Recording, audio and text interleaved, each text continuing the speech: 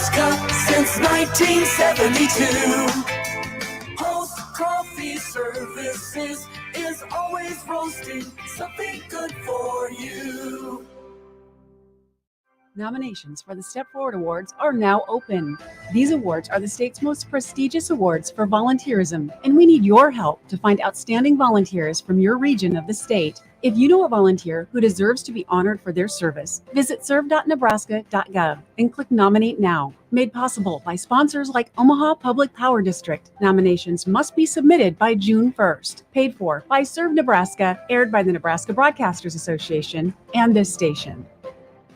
Is reviewing life insurance on your to-do list? Now's the perfect time to add it. A friend recently told me that securing life insurance sooner rather than later can help you lock in lower rates for years to come. So I bumped this up on my list and got it done. I called SelectQuote and couldn't believe how easy and affordable life insurance is. I'm 40 and got a $500,000 policy for $16 a month. My husband's also 40 and his $500,000 policy was only $18 a month. Plus, with SelectQuote's same-day coverage, there was no medical exam required, and we were covered by the time we hung up. Knowing I have this checked off my list feels amazing, but the peace of mind knowing my family is protected feels even better. Call SelectQuote 1-800-670-5151. That's 1-800-670-5151. Or go to SelectQuote.com to get your free quote today. 1-800-670-5151. Details on example rate at SelectQuote.com. Children and families experiencing the crisis of homelessness have a place to call home when they come to Micah House. Now, you can help make a difference by attending Champagne and Diamonds, May 4th at the Mid-America Center. Enjoy a festive Kentucky Derby-themed evening with dinner, prizes, silent auctions, or enter the Diamond Raffle. All funds raised go directly to help the Micah House continue its mission. Visit themicahhouse.org/diamonds for tickets. A fun evening for a great cause. Attend Champagne and Diamonds on Saturday, May 4th. So Isabella, you're in high school earning college credits? Tuition-free college credits. Tuition-free? Your mom's got a... Love that. Hey, Maya, hold up. You'll graduate from high school. But my college gen ed's knocked out. Tuition-free. That's got to save you and your parents thousands in college tuition. How about you, Ian? I'll be debt-free thanks to MCC. Earn college credits while still in high school. Tuition-free. Get started at mccneb.edu/tuition-free. Classes start June 5th. This is me at MCC. Hey, baseball fans, join the Blur Tailgate at Hilton Omaha this June for our 12th annual hospitality event during the College Baseball Championship Series. Book an experience for your clients or employees with an inclusive bar, buffet, TVs, music, and tailgate games. Secure your spot today and let Blur Events take care of all the work so you can enjoy the day. Plus, we're just steps away from Charles Schwab Field. Visit blurevents.com to book your group, buy tickets, or learn about sponsorships. That's blurevents.com, your college baseball and football tailgate destination.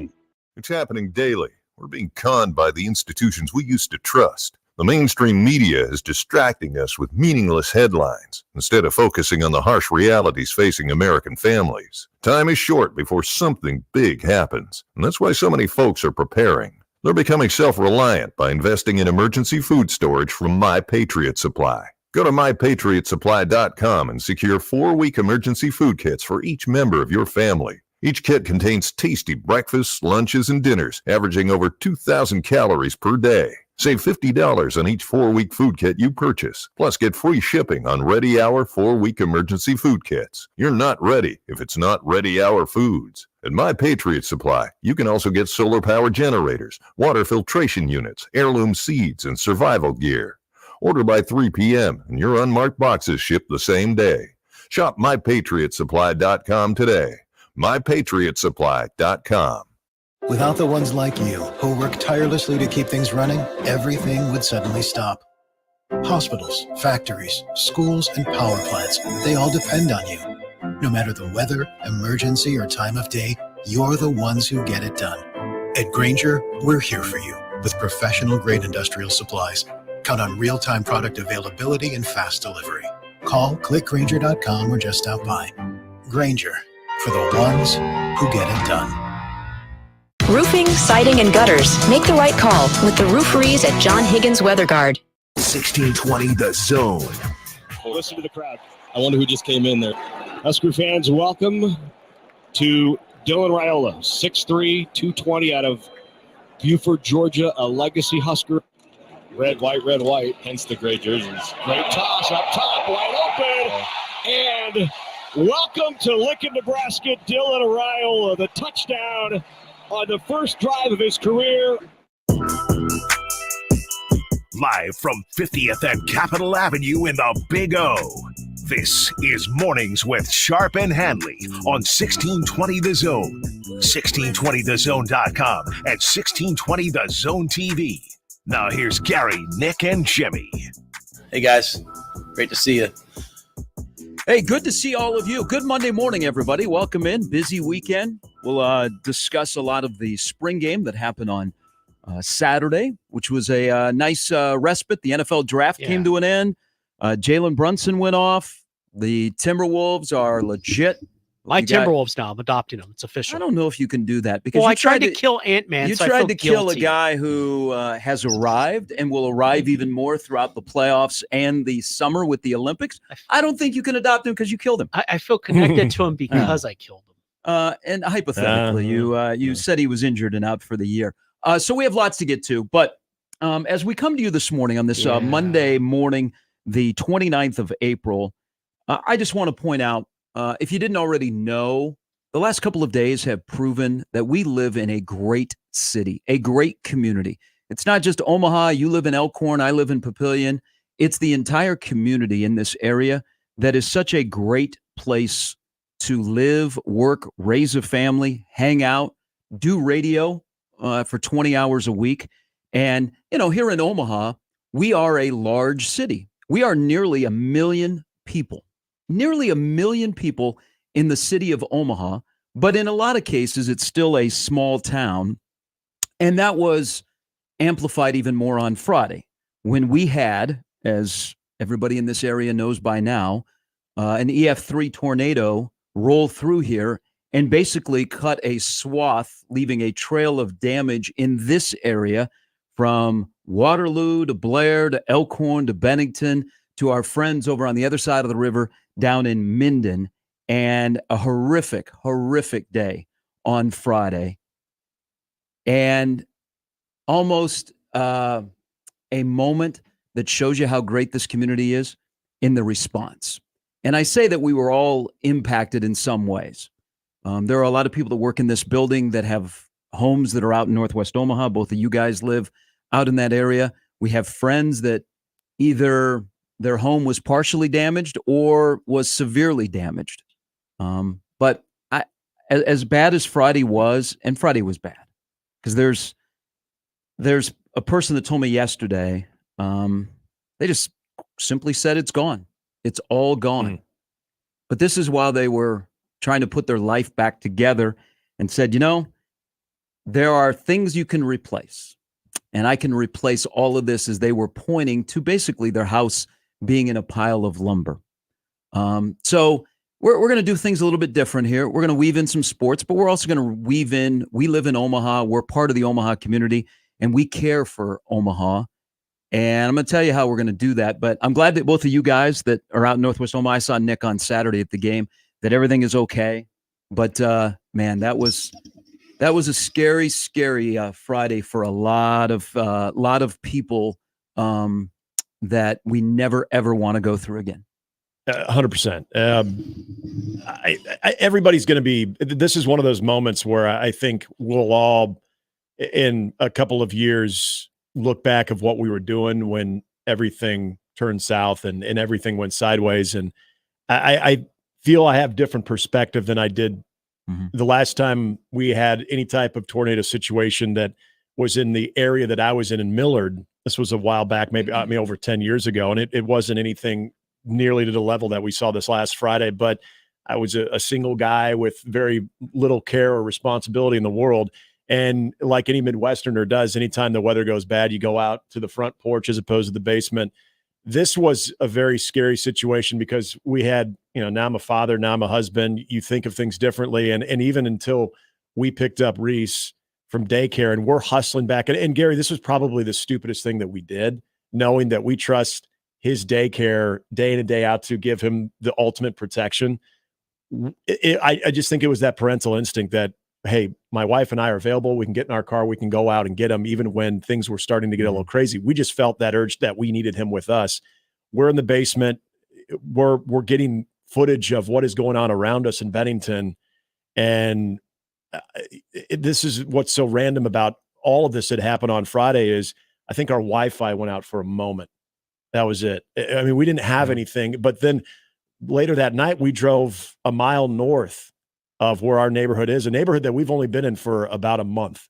And it was unbelievable and just heartbreaking. But to your point about what we saw from the first hour after everything was clear to what we will continue to see is the amount of trucks, the amount of neighbors, the amount of people that were coming from different parts of the city, different parts of Bennington that didn't have any issues, different parts of Elkhorn that didn't have any issues, going out there and making sure that they were helping out. And they were the fortunate ones that didn't have any property damage, so they wanted to do something about it. All of those things, and I'm sure everybody has seen, you've probably been almost inundated to the point that you got to step away from it a little bit with seeing all of the footage, the drone footage and all the damage, so many different viral videos of the tornadoes themselves, people's homes being destroyed. It just goes to show you that in crisis, in community like this is where, and you've lived here long enough, Jimmy, you're Midwesterner at heart as well. I've lived here, the state of Nebraska, all my life. When things like this happen, I don't even think we ever worry about that. I don't think we ever question how the response is going to be and what people are going to do to give a lending hand. And that was evident as early as Friday evening when, things were still a little bit up in the air and there's still a threat of storms. It's impressive, but there's nothing. And I even heard people saying, about the damages and everything that took place in a lot of these different communities of how fortunate we were that there was no major injuries, no casualties, which is incredible. And that is first and foremost, that's the most important thing. It's a miracle when you see the size of so, but I also look at people's homes that, there's not even a doorway. So from that standpoint, it is a miracle. There was a gentleman in Minden that has passed away from the storm, but to only have, they clocked the wind gust at 224 miles an hour west of Harlan, which is, a little bit of a ways from Omaha, but it just shows you, as you saw the photos and the videos of how large the storm was, that it was a miracle. And I think there's a lot of people, and I have a friend who his home that he recently purchased was on the front page of the paper on Saturday morning. They had not moved into it. It was being built. And then I have another friend who suffered some damage to his home, some significant damage. But as we stood yesterday and tried to help him do some things to shore up his house so it would not just be nonstop water damage, across the street, there's a pile of lumber. And I think there are a lot of neighborhoods that, one side of the street barely looks like it's touched and the other is completely gone. But to only have one fatality, I think is a miracle. And I also think it's a credit. There's a lot of people that deserve credit here. The National Weather Service on Friday, which had been warning of the potential that this could be a nasty afternoon. Yeah. And, sometimes we take for granted. When we were younger, we immediately went to the basement or you went to the bathroom or things like that, or you went to the storm cellar. Now we grab our phone and go outside. Yep. There were a lot of photos and videos that were taken that were just jaw-dropping by people that were like, oh, we got to, shoot this. And you see all the storm spotters that are chasing the storm. But as you look at the photos and the videos, I'm telling you guys that in a part of Northwest Omaha, it doesn't do it justice. I've been through a couple of hurricanes when I was living in Florida, and I've always said I would rather go through a hurricane than a tornado, because a hurricane, at least you have like 3-4 days notice. Right. You're in the cone of uncertainty and you can kind of prepare. Get ready. But you never know what it's going to be like, and the aftermath is not good. And to see it in person yesterday, it's like a movie. It's like you never forget. It's like a movie in parts of this community. Yeah, you never forget the smells. You never forget. And also, just the wood. it's nonstop. You can hear chainsaws. Yes. Mhm. So I saw this when I went through a hurricane. Saw it yesterday, helping out some folks. But I will say the response by this community, whether financially or physically, or businesses reaching out, or people that have been enemies or have been competitors, are now helping each other. I mean, that's what we do in Nebraska. We're Nebraskans. We help each other, and it's generosity beyond capacity right now. And it's really, the credit to the National Weather Service, to the local meteorologists who, I kind of bounce back and forth. Incredible job of letting everyone know what's going on to be safe. And then there are other people that are on the ground, the first responders that got out there immediately, that are still there, that these idiots that want to loot places, the first responders are out there and they're protecting these communities while people are like looking at their lives on the ground. And then I will also give another shout out, and this might be unexpected, but I talked to a guy yesterday that's a 6A to 6P listener. Shout out to OPPD, who have worked extremely hard in the area with, tough circumstances to try and get all the power back. And this guy was telling me yesterday, and this was, mid-afternoon, we have about 95% of the power is back in the affected areas. Now, some you can't put the power back, but I'm telling you, man, it is as sad as Friday was. There is something about this community that we will rebuild, and we'll help each other, and we'll get through this. It's going to be a long process. I'm telling you, it's going to be a long process, but we'll get through it. And here at the station, we're going to have a page up on 1620thezone.com. Jimmy's wife is working on it, where you can help, where, if need be, if you need help. And I think that's what today is. Some people want to share their stories, and that's fine. So if you are in need of help, or you want to give it, you can join us on the show to tell your story at 402-951-1620. You can feel free to email us, to tweet us, and we will direct you to the right place. But I know here shortly on our Zone homepage, there's going to be information on what you can do, and the reputable companies that are out there that are helping everyone. That when there is a natural disaster, they're the ones there. They're not the groups that are chasing natural disasters. But we went from Friday to Monday morning, and this is a hell of a community to live in. And man, we'll make it through, and it won't be easy. But we've done this before. We did this with a major flood not too long ago, right around this time too. And we'll do it again here in 2024. I'm new to the state, obviously, but like Nick said, I've been in the Midwest a long time, enough to where I now qualify in the let's go get the phone and a beer and let's go watch. And so I married someone from Nebraska. Obviously, I married a Nebraska farm girl, so it takes a lot to get her to be like, and she called about 20 minutes before. And I always joke on this show with you guys, I get a grandpa nap in, and I did Friday because there was going to be basketball, and I told you I was going to stay up and watch it. And so, but something in me told me to wake up when I woke up earlier and started doing everything I normally do earlier. And I was like, well, the sun's coming out. Let's see what happens. And at that point I saw what was going on in Lincoln. I was like, something just told me to be ready. But anyway, long story short, she called me and said, do you have blah, blah, blah? And I said, actually, I was just thinking the same thing. And so you embrace, and this is kind of why I've always said we sort of joke about these things, because the alternative is to live in fear. And we refuse to do that in this part of the country. We embrace who we are, and we embrace what we're about.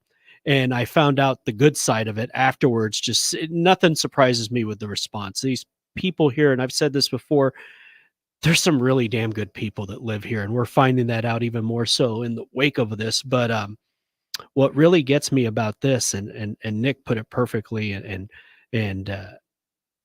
the sort of the fear, the different emotions that you have when you go through that, and knowing that it was a mile from you. And at a certain point, you go from, man, this is exciting, to I grabbed my dog, who I brought in here before, and said, well, we better go. And at a certain point, you're walking out to our complex as a shelter. And I realize at that point, if this thing comes towards us, it's over. Because look, these complexes, they're built, they're like house of cards now. The whole thing will just so at that point there was fear. And so as everything's happening, this is the part where I got very sick to my stomach.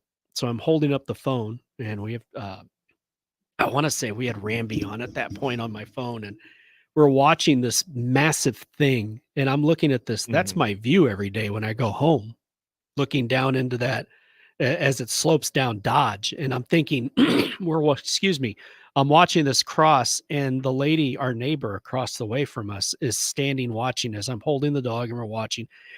And we're both saying cross dodge, cross dodge, cross dodge. But at the same time, you're saying that because you want it to miss you. But at that point, we also got this really sick feeling in our stomach, because you realize, because we know that area, once it crosses Dodge, anything's fair game. And you start thinking about if that thing turns.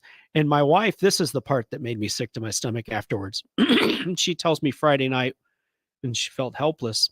She says, had that thing formed closer to center or a little south of center with that same path, they're talking about this like Joplin. That's how bad it would have been when you look at the path. And I'm not taking anything away from that's not my point. My point is what she was trying to realize is, oh, that's how close it was. And of course we took videos, because once I knew it was past Dodge where we should be in the clear. But and I went back and watched the videos on my phone yesterday, because I hadn't done it since. When you see the clouds, and Gary, you're a weather weenie like I am, so you watch this stuff. When you see it ingesting the clouds rapidly into it, you can't see beyond that, but you see that happening. You're like, holy, that thing has to be massive. And then the picture that you shared, Nick, that's what it was growing into. Yeah. And so we come inside after it's over. First thing I have a text my wife, we're safe. That's all she needs to know, because at that point they're under the gun here at this building from the other storm that was forming. And the first thing she said was to text you, because she knew where you guys had moved. And that's when it becomes very real, because it's like, okay, I was nervous. I was waiting for Nick to text me back to make sure everything was good and they were safe and everything was good. So, but the positive afterwards is, like you said, and you guys know, because you guys have been here forever, the response to the people immediately. As I'm walking back to our place, you can hear the sirens, the first responders, and you're like, this is what they do. And they're back stronger and better than ever. And I learn about the resiliency of these people, and we've only lived here a couple years. Yeah, the support and compassion. They're awesome. Because it was mammoth. And you got people from all over the country. And that's the cool thing, is we all either have colleagues in the business or friends that live in different parts of the country, and everybody's reaching out, because it was all over the national news. And we feel for the people in Oklahoma. Sulphur, Oklahoma basically disappeared overnight. And it's that time of the year. We're used to it. We live in Tornado Alley. But, most of the times you're watching on the Weather Channel and you're like, oh, man, Oklahoma City. And then it hits close to home. But we'll be back. We'll be better than ever. It's just going to take some time. And people didn't lose anything they can't replace. And there's not a lot of times when you go through an EF3 tornado that is large as it was on Friday that you can say that. So again, if you need help or you want to give it, there are ways. There are plenty of reputable organizations that are here in Omaha that you can help. It's almost, it makes your heart warm a little bit in this community when you hear people, we don't need any more financial donations. Yeah, when you're being turned away volunteer-wise, to me, when I was heading down to the spring game on Saturday, and by the way, big thank you to Crash Davis on our sister station on Saturday, round-the-clock coverage of whether it was what we hope to do. This is a day that I'm extremely proud to be in radio, because we have that opportunity. We have so many faithful listeners and so many listeners that were impacted by this, that you have that opportunity, whether you, like you said, Gary, you want to help or you just want to share your story, because sometimes that can be therapeutic too. This is when I'm so proud to be on radio, and the way that this station and its reach at 1620 The Zone has, but also our sister station at 1019 The Keg and Crash Davis doing that all throughout the day. They were reporting, Crash was reporting that there were certain areas. I know the Relevant Center over in Elkhorn, that's where there was a lot of different, it was basically a a control center of not only donations, but sending out crews around the clock. They had to turn people away. That's how many people on a Saturday, on a weekend, on a day that there's spring game, on a day that there's baseball games going on, that you had to turn people away because you just had too many volunteers. That's an amazing thing to hear. That's if I show up and I'm ready I got the sleeves rolled up, I got the chainsaw, I got the gloves on, I'm ready to help. And they say, you know what? We don't need you right now. Go home, but thank you. I feel pretty damn comforted knowing that. Okay, that's great to know. That is absolutely great to know. So again, speaking volumes to the community's response there is amazing. This is a great place to live, and we're going to do our part to help out any way we can. So again, if you need help or you want to give it, you can reach out to us, and we'll direct you in the right place. My gloves have been used. My boots have been used. I'm okay with the chainsaw, I found out yesterday. Yeah? Not bad. Yeah. I don't know that I would do that for a living, but in a pinch. No chainsaw sharp. But in a pinch, I could take care of it. You know, they had the chainsaw competition, the toughest man competitions a while back. Do you think you could make a run at that? Yeah, I don't No? think. You're not there yet? I think I'm probably good at I did it for about 5 minutes, and they're like, hey, can you do that? They're like, hey, we appreciate we're the going a effort. little bit slow. Take the picture while I'm holding it. All right. Thank you. All right. Again, we'll have a splash page up at 1620thezone.com with information on how you can help with the storm cleanup, which is now, that is what it has become. But incredible day Friday that we never, ever want to go through again. Just the videos, the photos, whether they be from the Lincoln area, Waverly, in between. You know, you're driving to the spring game on Saturday, and you're looking at where the tornado crossed, and, you know, there's a large industrial plant that was hit pretty hard in Waverly. Just one of those days that, like I said, when I first saw it up close, you don't think about a movie, and then you see it and you go, man, I know that picture. And you see people you know on TV or in the newspaper, and you're like, wow, this really, really hits close to home. So we'll do that throughout our show, but we're going to talk a lot about what happened in Lincoln on Saturday with the spring game. Yeah, he's pretty good. Yeah. What'd I tell you guys? Patrick's son. Wow. What'd I tell you guys? Chip off the old but it's not just him. There are other things. Plus a busy sports weekend, a little college baseball, and we await a press release. That's what we'll do today. Might happen this morning. Shout out T-Wolves, by the way. The lineup, Jacob Bigelow, Amy Just going to join us a little bit later. Amy and I were talking to the press box on Saturday. I said, you know what? Now, every time you come on the show, you should do your a-hole of the week. I like that. Yes. Yeah. So they will join us. It is the lineup brought to you by the referees at John Higgins Weather Guard. Anything you'd like to talk about, get off your chest. Just talk through the weekend of sports or life. 402-951-1620. That is the 42 degrees, the source by your mom's house hotline. You can always email us into the Equitable Bank inbox, Gary at 1620thezone.com. Handley, 1620thezone. Or on the J-Tech Construction Zone Twitter feed, at Gary Sharp 1620. At Nick Handley, 1620. All right, off and running. We come back. Yep. Nebraska's got the quarterback position figured out. First time in a while. And you saw that on Saturday, 31 past the hour. Off and rolling on Monday, kickoff to this week, the final week of April on 1620 The Zone. Mornings with Sharp and Handley on 1620 The Zone and 1620thezone.com with Gary Sharp and Nick Handley. For the Jays, the Huskers, and even you Jayskers, we are 1620 The Zone. I'm Dave Osted. And I'm Ryan Osted. I think my first memory of golf is playing with my dad at a par 3 course. It was an absolute blast, and he always would have an ice cream hole. So if I got an 8 or less, we'd be going for ice cream. My first memory of golf really focused on driving the golf cart, being able to drive that cart. You were a crazy driver. I was a crazy driver, but it was what I look forward to. And what's really funny now, when I take my kids out play golf, that is the one thing, along with the snack bar, that they are most excited about. Focus on the good stuff. Play better, have fun, and shop Osted's. Without the ones like you, who work tirelessly to keep things running, everything would suddenly stop. Hospitals, factories, schools, and power plants, they all depend on you. No matter the weather, emergency, or time of day, you're the ones who get it done. At Granger, we're here for you with professional-grade industrial supplies. Count on real-time product availability and fast delivery. Call, click Granger.com, or just stop by. Granger, for the ones who get it done.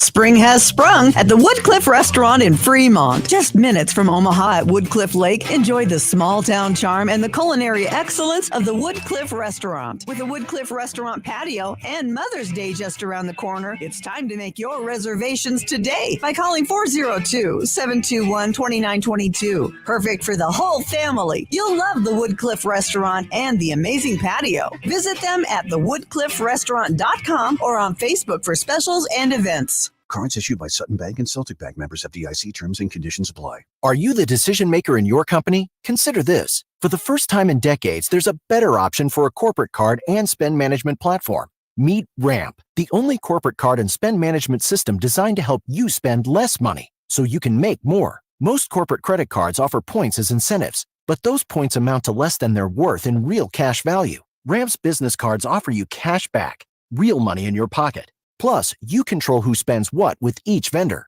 And Ramp software collects and verifies receipts automatically, which means you'll stop wasteful spending and close your books in hours instead of days. Businesses that use Ramp add up to 5% to their bottom line the first year. If you're a decision maker, adding Ramp could be one of the best decisions you've ever made.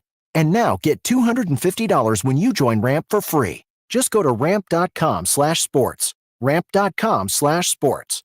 ramp.com/sports. Email us on the Equitable Bank inbox with whatever's on your mind. Zone Inbox is brought to you by Equitable Bank. We take banking personally. You can get me, Gary, at 1620thezone.com. We want to hear from you on the Equitable Bank Zone Inbox.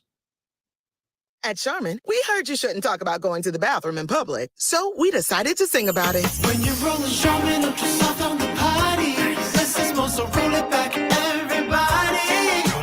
Charmin's irresistibly soft and hella nice. My crepe is always soft. It's our party vibe. She's cushioning the face, so our cheeks feel flat. So every booty wanna touch the sky.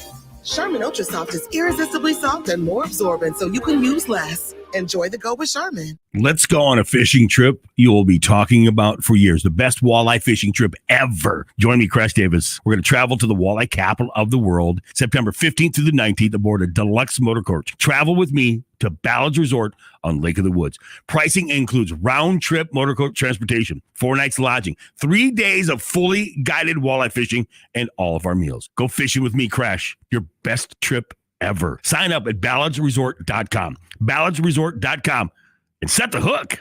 Howdy, Greg Wagner joining you from the Nebraska Game and Parks Commission. Time now for another Nebraska Outdoor Update. Say there's a lot to do this season in Nebraska's outdoors. There's always hiking in the state parks. There's bird watching. There's trout stream fishing. There's scouting for that spring wild turkey hunting trip. And there's looking for shed deer antlers in your favorite woods. So there's no reason to be a couch potato, is there? No. Get outdoors and enjoy. And that'll wrap it up. I'm Greg Wagner with Nebraska Game and Parks. And we're back. Mornings with Sharp and Handley. Here's Gary, Nick, and Jimmy on 1620 The Zone.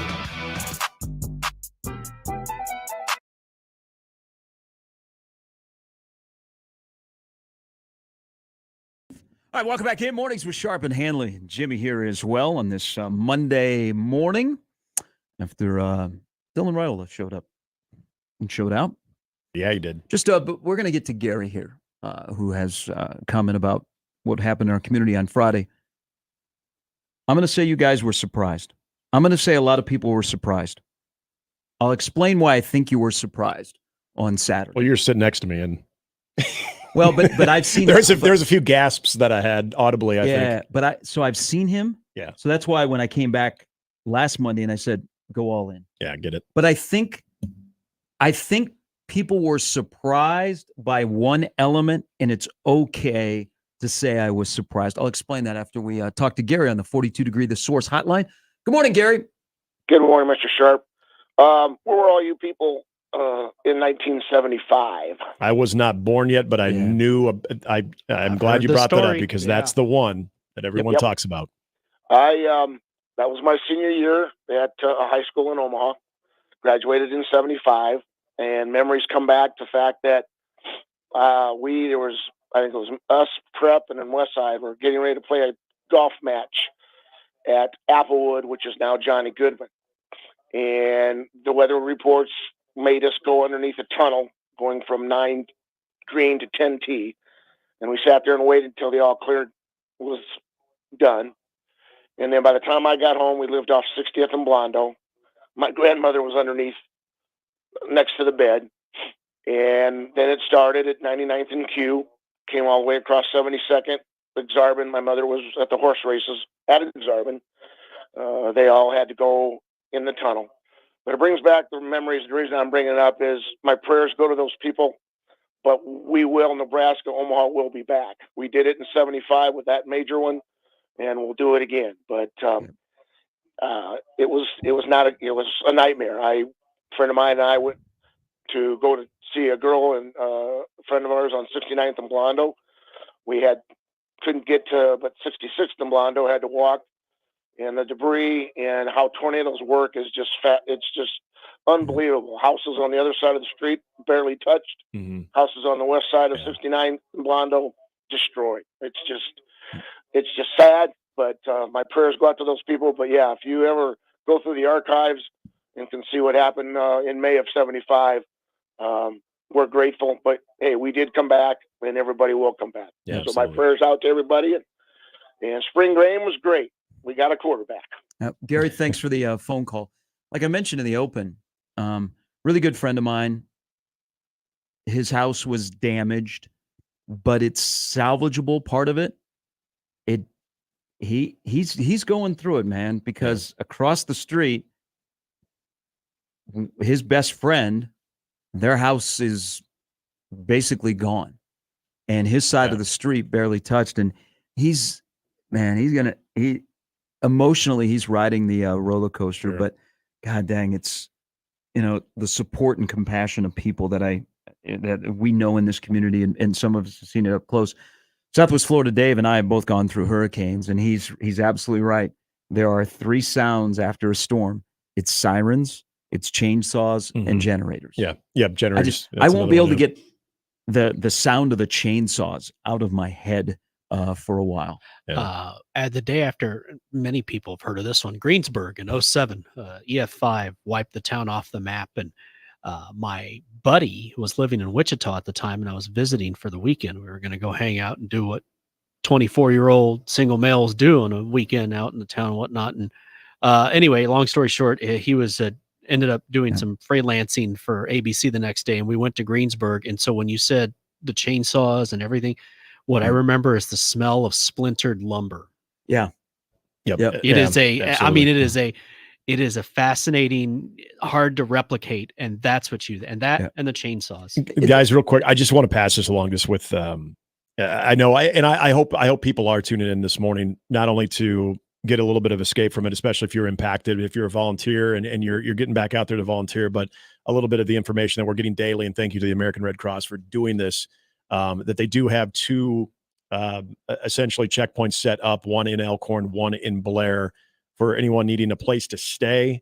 Also for any type of immediate or long-term goods that you could use in the time being as well. Just call 1-800-RED-CROSS. It's 1-800-733-2767 to get any type of relief supplies you need. And if you are looking to volunteer as well and help the efforts, maybe you have a day, or maybe you're taking a couple of days off because you want to be a part of the volunteer efforts, you can go to redcross.org. And you can also get on their Facebook page as well, facebook.com/NEIA Red Cross, or Twitter NEIA Red Cross, for our Nebraska and Iowa residents all impacted by that. And also thanks to Will here. Will knows what we're going through. Will said I'm from Pilger.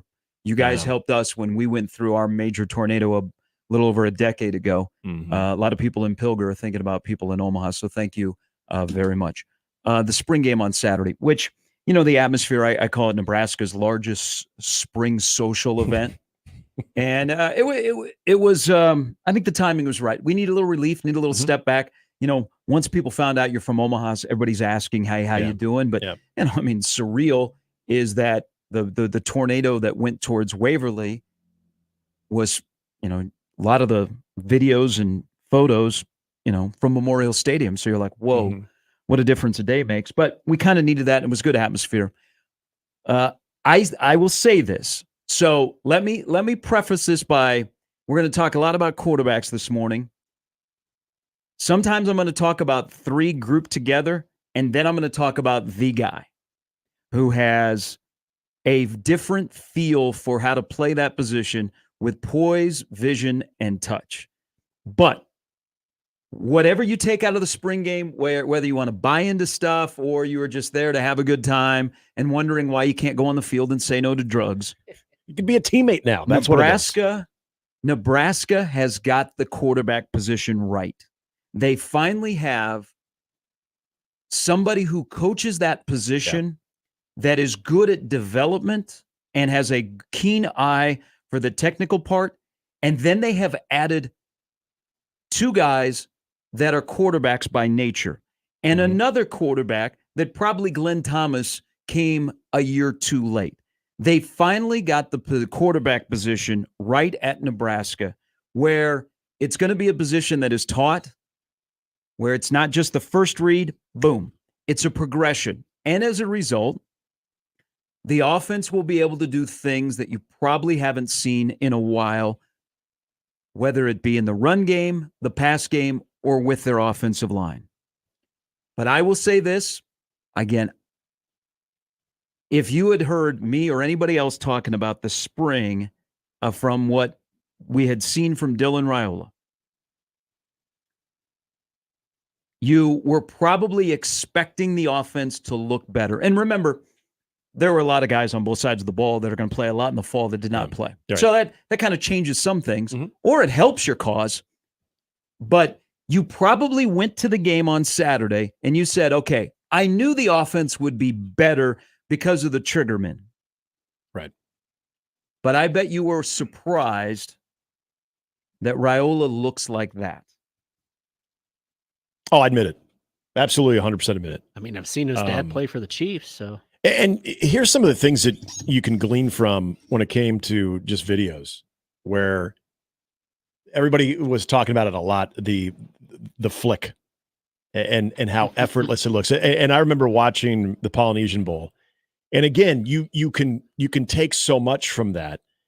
But what was impressive to me on Saturday, and we get it, as far as who was in and who was out when it came to different levels of the defense.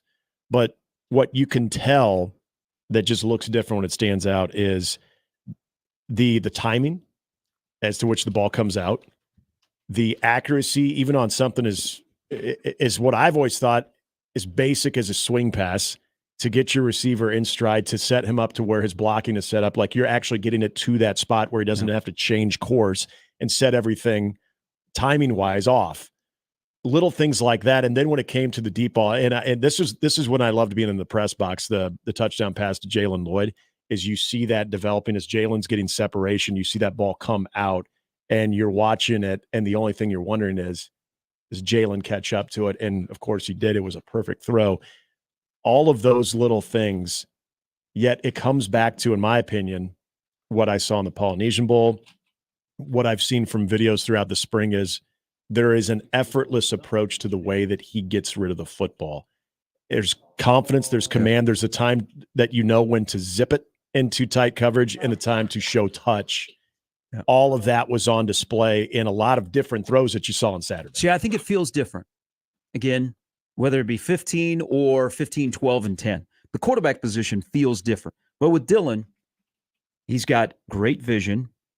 He's got great poise. He's got a touch on the football, and he can simply play pitch and catch, which is a very, very underrated thing by a quarterback, because if you're able to do all of those things, then it just opens up options on your offense. He does one thing by watching him, and I will preface all of this discussion that I still think Nebraska is a 7-5 team. Okay, I always walk away when I walk across the field after the post-game press conferences. I always say, this is how they feel. I said last year they felt like a 6-6 team. Close. They still feel like a 7-5 team to me, because I got questions about the defense. I certainly have questions about the kicking game. But one thing, when you have the quarterback position solved, it gives you hope. You can start to dream big things, what potentially could happen with somebody like that. And he stole the show. He did the little things. And you talk about the throw to Lloyd, which, yeah, impressive what Dylan did. I think even more impressive what Jalen did, because Jalen Lloyd is him. Yeah. Jalen Lloyd, Nebraska will have a wide receiver that will get all conference honors. Not saying first team, because wide receiver is a loaded position. Right. Nebraska will have a wide receiver that will get all Big Ten honors, and I believe that it will be Jalen Lloyd. Jalen Lloyd is him. I was almost more impressed by his tracking skills as well as Raiola's toss. No, that's fair. But that was not Raiola's best throw of the entire spring. I agree. The throw on the 2-point conversion to Alex Bullock is the best throw that Dylan Raiola had the entire spring, in my opinion. Yep, I'm right there with you. Now, there's 3 in that game. So I think the 2-point conversion is one. I think the touchdown pass to Lloyd is the other. And then I think the rollout to buy time and then find Flint for 29 is his top 3 throws that I saw on Saturday. All different types of throws that give you, oh boy, this might be it. Yeah, and I'd even throw in a fourth one in another Alex Bullock reception for a first down, and I think it went for about 20 yards on just a simple. I think it was just a simple seam route, but this is where I go back to the timing. You had a defender that was over the top and a defender that was behind him. If you wait a second, defender has a chance to jump it possibly, or you have the guy underneath has a chance to come up underneath and make the play. So again, it was accuracy, timing, and being able to display the trajectory, that line that he throws on. Because the Bullock on the 2-point conversion, that was a rope. Absolute rope that he threw. Again, timing, accuracy, put it only where his receiver is going to be able to catch it with a lot of traffic there. Same thing on that first down to Alex Bullock as well. I go back, Gary, because I don't want to make it sound like Nebraska we're patting them on the head for doing something that is very mundane. But how many times have we seen, even on a reception, a pass out on the perimeter where it takes a receiver back or he has to come down low to get it, and then all of a sudden, timing-wise, is set off. And all the blocking that was set up, everybody has now had a chance to corral the receiver, to corral the play, and get off of a block and hold that for a minimum game, heck, even a TFL. Everything from that standpoint on the perimeter, unless I missed maybe one, everything from the most part, I would say about 5 to 6 throws on the perimeter were all on time, all in stride, and allowed receivers to move upfield. Yeah, there was another. So there's the part of understanding the position, and you have to manage the passing game first. Rule said a great thing after the game. He said you can't be the quarterback and the wide receiver. And quarterbacks in Nebraska have tried to be that because they're more known for their legs than their arm, and they don't trust their arm. But he said he said you can't do both. And I think all 3 quarterbacks manage the passing game first. And that goes a long way. But there's also the part of knowing the game, and you played quarterback for a long time. Raiola made a play. Was it third down? I can't remember what the down and distance was. But he didn't have a lot of options. It was a well-defended play. And instead of trying to fit it into a tight window, he tried to throw a pass to the boundary. Yep. It was almost like a post route. And either it's going to be an incredible catch or the ball's going to be out of bounds. Mm-hmm. Man, how many times last year did a Nebraska quarterback try and throw a football near the boundary that got picked off? Instead of let's throw it so there's only one person that can catch it, and if they don't, it's going to be a souvenir for somebody on the sidelines. Yep. That's a lot of football IQ. But here's where I keep going back to. I'm walking out of the stadium, and I'm thinking the most important position on the field, Nebraska has finally got the position right because guys went through their progressions, and you could see that all 3 quarterbacks are better than the last time they were on a football field. Mm-hmm. Heinrich Harburg, Glenn Thomas came a year too late for him. Dylan Raiola is number 1, and there's a gap between him and Harburg. There's an even bigger gap between Harburg and Kalen. But Harburg looks different, okay? He had one of the nicest throws of the entire day. Yep. And then Danny Kalen just needs time playing with the speed of the college game. His poise at the end of the first half on a drive showed me that there's something there. That's another part I came away with. There's a lot of guys, young guys, that they maybe didn't flash, but they showed me enough on Saturday that you have things to work with. Like Nebraska's baseline of where they're at right now compared to where they were on Black Friday of last year is higher. Yeah. How much higher can that go? That's all on them. But they at least have more to work with on April 29th than they did on, I don't know what November 25th, whatever that day was. So that's encouraging if you're looking at it from the standpoint of where this team is going to go.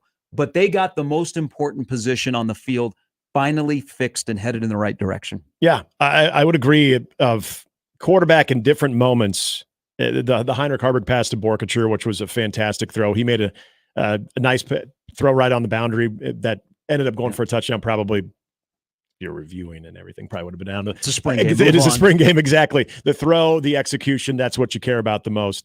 And what we were told from Glenn Thomas, from Marcus Satterfield, was the ability to take a little bit of heat off that fastball with Heinrich Haarberg. And on a lot of those throws, I think you saw that.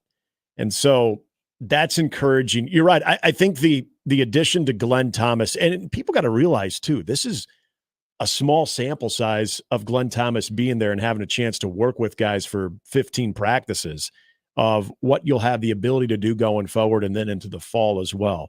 It just seems like it. And I was watching a little bit of it last night again, just to kind of see the sideline interaction that we couldn't necessarily see up in the press box. And Glenn Thomas is constantly teaching, constantly taking those guys over, whether it was Luke Longval or whether it was Heinrich Haarberg or Dylan Raiola. And you can tell there's a lot of understanding that dialogue just from what you could read there through the telecast of it.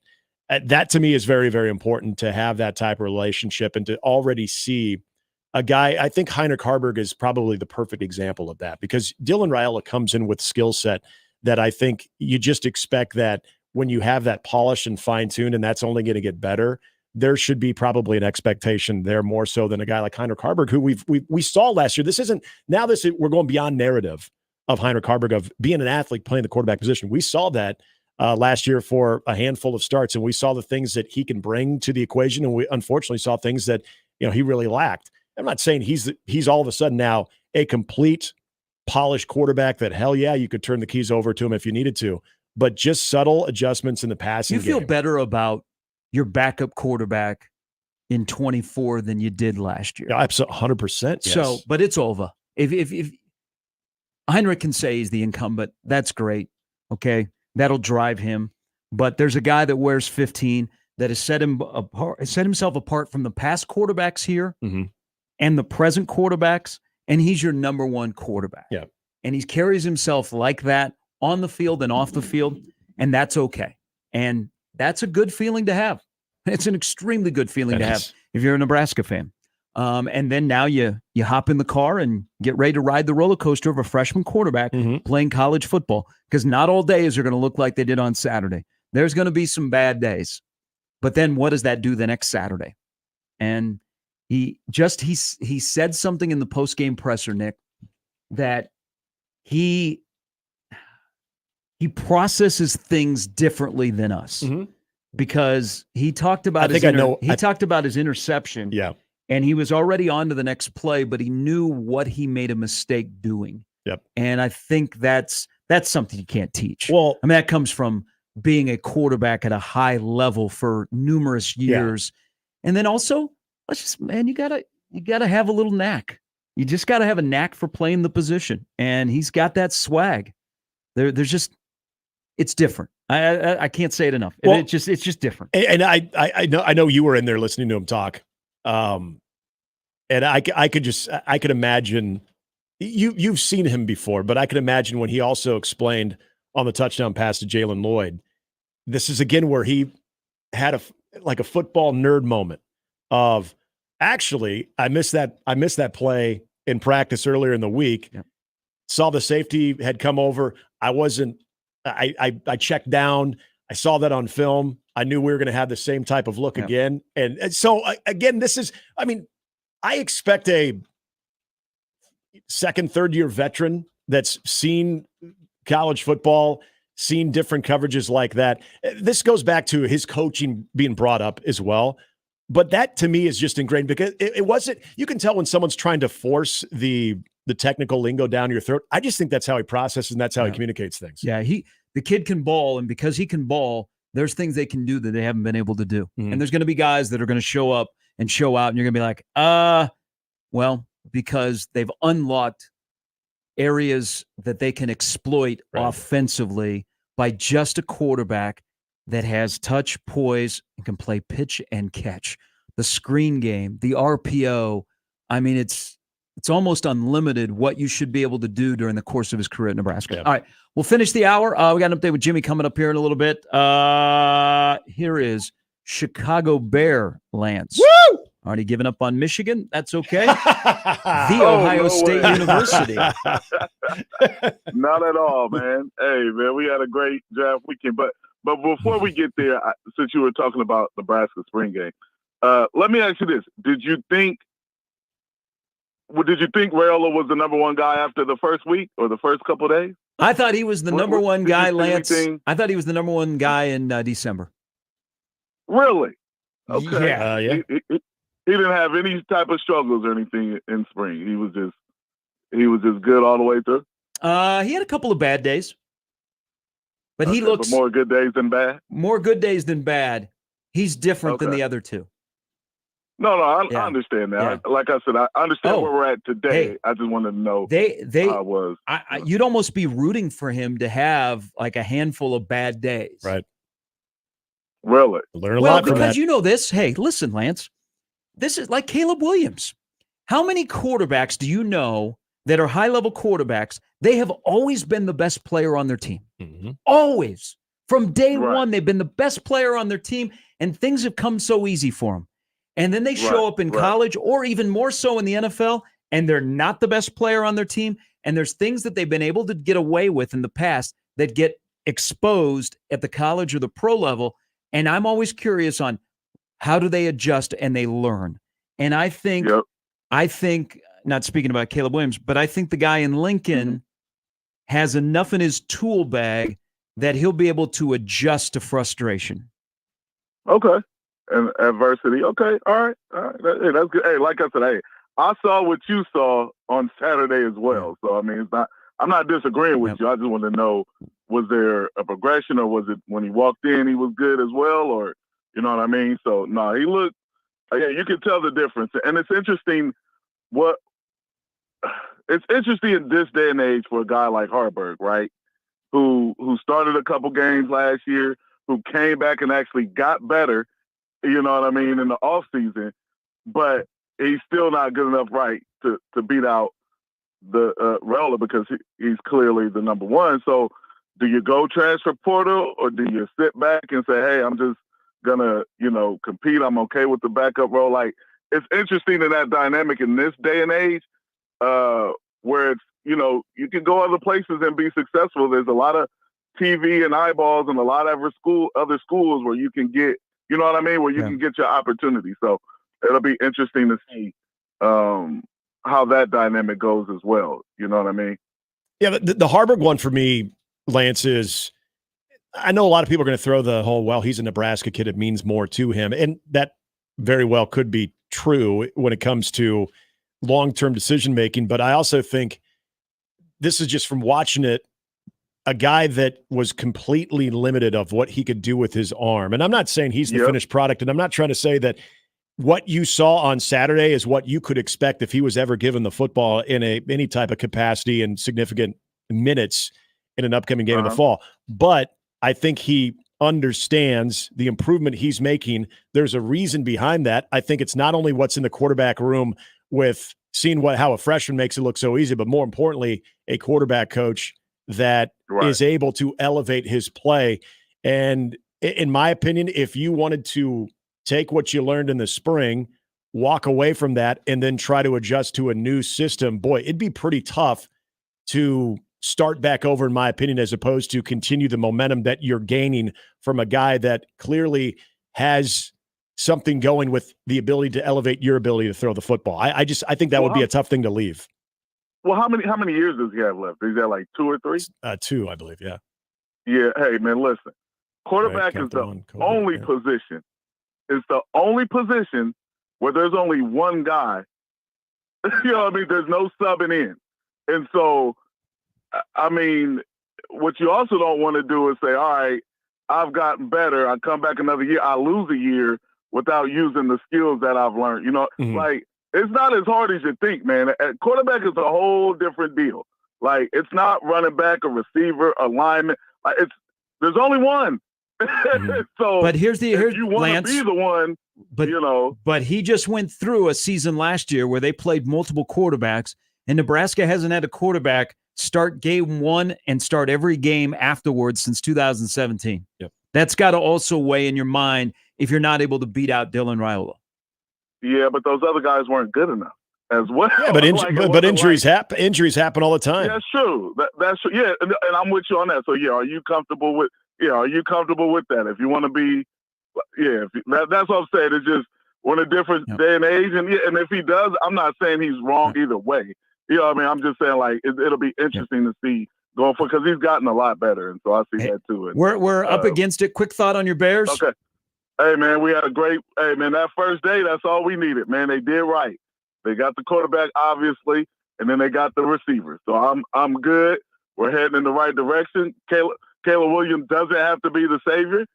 He just has to play above average. Yep. And, man, we'll be okay. I'm feel good and optimistic. Ryan Poles and them are doing well in the offseason and in the draft, this year, offseason, this last year. The last draft I didn't really like, but hey, I think we got better. They've done better, and we've gotten better. So I'm just happy to be optimistic, and we I'm feel with good you. after. Got punting figured out too, Lance. We got punting figured out now. Yes. Hey, that's a great get. Hey, that guy was Iowa's offense. You talk about a punter to get. Yeah. That's the punter you get because he was the MVP of Iowa's offense. And what is Iowa going to do now? Well, I guess we'll find another one, I'm sure. Hey, Lance, have a great week. All right, thanks, fellas. They're already printing shirts, by the way, in Chicago. It says punting wins football games. So Iowa State fan had to be triggered. An Iowa punter went before your top draft prospect in TJ Tampa. But a special punter, to say the very least, a very special punter. I was happy with my haul. Yeah, you should be. You should be. Didn't change the Super Bowl odds at all. Yeah. So Kansas City and San Francisco. I think people would be bored of that. I think they just want Kansas City, not San Francisco. But don't we love the villain? Isn't Kansas City now put itself in the villain because it got Chiefs fatigue? No, people love Taylor Swift now. Yeah. Jimmy's got an update coming up next. More on the spring game. We'll talk more than quarterbacks this morning. Also, we'll talk some college baseball. And when is the NBA press release coming out today? It's 7:05. It's Mornings with Sharp and Handley. An update with Jimmy is next. More with Gary and Nick after this on 1620 The Zone. Live from the Host Coffee Studio, this is 1620 The Zone. 1620 The Zone. Traffic. From the Pyramid Roofing Time-Saving Traffic Center. Still a quiet morning in the Omaha Metro with no accidents or delays to report. A couple road closures you want to keep in mind throughout the week. Highway 275 between Dodge and Center is closed. Also, Nebraska Highway 31 is closed between Ford and State. Both are closed due to the storm damage from Friday's storms. One more thing to keep in mind is that northbound 72nd between F and I-80 is still closed due to bridge work. So if you want to get on the interstate, you'll have to take the detours through either 84th or 60th. I'm Joey Colbert. This time-saving traffic is brought to you by Knoyer Garden Center. Hi, this is Kathy Knoyer with Knoyer Garden Center. The beauty and color of spring is in our greenhouse. Knoyer Garden Center, located in Papillion between Highway 370 and Cornhusker on 66th Street, and in Lincoln just north of 94th and Van Dorn. Welcome to this episode of RV Ready, brought to you by Leach Camper Sales in Council Bluffs. Rhodey? I'm going to Leach Camper Sales open house this Saturday, May 4th. There's stoic hot dogs, prize drawings, clowns, and face painting. Don't forget. The coffee's always on. At Charmin, we heard you shouldn't talk about going to the bathroom in public, so we decided to sing about it. When you're rolling Charmin Ultra Soft on the potty, this is more, so roll it back, everybody. Charmin's irresistibly soft and hella nice. My crib is always soft, it's our party vice. Every booty wanna touch the sky. Charmin Ultra Soft is irresistibly soft and more absorbent, so you can use less. Enjoy the go with Charmin. The Zone Hotline is powered by 42 Degrees, The Source, by your mom's house. Hey, baseball fans, join the Blur Tailgate at Hilton Omaha this June for our 12th annual hospitality event during the College Baseball Championship Series. Book an experience for your clients or employees with an inclusive bar, buffet, TVs, music, and tailgate games. Secure your spot today and let Blur Events take care of all the work so you can enjoy the day. Plus, we're just steps away from Charles Schwab Field. Visit blurevents.com to book your group, buy tickets, or learn about sponsorships. That's blurevents.com, your college baseball and football tailgate destination. Flo here from Progressive to tell you how you get more than great savings with us. You get customer service access through our mobile app, online chat, or by phone. That's a lot of ways I can get in touch with you. I see what's going on here. You can't name favorites, but I'm your number one customer. Actually, we offer all our customers these ways to contact us. I'm sure you give just any customer your personal company contact info. Well, you did call us more than any other customer this year. So in that sense, you are our number one customer. Get help from Progressive through the website, app, chat, or phone. Progressive Casualty Insurance Company and Affiliates. We're going abroad for the first time in years. To Spain. But we don't speak Spanish. So we started using Babbel. And started learning Spanish fast. With Babbel, you can start having conversations in another language in just 3 weeks. Babbel's conversational method teaches you real-life words and phrases. And with Babbel's interactive bite-sized lessons, you'll remember what you learned. ¿Cómo te llamas? ¿Cómo te llamas? ¿De dónde eres? ¿De dónde eres? When you learn a language, you want to actually use it. Babbel is designed with that goal in mind. In just 3 weeks, we're starting to have conversations in Spanish. Estoy muy emocionado para ir a España contigo. Aw, he just said, I'm very excited to go to Spain with you. Nos vamos a divertir mucho. And that means we're going to have a lot of fun. Sí. Gracias, Babbel. Babbel, language for life. Celebrating 10 million subscriptions sold. Now try Babbel for free at Babbel.com. Just go to Babbel.com and start learning a new language today. That's Babbel.com. Babbel.com. I'm Ryan Osted. Golf is great because it can be whatever you want it to be. If you want to go out and have a competitive 18 holes, you can make it that. If you want to go out and have a scramble and just have the time of your life, if you want to have a charity golf tournament to raise money for some great cause, you can make it that. It is flexible to be whatever you need it to be at that particular moment in your life. And I've needed golf to be different things at different points in my life. And I'm certainly thankful that I was able to learn the game as a kid and continue to play it now as an adult. Play better, have fun, and shop Osted's. Tickets for less. Best seats, best prices, no service fees. Shop ticketsforless.com. KOZN Bellevue, Omaha, Council Bluffs. This is 1620 The Zone. Now back to mornings with Sharp and Handley on 1620 The Zone. Nebraska won the weekend series. Weird. They win the weekend series, but couldn't complete the sweep as they fall 4-1 in the finale against Iowa yesterday at Haymarket Park. They scored a run on 2 hits and an error. Iowa recorded 4 runs on 8 hits. The Huskers are now 27-14 overall, 10-5 in conference play. Midweek madness against Kraton tomorrow night at the Chuck. The Jays were swept-ish against Georgetown. I say that because they struggled to get the 2 games in during the series that they did. It's going to be 80 degrees tomorrow. What's our crowd? What are we setting over under at? If I set it at 7,500, there's some storms in the area, I think, too. But if it gets to be maybe scaled down weather-wise, let's just if say I it's set a it warm, at 7,500, you guys taking the over? So 6,100 will be Nebraska fans. Yeah, that's what I'm thinking. Pretty much.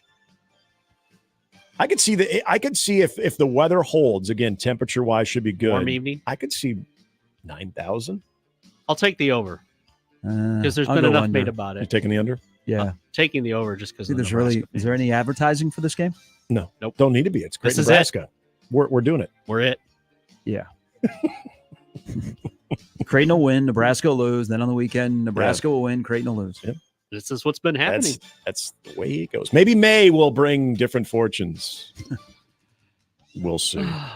Tomorrow will be in the last day of April now. Crap in another. Omaha baseball battle North Dakota State in the elements yesterday and comes away with a tie. A tie. Huh. Bud Selig approves in their series finale with a Bison yesterday. Generation people was like, who's Bud Selig? What's he talking about? Playing in the rain the last few innings UNO and NDSU finished with the 2-2 tie coming after Omaha sweeps a doubleheader Saturdays. Friday's scheduled opener was postponed by rain. Surprised it wasn't snow. It is Fargo, after all. It's the 7th time in program history that Omaha has had a game end in a tie that leaves the Mavs in second place in the Summit League standings, a half game behind St. Thomas. Cam Meyer strikes out 10 and a 3-hit shutout as Omaha softball completes a weekend sweep of North Dakota with a 4-0 win yesterday. They outscored UND 18-1 during the 3-game series. Damn, they're good. Allowing 7 hits in 21 innings. The Storm Chasers are rained out for a 3rd straight game, so it's a hat trick that you don't want. They head to Des Moines to open up a 6-game series with the I-Cubs that begins tomorrow night. Hey, at least we got to see Paul Skeens. Minnesota Timberwolves coach Chris Finch, the soon-to-be NBA champion Minnesota Timberwolves, was helped off the court late in his team's series, clinching 122-116 win over the Phoenix Suns last night with a ruptured patella tendon in his right knee after one of his players collided with him on the sideline. Collision occurred with a minute 40 left in the fourth quarter of the T-Wolves win that they swept the Suns. Minnesota point guard Michael Conley driving down the court, forced out by Suns guard Devin Booker, who was called for a foul. And then Book was like, it shows them, took out their coach. 1-2-3 Cancun. Conley collided with Finch, who went down holding his right knee. He was surrounded by Timberwolves players and staff, all painted their faces immediately and said, "I shall avenge thee," before being helped up off the court. The team later confirmed he ruptured his patella tendon. Finch left on the cart. The Suns leave the season for Cancun because they were swept. The big three. Yeah. Just a disaster. Yeah. Bad coach, no role players, little attention to detail. Non-NBA guy here going to weigh in on a stat that I thought was pretty crazy. 4 games to none. Anthony Edwards was 17 of 31 when he was solely defended by Bradley Beal. Yeah, for Suns fans out there. 51 points on that. Suns fans out there. I mean, I like the fact that you still have Bradley Beal, 3 years, $160 million. Enjoy that. Enjoy that, Frank Vogel. That's to have Durant, Booker, and Beal, and to get swept in the first round by a team that you owned in the regular season. Yeah, you got swept by Pooh Richardson, Sidney Lowe, Randy Brewer, not that Scott much. Roth. Hey, that's a fun team to watch. The Minnesota-Denver series, I hope it goes 7. I'm rooting for the Knicks and the Sixers to go 7. It won't. Oh. But I would take me some T-Wolves and Nuggets to go 7 because I need more promotion of Anthony Edwards. Anthony Edwards is on the brink of stardom. Tom Crean could not hold him down. They didn't have a winning record when he was at Georgia. He overcame Tom Crean in Athens to become the number 1 overall pick. And when he was drafted, people went, who? OMG Ant-Man. That's what you say every night when you see him play. And you now bring in the underdog effect of Chris Finch, is he going to be on a scooter for this one? He's going to have the leg on a scooter because they said it's a patellar injury. Now, how soon is Anthony Edwards the best perimeter player in the world? It's getting pretty close. It's getting pretty close. And that's the thing I said about these NBA playoffs is a lot of new teams. So if you're just getting into the league, and I joke about the Timberwolves, but hey, they're legit good. They are good enough to win the whole damn last thing. couple of years, if you had League Pass, and especially here because we get the Timberwolves, you've seen him play. Man, he's got his game. He's got so many elements of his game. He's 22 years old. 22 years old. Baby. And they had no answer for him. But they're a deep team. Like Rudy Gobert all of a sudden found the free throw shooting genie. Like he was great at the line. And I'll tell you another big thing about the way the Timberwolves are built, and I also think they're well coached, is Karl Anthony Towns, and he's kind of a polarizing guy. Very few times in this series did he make a bad decision. Usually it's like, Cat, what in the... Don't think I said that very often during this series. That was a complete beatdown of a team that, remember, went to the NBA Finals, then traded some draft picks, put together a super team, and just got knocked out in the first round of the playoffs in 4 games by the Minnesota Timberwolves, who hadn't won a playoff series since Fred Hoiberg was wearing the jersey. Not kidding. Remember, it's good. Not wearing it as a fan or anything. Like No. That He actually wearing the jersey as a player. Also killed you in NBA Live. That's true. Not as good as he was in NBA Live 2001, but that's a different conversation. You couldn't double Garnett because you'd leave Hoiberg open in the corner to kill you every damn time. Let's see. The Knicks take a 3-1 series lead on the Sixers. They win 97-92 at Madison Square Garden South in Philly. Go New York, go New York, go. Clippers tie the series with Dallas when he won 16-111 in Game 4 thanks to Paul George. That was Kawhi a Leonard show. out indefinitely. Hey. Heard that before. Hey, how about that shot? So, yeah, I mean, that $152 million extension for Kawhi doesn't look so good right now. How about Dallas? That game was a show. Yeah. Dallas comes all the way back. They were down 31. They grabbed the lead. How about the cojones on Paul George? George hits a corner three where the shot started behind the backboard. And once that dropped, the Clippers were going to be fine. Yeah. He also gets knocked, not PG, the beard. Man, James Harden was a dude in the fourth quarter last night. He had 33 points. But I don't know if the Clippers – so the 2 games they've won, they've hit 18 or more threes, and they've shot lights out. I don't know if that's sustainable. My only request of this series, Luka, stop whining. Okay, stop whining, please. Please. Palms up, guys. Stop. Yeah. Luka's always whining. Embiid's always whining. Stop. You're the best of the best. Stop whining. Thank you. Thank you. Now on to Game 5 of the series that's tied at 2. Yeah. The Pacers put the Bucks on the brink. They beat them in Game 4, 126-113. They're up 3-1. Milwaukee was without injured Giannis and Damian Lillard, and then Bobby Portis gets kicked out of the game early. So here we go again. You know, they were 30-13 before they fired their coach, and then they hired their coach, and they're 18-21 since. Bad luck, though, last night. Man, they hung in there for the longest time. Even like when Middleton got hurt and had to go to the locker room, I thought, they're kept done. coming back. They did. And Lopez hit big shot after big shot. But man, bad luck, injuries, bad coaching, no Giannis, no Dame. Need Jack Sikma. I didn't. Terry Cummings. I thought that series would go 7. Man, I'd be surprised if it comes back to Indy. Yeah. And hello, Miles Turner. Everybody talks about Halliburton, rightfully so. Miles Turner, hello. And Rick Carlisle. You know, you know this following Dallas a little bit. He maybe got the raw end of the deal in Dallas. Rick Carlisle is a really good developmental coach in the NBA. Some of their young guys, like a Neesmith, have come away since Rick Carlisle became the head coach there. And that's why they won't lose that series. He won't let them. I mean, Milwaukee's hurt, but now that they got him up 3-1, I think it does come back, but I don't think they get past Game 6. They're a good team. And if Omaha's looking to adopt a team, we've given you options. The Pacers are one of them. They're one of them. Do the Lakers win tonight? Jamal Murray possibly out with a calf injury. Nope. You think it's nope? It's done. It's the weird thing of, do you extend your season or do you get swept, knowing that probably Game 5 is when it's over? Yeah. Joker triple-double tonight puts it away. Yeah, but it's not going to be a 30-point route. I was in the Connor Happer school of thought of this thing will probably be a sweep the way the first 2 were going, just because even when the Lakers looked like they had them by the throat, they couldn't close it out. So they get their 1. I think that's where it is. New York, go New York, go New York, go. Yeah, okay.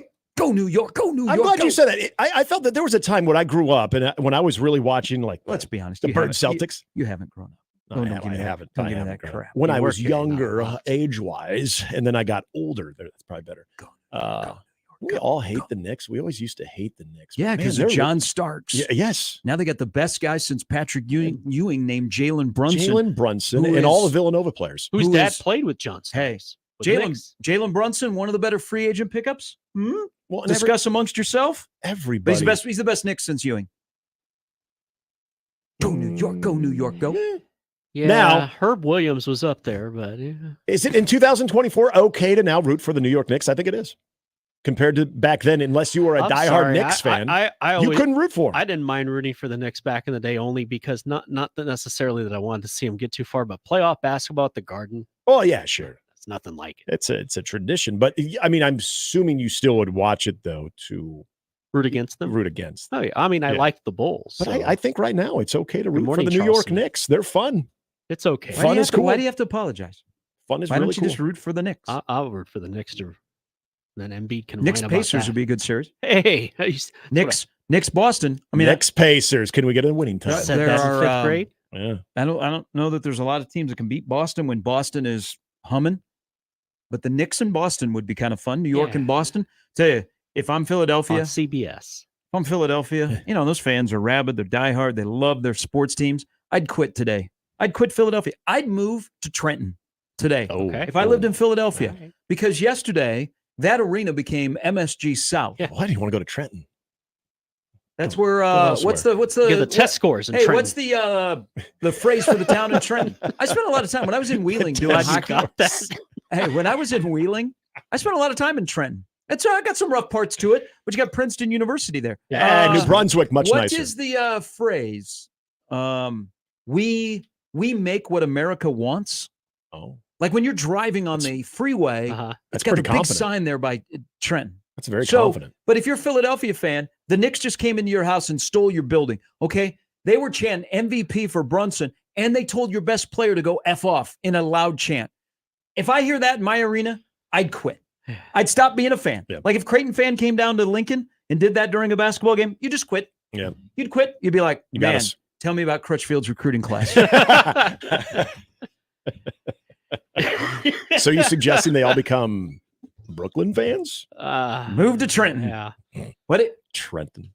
Why? What do you got against Trenton? I don't know. It's a Anything nice, good blue collar city. Anything in Jersey, I just is not high on my radar. Although New Brunswick snuck up on me. Can I say something? New Brunswick was Bon nice. Jovi just Hold heard you on like, here. oh, Hold on here. sports. This rights. is you being Mr. Midwest guy.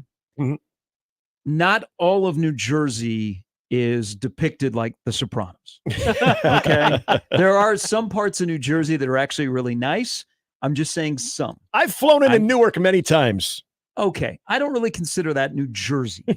I've been in New Brunswick. Is Been actually to New York. I've been to New Brunswick LaGuardia. is not bad. I will give high marks for New Brunswick. Lots to do. Friendly people. What is the phrase for New Jersey or Trenton? 951-1620 if you know. Yeah, what's it to you? Is that what it is? That could be. Hey. Be a good one. Hold I on. was here. going to throw in. Forget about it. Trenton makes the world takes. That's the phrase. Kraton makes the world takes. Trenton makes the world takes. So you're taking, you're not swinging. Oh. Hey, they supported their hockey team. That was kind of fun. They were a Devils affiliate. They played in Trenton Civic Center or something. Nice arena. The guy than the Civic. Guy that used to be the voice of the Trenton Titans, then they became the Devils, is in the NHL. So there you go. There's your Trenton tours and talk for the day. I've done everything for Trenton. Trenton makes the world takes. But if you're a Philadelphia like resident and kind of Trenton is in the Philly market, kind of, I'd move after what the Knicks fans did to your arena yesterday. Just saying. Maybe it's a simpler life. Just saying. It's weird though. It's a big story. Tonight, the Dur look to close out the Pels. They should. And apparently they're going to go to Galveston, not Cancun. This was confirmed on TNT. And the Celtics look to go up 3-1 on the Heat. They look good on Saturday. Hockey yesterday, Rangers sweep the Caps, beating them 4-2. Avalanche beat the Jets 5-1 to go up 3-1 in that series. The Canucks beat the Predators in overtime 4-3 to go up 3-1. The Oilers beat the Kings 1-0 to go up 3-1. And tonight, the Panthers try to close out the Lightning in Game 5, and Dallas tries to even their series with Vegas in Game 4. And finally, Major League Baseball plans to address its uniform fiasco after changes this spring to standard jerseys and pants led to widespread complaints from fans and players and just about everyone. So you're like, all right, baseball's doing the right thing. When is this going to happen? It will happen at the latest by the beginning of the 2025 season, which also includes fixes to the pants. So for those who enjoy seeing through, you got a few months to make it done. Well, the clear pants. Major League Baseball threw Nike under the bus. They went beep, beep, beep, beep, beep, beep, beep, beep, beep, beep. That was like just major throwing Nike under the bus. That was pretty good right there. That was.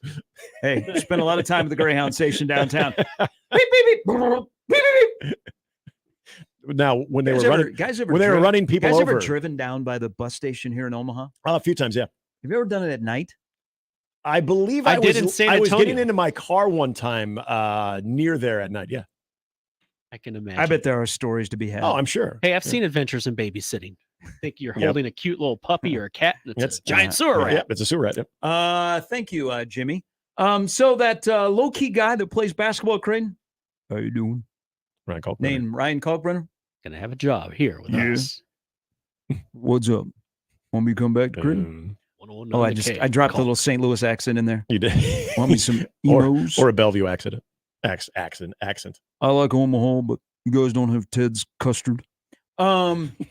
So the NBA draft deadline has come and it has gone. Don't fear, basketball fans. We only have 3 more days of portaling in Portal Combat. Something that I'm waiting for, and that's why I keep alluding to. What up, Gary?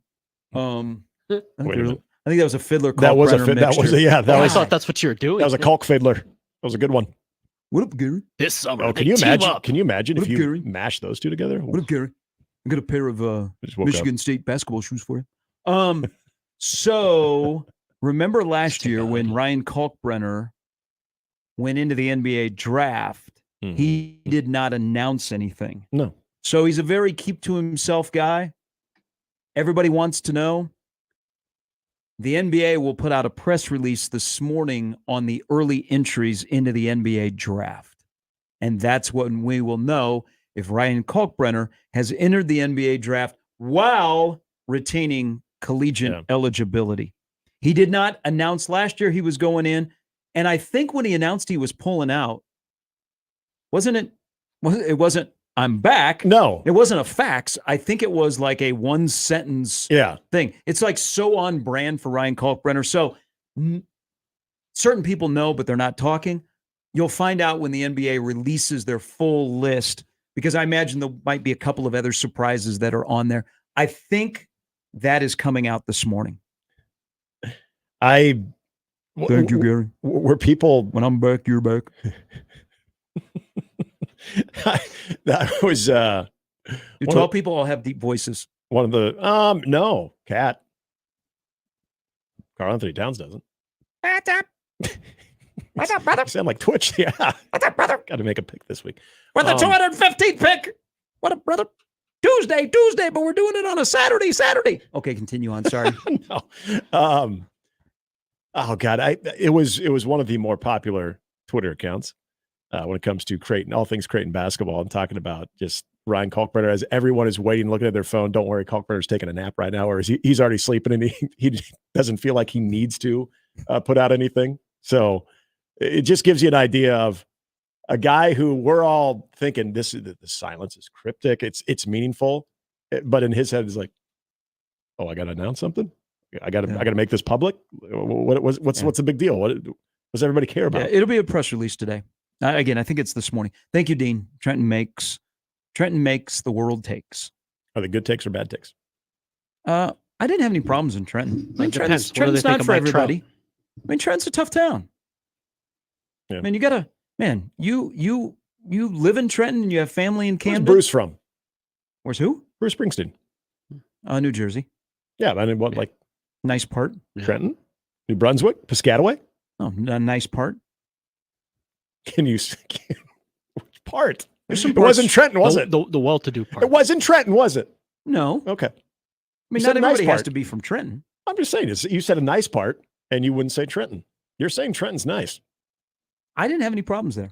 We always stayed in a nice hotel. It was out by Princeton, but yeah. What was the longest time period you stayed there? We played a full week, 2-game series. So okay. 2 days. Probably about spend there like 3 days. Yeah, there's a lot of great places that if you hang out for a weekend is nice, and then you actually have to extend your stay, and you're like, oh, this isn't great. I think any place can be great over a weekend.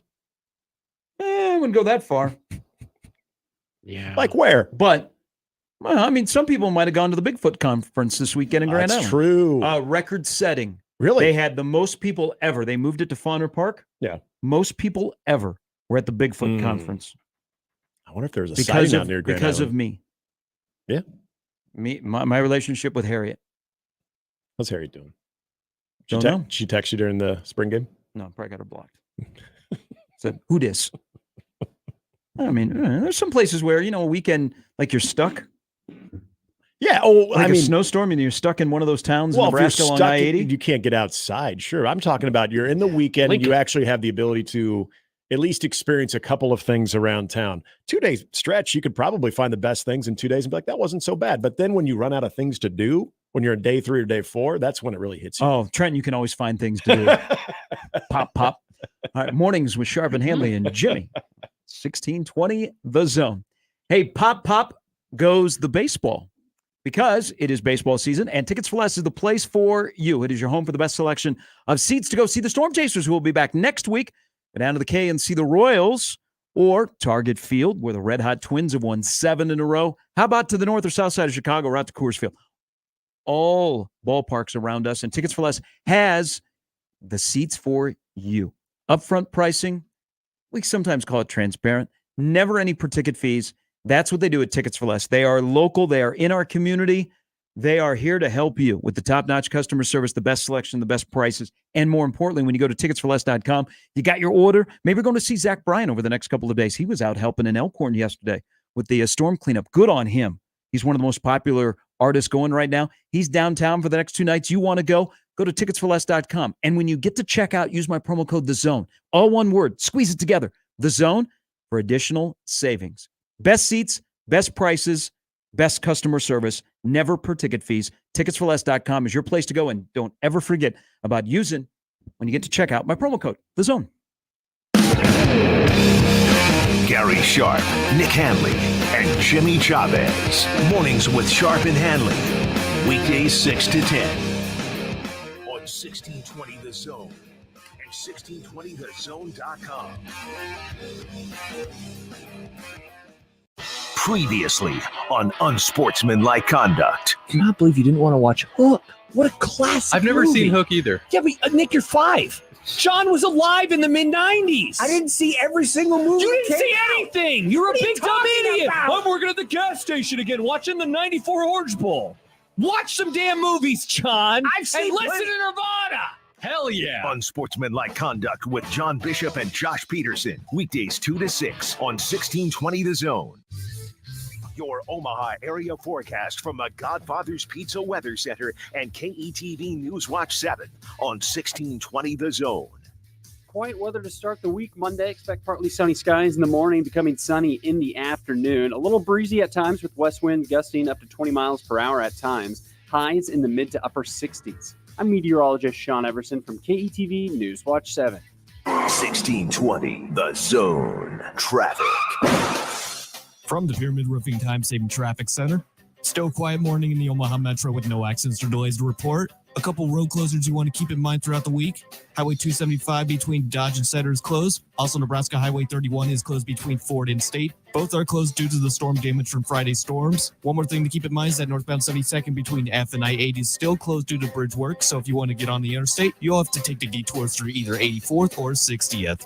I'm Joey Colbert. This time-saving traffic was brought to you by IBEW Local 22. The electrical market requires your company to adjust to an ever-changing field. IBEW Local 22 gives you flexibility with access to journeymen, apprentices, and proven training programs. Call Bob at IBEW Local 22 for details at 402-980-7596. Post is roasting every morning. Post Coffee Services is on a mission to invigorate every workplace with a blend of bold flavors and unforgettable service, creating moments with our coffee, water, and food services that spark joy, productivity, and connection. Call us today. Proudly serving Nebraska since 1972. Post Coffee Services is always roasting something good for you. Certified Transmissions built its reputation on the job done right. It means hard work, honesty, and integrity. And together, we ensure our customers leave satisfied and worry-free. Certified Transmission, the job done right at the right price.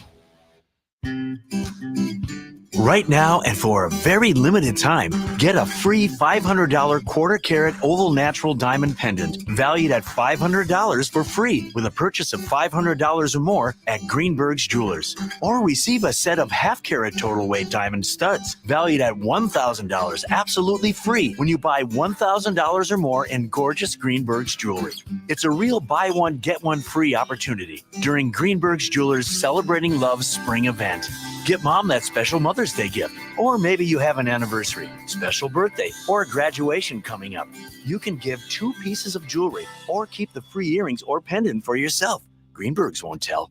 Don't miss these tremendous buy one, get one free opportunities during Greenberg's Jewelers' Celebrating Love Spring event, happening for a very limited time only at Greenberg's Jewelers. Greenberg's Jewelers, a cut above the rest. West Roads Mall. Let's go on a fishing trip you will be talking about for years. The best walleye fishing trip ever. Join me, Crash Davis. We're going to travel to the walleye capital of the world, September 15th through the 19th aboard a deluxe motor coach. Travel with me to Ballard's Resort on Lake of the Woods. Pricing includes round-trip motor coach transportation, 4 nights lodging, 3 days of fully guided walleye fishing, and all of our meals. Go fishing with me, Crash. Your best trip ever. Sign up at ballardsresort.com. ballardsresort.com and set the hook. The world's largest sports book in Las Vegas is available right at your fingertips in Iowa. The Circa Sports Iowa app is sports betting the way it should be. Bet anywhere in Iowa and experience high betting limits, tight money line splits, and exceptional customer service. Download your new bookie today. Visit circasports.com and start betting like a pro from anywhere in Iowa. If you or someone you know may have a problem with gambling, call 1-800-238-7633. Every Mother's Day, I stress out trying to find that perfect gift. But this year, I finally found it. The Skylight Frame. The Skylight Frame is a touchscreen photo frame your whole family can upload photos to. Even if you're all spread across the country, Mom and Grandma can share your favorite moments. The Skylight Frame is simple to set up and use. In minutes, your family can email photos straight to your mom's Skylight Frame and surprise her with those special moments. And for that perfect Mother's Day unboxing, you can preload the Skylight Frame with your favorite photos for Mom, and it'll be ready when she unwraps her gift. It's the perfect way to touch her heart and bring you all together, wherever you are. It's the gift of connection. And now, as a special limited-time offer for our listeners, get 15% off your purchase of a Skylight Frame when you go to skylightframe.com/radio. That's skylightframe.com/radio. Get 15% off your Mother's Day purchase now at skylightframe.com/radio. Now back to mornings with Sharp and Handley on 1620 The Zone. This week's Zone Deal is Le Voltaire. Le Voltaire, locally owned French restaurant serving the Omaha community for 22 years. It's unpretentious, down-home cooking, serving classic French dishes, handcrafted cocktails, and more. With this week's deal, you can get 2 $25 vouchers, which is a $50 value. For just $25, it's on sale this Friday, May 3rd at 9 a.m.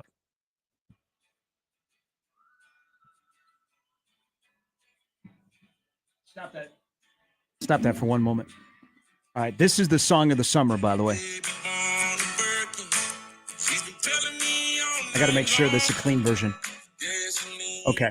Is that the Jelly? Huh? Is that Jelly Roll? No. Oh, who's that? It's Shabuzi. Oh, okay. Of course. Okay. My bad. The bar getting tipsy. You want to get the clean version of that? I would love to hear that. I'm hooked on that. It's become a big TikTok song. That makes sense. See, in my day, that makes sense. It all makes sense now. So this is the time. I mean, we're now at the end of April. We got to find our summer song. When you're getting your tan game on out there on the golf course, and you got to play a tune that gets you like fired up. Like, don't you guys have a song you listen to in the morning driving in? Not every day, but come on, feel the noise. I'm a huge girls rock your boys. Mark Morrison, Return to the Mac. That has nothing to do with. Is that what you listen to every morning? I haven't listened to Quiet Right in years. See, we're old enough. I was listening to that song today. Oh, you were? Yeah. Okay. Get you going. 1 to 2. Yeah. Okay, good. Leper Messiah. Actually, there you go. There's your morning song at 5 a.m. Weezer's version of Mr. Blue Sky has been something I've been. What did you say? Leopard Messiah? Leper Messiah, not leopard. Yes, he's singing about a cat. The Leopard Messiah. Yes, that gospel there for you, Jimmy. What does that sound like? Mr. Blue Sky by Weezer. Okay. All right. Yeah. Well, we're about ready to just break out. Fridays will be our favorite get you going song. Oh, love it. Yep. You must sing along to your song, though. Okay. That'll be part of the deal. Oh, I can't wait for this. This comes from an email. Skinnamarink to your welcome dinky me dink. back into Mornings with Sharp and Handley, and Jimmy here as well on this Monday. Again, we will have some information up on 1620thezone.com where if you need help or you want to give it where to go to help our community through what happened here on Friday. We talked about that. Hopefully you get to hear a little bit of in the first segment this morning, but also the spring game. This comes from an email from Ross. So I've told you Ross is a huge Ohio State fan. Mm-hmm. Ross next year is going to take the opening day of the draft off because there could be 5, 6, or 7 Buckeyes go in the opening round. Next year could also be a big year for Iowa. Iowa could have quite a few guys drafted. Nebraska should have a couple of guys drafted, maybe 3 or 4 that will be drafted after being shut out this year. But he brings up a point about the offense. So if you watch Raiola, he not only has, so he's got the poise, he's got the brain, he's got the zip on the ball. Just feels different, and he's a tough kid. I mean, he's probably bigger. Didn't you notice that? Yeah. He's bigger than I think most people had thought. You want to bring up his feet? Got big feet, man. My comment to you on Saturday is Rule's feet. His Rule looks like he's wearing bozo shoes. Well, because they with those were red shoes. because they were red. Yeah. Yeah, I think you know, like sometimes you like to, like when you have feet. Like I'm a size 11. Sometimes I like to go 12, so people look at my big feet. Well, the different colors though can make your feet look bigger too. Rule's feet in those red shoes, they look huge. I thought so too. They look like, man, where's the grand prize game? I'm bozo. Not that he is bozo, but with the feet, Bozo had the big shoes. Yeah, no, okay, I know what you mean. Back to the quarterback. Okay, my bad. Back to reality. Back to life. Good song. Back to Dylan Raiola. So another part of just playing pitch and catch is he gets it out quick. So that expands what Nebraska can do offensively, whether it be the quick game, the screen game, on the perimeter, the RPO. I think the RPO will be very, very effective. But Ross brings up a good point. So you have a guy that gets rid of the ball quick. They're not going to ask him to run the ball. Now, if he has to get outside of the pocket, he's going to get with your little Patrick Mahomes pitter-pat feet and the way he runs, because he does so many mannerisms. Even this? Yes. He's gonna get you yards. Not, we have to change our mindset. Arm over legs. Yeah. But Ross brings up a good point about the wide receivers. So the wide receivers are faster than they've been, and I think they're deeper than they've been since Bo. Like Bo's last couple of years, he built up his wide receiver room really good, where they were all different body types. Yeah. And they could all do different things. They could play all 3 spots, and you could scheme those wide receivers. But Ross brings up a good point that is the next step in these wide receivers is they've got great speed. They are better blockers. Just got to be consistent, because I thought they blocked okay last year, but not just consistently. Can the Banks, the Naors, the Lloyds of the world get off the line of scrimmage? When I hear that Malachi Coleman is up to 218, okay, there's a big body that should be able to fight and get off the line of scrimmage. Don't know yet, but that's a good point. That's the next evolution of the wide receiver game are those guys able to beat press coverage? And, I think we see in the Big Ten, they let guys initially at the snap beat the crap out of each other at wide receiver and cornerback. Yeah. I was taken back by this. It shouldn't have been a major surprise, but we were going down the elevator and it was Michael, myself, and Kenny Bell. And Kenny knows the position, obviously, and he was probably part of the last time Nebraska had essentially loaded wide receiving room. End of Bo's tenure, They were a deep wide receiver room. And he said he thought there are more explosive options. Now, to your point, though, explosive is all well and good to have that ability, but are you able to do those things of getting off of press coverage? And this was something that Matt Rule was critical of even midway through the spring and talked about that element of the next phase for them.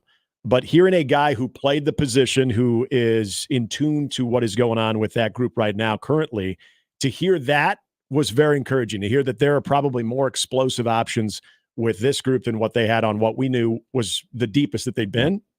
Hey, that is a very positive sign. And I thought even Janier and Bonner, who he did have a drop, but his size and seeing him a little bit out on the perimeter too, these were good signs of guys that you heard of that have now either moved positions or had a decent spring, to see them show up and get a chance with your own eyes to say, oh, okay, that big body out there on the edge too, helping out. That's a luxury. So Bonner is a dynamic wideout.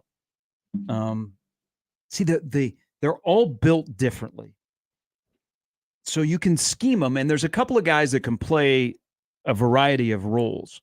I just think getting the ball out quick and getting it into the flat and screen game and RPO game, and if they are going to be as good as I think they can eventually become in blocking the perimeter, and Bonner is one of those guys, then, man, they don't need a lot of Raiola.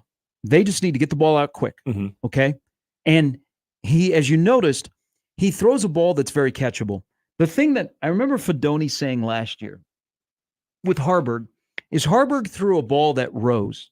Like he would throw it hard, but it would start to take off. So it was not the normal kind of football you're used to catching. And if you weren't used to it, if you hadn't done a lot of reps with him, it was difficult. I mean, among other things of what Harburg went through last year. But I noticed with Raiola doesn't throw many balls that are not just like on your hands that you can catch. And I watched him in warmups, just the simple art of I'm just throwing it from one quarterback to the other. Okay. Whether you can spin it, if it's a spiral, but it's on point. It's not here, down here, over here. Yeah. It's basically chest to chest. Yeah, it's in a frame. Yep. And if you're gonna play the quick passing game and you need the guy to get it out, he's got to throw a ball where you can catch it. Here's the next element. And by the way, I agree with Ross. That's the next step of guys getting off. The other thing that I think you'll see with these wide receivers, and they're improved. Good on Garrett McGuire. Also, probably there's a more of an influx of talent in that room, is I think Nebraska will take the step because of the way the football is thrown to them, runs after catch will be a lot more greater than they've been in the past.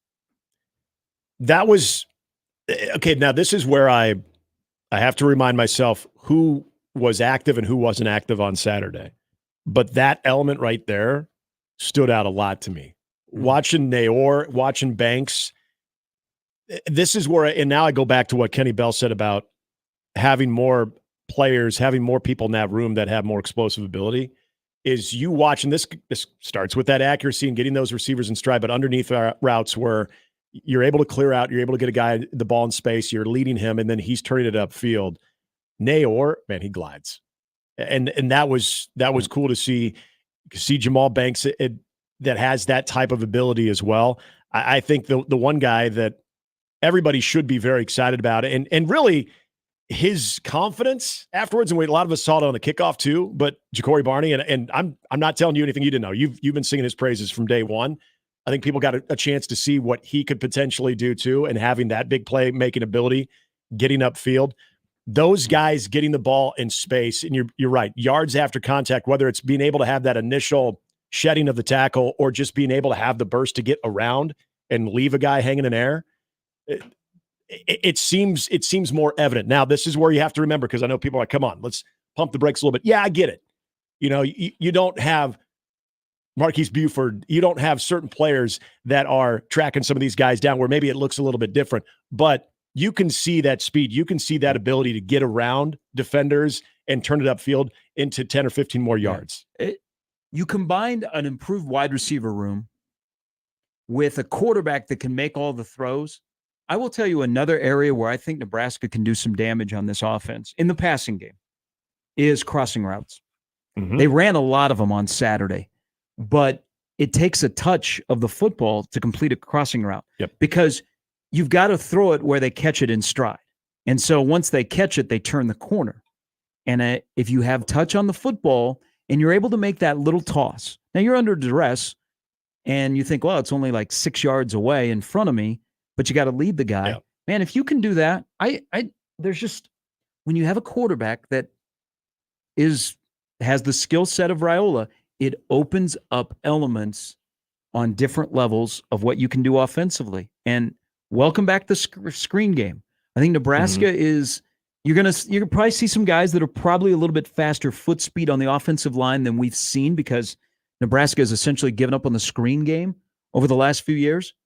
But the RPO could be a problem, and they ran it. I was a little bit surprised because, you know, there were a lot of spies that were watching on Saturday. They ran it a little bit more than I thought they would, but I saw it, and the first time I was like, ooh, with bodies on the outside, what they could do with that, dang, that could actually turn out pretty well for them. That's where I think it's, if you're showing something that you essentially don't care if other teams are able to take that away. You're talking to Fleck.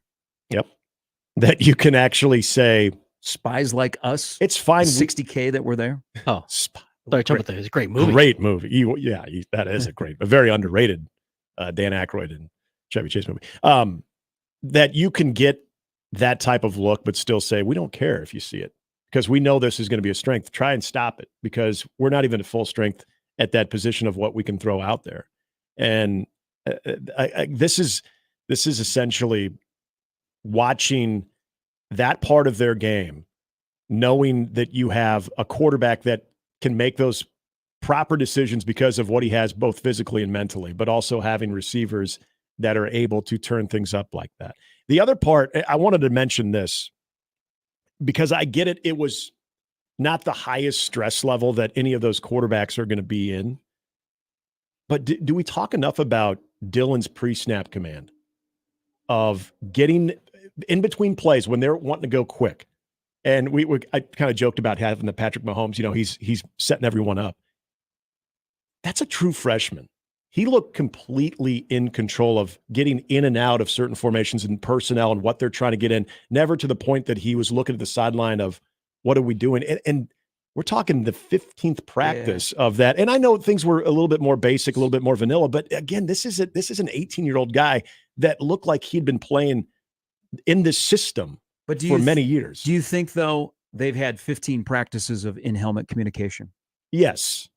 And obviously that helps. And that maybe that's the bigger story of it as well, is what that is doing to especially two guys in your room, two freshmen, that communication, you would think in a situation like that, and then later in the season would be a little bit more sporadic or very chaotic. You didn't get that sense at all. And so there's where you could see for your own eyes the benefits of having that in-helmet communication and those guys' ability to pick that up so fast. Aiden writes into the Equitable Bank inbox, in 6 to 8 years where we had first spring game in 6 to 8 years where we had an actual offense pop on the TV screen. You could tell in years past, even in vanilla spring games, they just didn't have the athletes. Right. This year looked different, intrigued. I thought, now I'm gonna preface this all by they still have a ways to go, but there was just more of a flow of the offense in a spring game. And in the spring game, it can be a little junky. Mm-hmm. Last year was. Because you got bodies moving in and out. Yep. Nebraska didn't put the ball on the carpet. They threw an interception. They had a fumbled snap, Mm-hmm. but they didn't, like last year, they had 6 fumbles. It just, the whole offense looked like it was more in a flow, and it made sense. It like one play made sense to the next and the next and the next, setting up. They also did, here's one thing that, boy, we might be changing how we approach a discussion on Satterfield, is I saw on Saturday, to a much lesser degree because it's a spring game, mm-hmm. they were running pet plays. So what I mean by that is they would run one play that would set up like the next play, or would set up the rest of a series, or they ran something in the first quarter that they had success on, and they went back because basically halfway through the third quarter, they cashed in the passing game and said, let's run the ball. Yeah.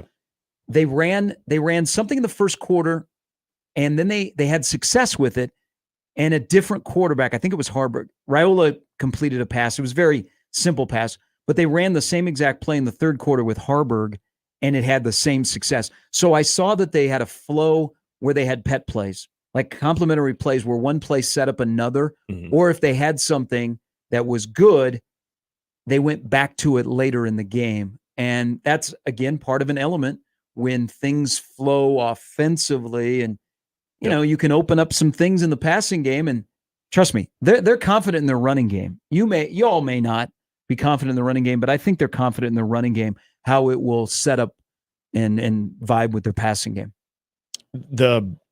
I think what we talked about on Friday, a little bit, I should say Thursday with the roundtable, is are we going to shield? Are they going to shield a little bit of the running game? But Yes. a guy that we talked about, and They did. They did. But a guy that we talked about, curious on, I think. Well, they did. Let me say real quick. They did because that game is for recruits. Look at 5-star athlete, Absolutely. wide Yes, receiver that's a great Michael point. Terry's on campus. Yes, that's a great point. Emmanuel Choice has Nebraska as a leader. He's a 4-star wide receiver. They have a freshman quarterback. So a lot of that game was for the guys that were on the sidelines, not necessarily for us, but that's kind of also why, you showcase the passing game. You didn't say, hey, people came here to watch us run the ball 70 times. Absolutely. But one of the guys we said really needed to benefit from a solid showing in Dante Dowdell. And if you look at what he was able to do, he had the 49-yard run. We were watching how much he would be used. He was used early on. I wasn't blown away with what I saw from his ability, but knowing that he at least had an impact and it seemed like there was still some trust there where he was getting a lot of the carries, I think that was a positive when it came to the running game. And the fact that you had a lot of offensive linemen that were not in action on Saturday, but some of those younger guys, seeing like a Gatula, seeing a Kanak, seeing some of those younger guys have been talked about in a very positive way, all had a lot of reps, and you could see where their progress was. So that kind of goes to the running game part of it, of what I'm interested to see when you've got that healthy group, but then you can rotate and have that ability, how that's going to not only help your quarterback situation, but also the running game too. Get so focused on the running backs themselves, but the offensive line, obviously a huge part of that right now. I'm probably still a little uncomfortable about the running backs. And I'm not saying that I'm going to change. I mean, I can change, but God, there just wasn't enough on Saturday where I went, okay. I think, in my opinion, I have some concern there.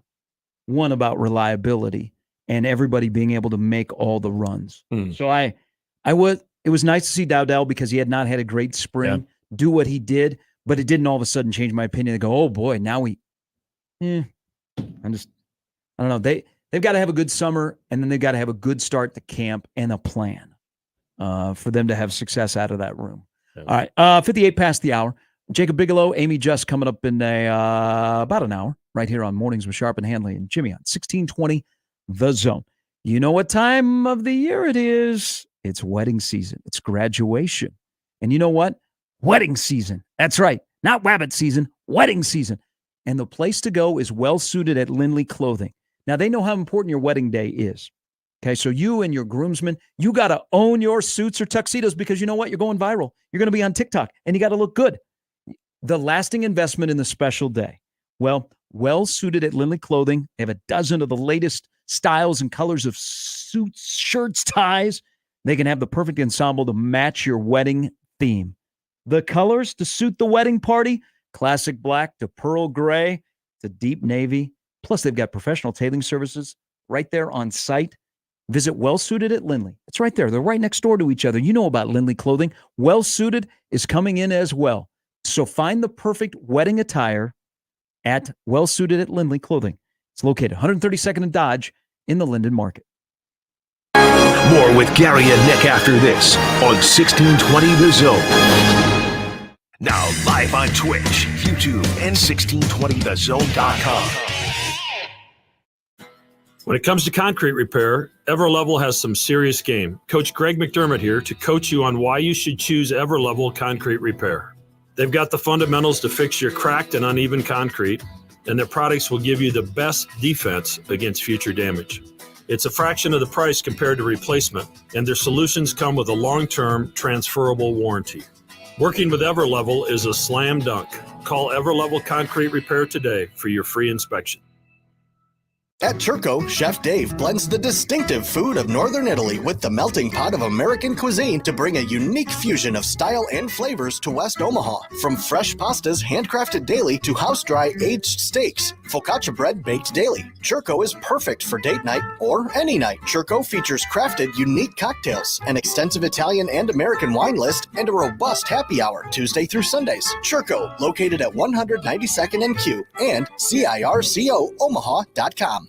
Forget the drive to Colorado or Missouri. Stop into any Omaha 42 Degrees and indulge in a curated cannabis experience. Premium flower, cannabis, pre-rolls, and cannabis accessories paired with an elevated customer service experience. All are waiting for you at 42 Degrees. From novices to connoisseurs, we're here to elevate your cannabis journey. 42 Degrees, your destination for top-tier cannabis, second to none product selection, and exceptional service. By your mom's house. Is reviewing life insurance on your to-do list? Now's the perfect time to add it. A friend recently told me that securing life insurance sooner rather than later can help you lock in lower rates for years to come. So I bumped this up on my list and got it done. I called SelectQuote and couldn't believe how easy and affordable life insurance is. I'm 40 and got a $500,000 policy for $16 a month. My husband's also 40, and his $500,000 policy was only $18 a month. Plus, with SelectQuote same-day coverage, there was no medical exam required, and we were covered by the time we hung up. Knowing I have this checked off my list feels amazing, but the peace of mind knowing my family is protected feels even better. Call SelectQuote 1-800-670-5151. That's 1-800-670-5151. Or go to SelectQuote.com to get your free quote today. 1-800-670-5151. Details on example rate at SelectQuote.com. Prescriptions require an online consultation with a healthcare provider who will determine if appropriate. Restrictions apply. See website for details and important safety information. Subscription required. Price varies based on product and subscription plan. Hey guys, did you know there's a generic form of Viagra that works just the same but is 95% cheaper? And you can get it online at hims.com/radio. Through Hims, you'll get a free medical consultation to determine the ED medication that's best for you, discreet shipping if prescribed, a 100% online process, and a range of treatment options, including trusted generic alternatives to the name brands, at up to 95% off. ED is personal, and at Hims, so is treating it. Just go to hims.com/radio and get connected to a licensed medical provider online for free, with zero copay, no expensive appointments, and no awkward face-to-face conversations. To start your free online visit, you need to go to this exclusive address, hims.com/radio. That's hims.com/radio for your free online visit. HIMS.com/RADIO. The boys of summer are back. Kansas City Royals baseball can be heard all season long on your home for Royals baseball in Omaha, 1620 The Zone and 1180 The Zone. Royals baseball is presented by J. Stinnett Contracting. We have you covered. Before Jocelyn Reyna earned a full-ride scholarship to UNL and became a young professional, she was a public school student in Grand Island. I wouldn't be where I am today without my public school teachers. My family and I moved from Mexico when I was in the 4th grade. I worked hard in school, and my teachers encouraged me to be a better version of myself. I'm proud of my public school experience. It changed my life. Tell us why you're public school proud at publicschoolproudnebraska.org. And we're back. Mornings with Sharp and Handley. Here's Gary, Nick, and Jimmy on 1620 The Zone.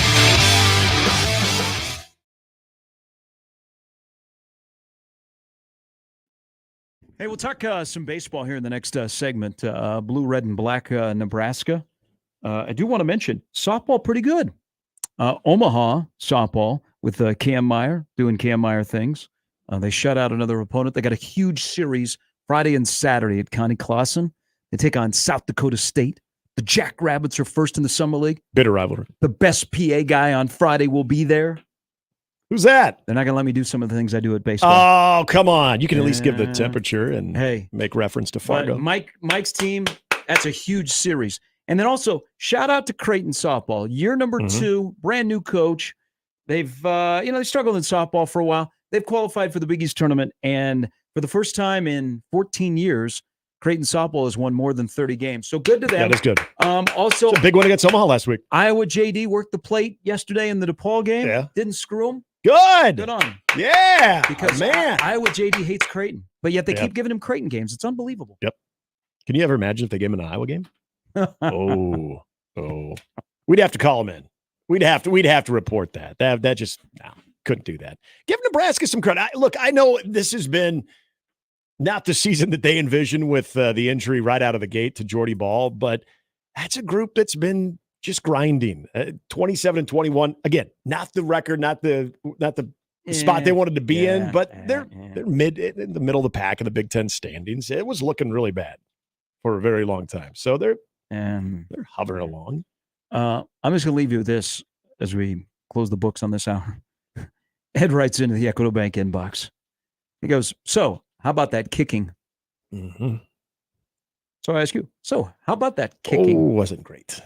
And it was, look, I know Tristan Alvano's the guy who's going to get the most of that, but there was it the second punt? It wasn't great either. First one was a Butte, Clark, but yeah, that is definitely a cause of concern. And why?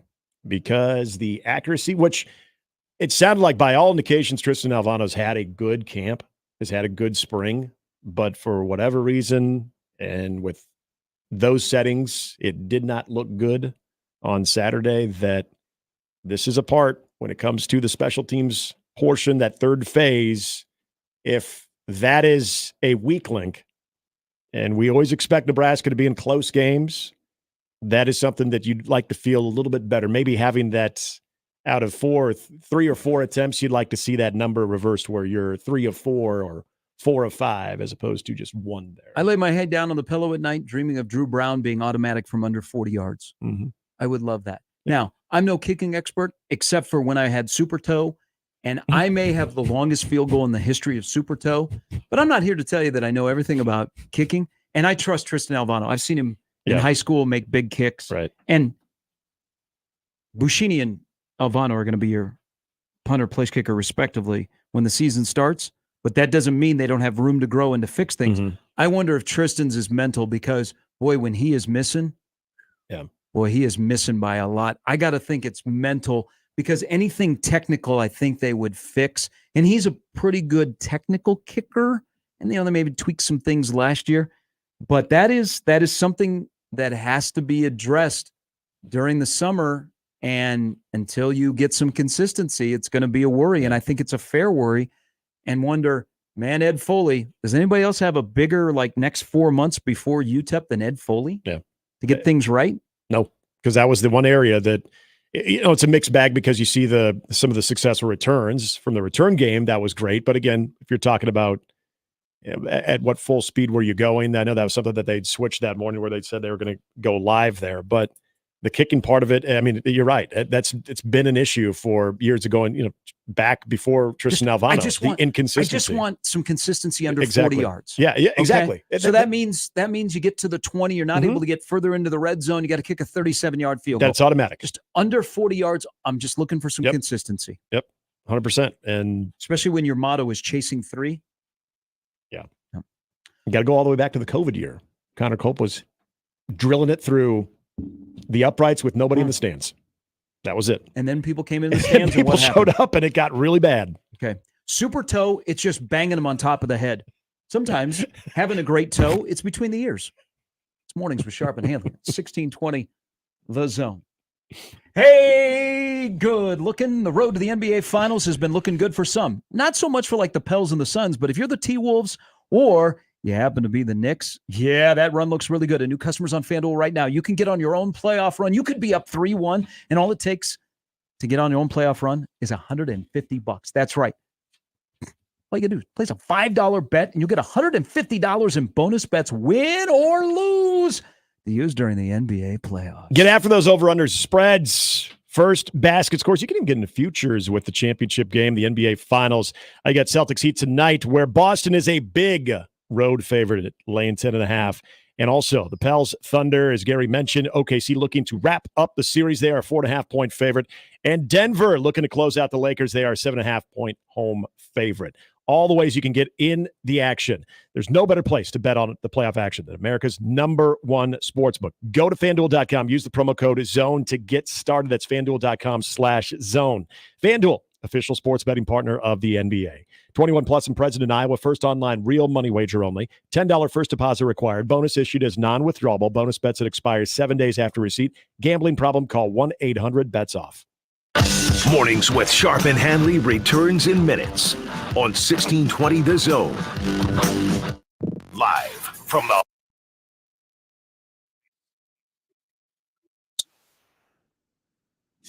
The Zone traffic. The Pyramid Roofing Time Saving Traffic Center. There's a crash block in the right lane on eastbound Highway 370 between 168 and I-80. There's also causing stop-and-go traffic from 180th. Also, there's a crash on northbound JFK at Taylor, blocking the left lane and causing stop-and-go traffic from Childs. Over on eastbound I-80, there are delays between 96 and 84th. Over on eastbound Dodge, slow going from 168 to 144th. A couple of road closures you want to keep in mind that are still in effect throughout the week due to the storms on Friday. Highway 275 between Dodge and Center is closed, and Nebraska Highway 51 between Ford and State are closed. I'm Joey Colbert. This time-saving traffic is brought to you by Sol's Jewelry and Loan. I have never seen this before. Hi, John with Sol's Jewelry and Loan. The price of gold is the highest it's ever been. Now is the time to get the best price on your broken jewelry, chains, and diamond jewelry. Sol's has been around a while, and trust us, now's the time. Sol's Jewelry and Loan. How powerful is Cox Fiber? Powerful enough to let your band members in Vegas, Phoenix, Phoenix, and Omaha. Jam like you're all in the same garage. Introducing Cox Fiber from the company with the fastest download speeds 9 years in a row. It's internet built for tomorrow, today. Cox, always building better. Limited availability in select areas. Speeds vary and are not guaranteed. Cox terms and other restrictions may apply. Analysis by Ookla Speed Test Intelligence in Las Vegas, Omaha, Phoenix. Fixed median download speeds Q2 2016 to Q1 2024. It's Champions replacement window season, and we're celebrating with buy 2 windows, get 2 free. If your windows are drafty, difficult to operate, or costing you money on your energy bill, it's time to replace them. Champion Windows is here to help. Champion builds our own windows right here in the USA. We make the process easy. We help you choose the best design options for your home. We then build your project in our very own factory. Our install team manages your project every step of the way, and it's all backed by our lifetime guarantee. Turn your house into your dream home with more livable space in a new Champion sunroom, or enhance your curb appeal with new siding, now 30% off. Don't wait, this sale won't last long. Buy 2 windows, get 2 free, and 30% off sunrooms and siding. Call 877-GO-CHAMPION or visit championsavenow.com to schedule a free in-home estimate today. While discounts apply to our regular prices, select styles apply. Minimum purchase required. Cannot be combined with other advertised offers. See store or website for details. Is reviewing life insurance on your to-do list? Now's the perfect time to add it. A friend recently told me that securing life insurance sooner rather than later can help you lock in lower rates for years to come. So I bumped this up on my list and got it done. I called SelectQuote and couldn't believe how easy and affordable life insurance is. I'm 40 and got a $500,000 policy for $16 a month. My husband's also 40 and his $500,000 policy was only $18 a month. Plus, with SelectQuote's same-day coverage, there was no medical exam required, and we were covered by the time we hung up. Knowing I have this checked off my list feels amazing, but the peace of mind knowing my family is protected feels even better. Call SelectQuote 1-800-670-5151. That's 1-800-670-5151. Or go to SelectQuote.com to get your free quote today. 1-800-670-5151. Details on example rate at SelectQuote.com. Host is roasting every morning. At Host Coffee Services, every cup of coffee served comes with a promise of quality, innovation, and a dash of fun, ensuring your workday is as delightful as your coffee break. Call Host Coffee Services today. Proudly serving Nebraska since 1972. Host Coffee Services is always roasting something good for you. At Churco, Chef Dave blends the distinctive food of Northern Italy with the melting pot of American cuisine to bring a unique fusion of style and flavors to West Omaha. From fresh pastas handcrafted daily to house-dry aged steaks, focaccia bread baked daily. Churco is perfect for date night or any night. Churco features crafted unique cocktails, an extensive Italian and American wine list, and a robust happy hour Tuesday through Sundays. Churco, located at 192nd and Q and CIRCOomaha.com. Tickets for less. Best seats, best prices, no service fees. Shop ticketsforless.com. KOZN Bellevue, Omaha, Council Bluffs. This is 1620 The Zone. Now back up mornings with Sharp and Handley on 1620 The Zone. All right, good Monday morning, everybody. It's the 29th of April. Only 3 more days of Portal Combat. Then we get to ignore Dion for a couple of months. Many did on Saturday at the spring game. How's he going to remind us of him? Reality show? I'm here to say something positive about Dion. Go ahead. I could care less about spring game attendance. Okay? That's positive. I know that That's positive, I know Dion? that 4 schools had more than 60,000 go to their spring game. Yeah. Ohio State, Alabama, Penn State, and Nebraska. Mm-hmm. I'm over spring game attendance. Okay. Places that are passionate about their football will go. Yeah, places that are not won't go. It's a weird measuring contest. So people that are knocking Colorado, what would you expect? Last year there was a bunch of hype. This year it was on the Pac-12 network, and there's no snow. and the weather was. So I said something positive about Dion. That today. was. Tomorrow I will say something negative. All right, negative Tuesday. Wait till Colorado and Kansas State play in October. Boy, little running backs are just built to live in the Flint Hills whether it be Darren Sproles, Deuce Vaughn, or now Dylan Edwards, who is going to Kansas State. Not a surprise there. Also, one other note about running backs. Jimmy, Ezekiel Elliott's back. Yay. Gosh, that is a perfect Monday Jimmy response right there. Love the Monday Jimmy response. All right. I have to Didn't he re-sign Friday? Was it Friday it happened? I don't know. I was watching how great your draft was. Man, Friday really could have been a bad day where I live. Compared to that, and Zeke signing, not good. Jimmy, it is sunny outside. It is a Shades of the day. Salvation Army bucket right there. You ready for him to jump in it? Hey, I want to mention something. There's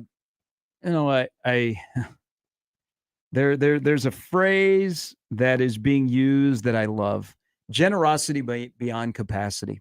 After the just the horrific day we had in our community on Friday, but then just the incredible response for the last couple of days.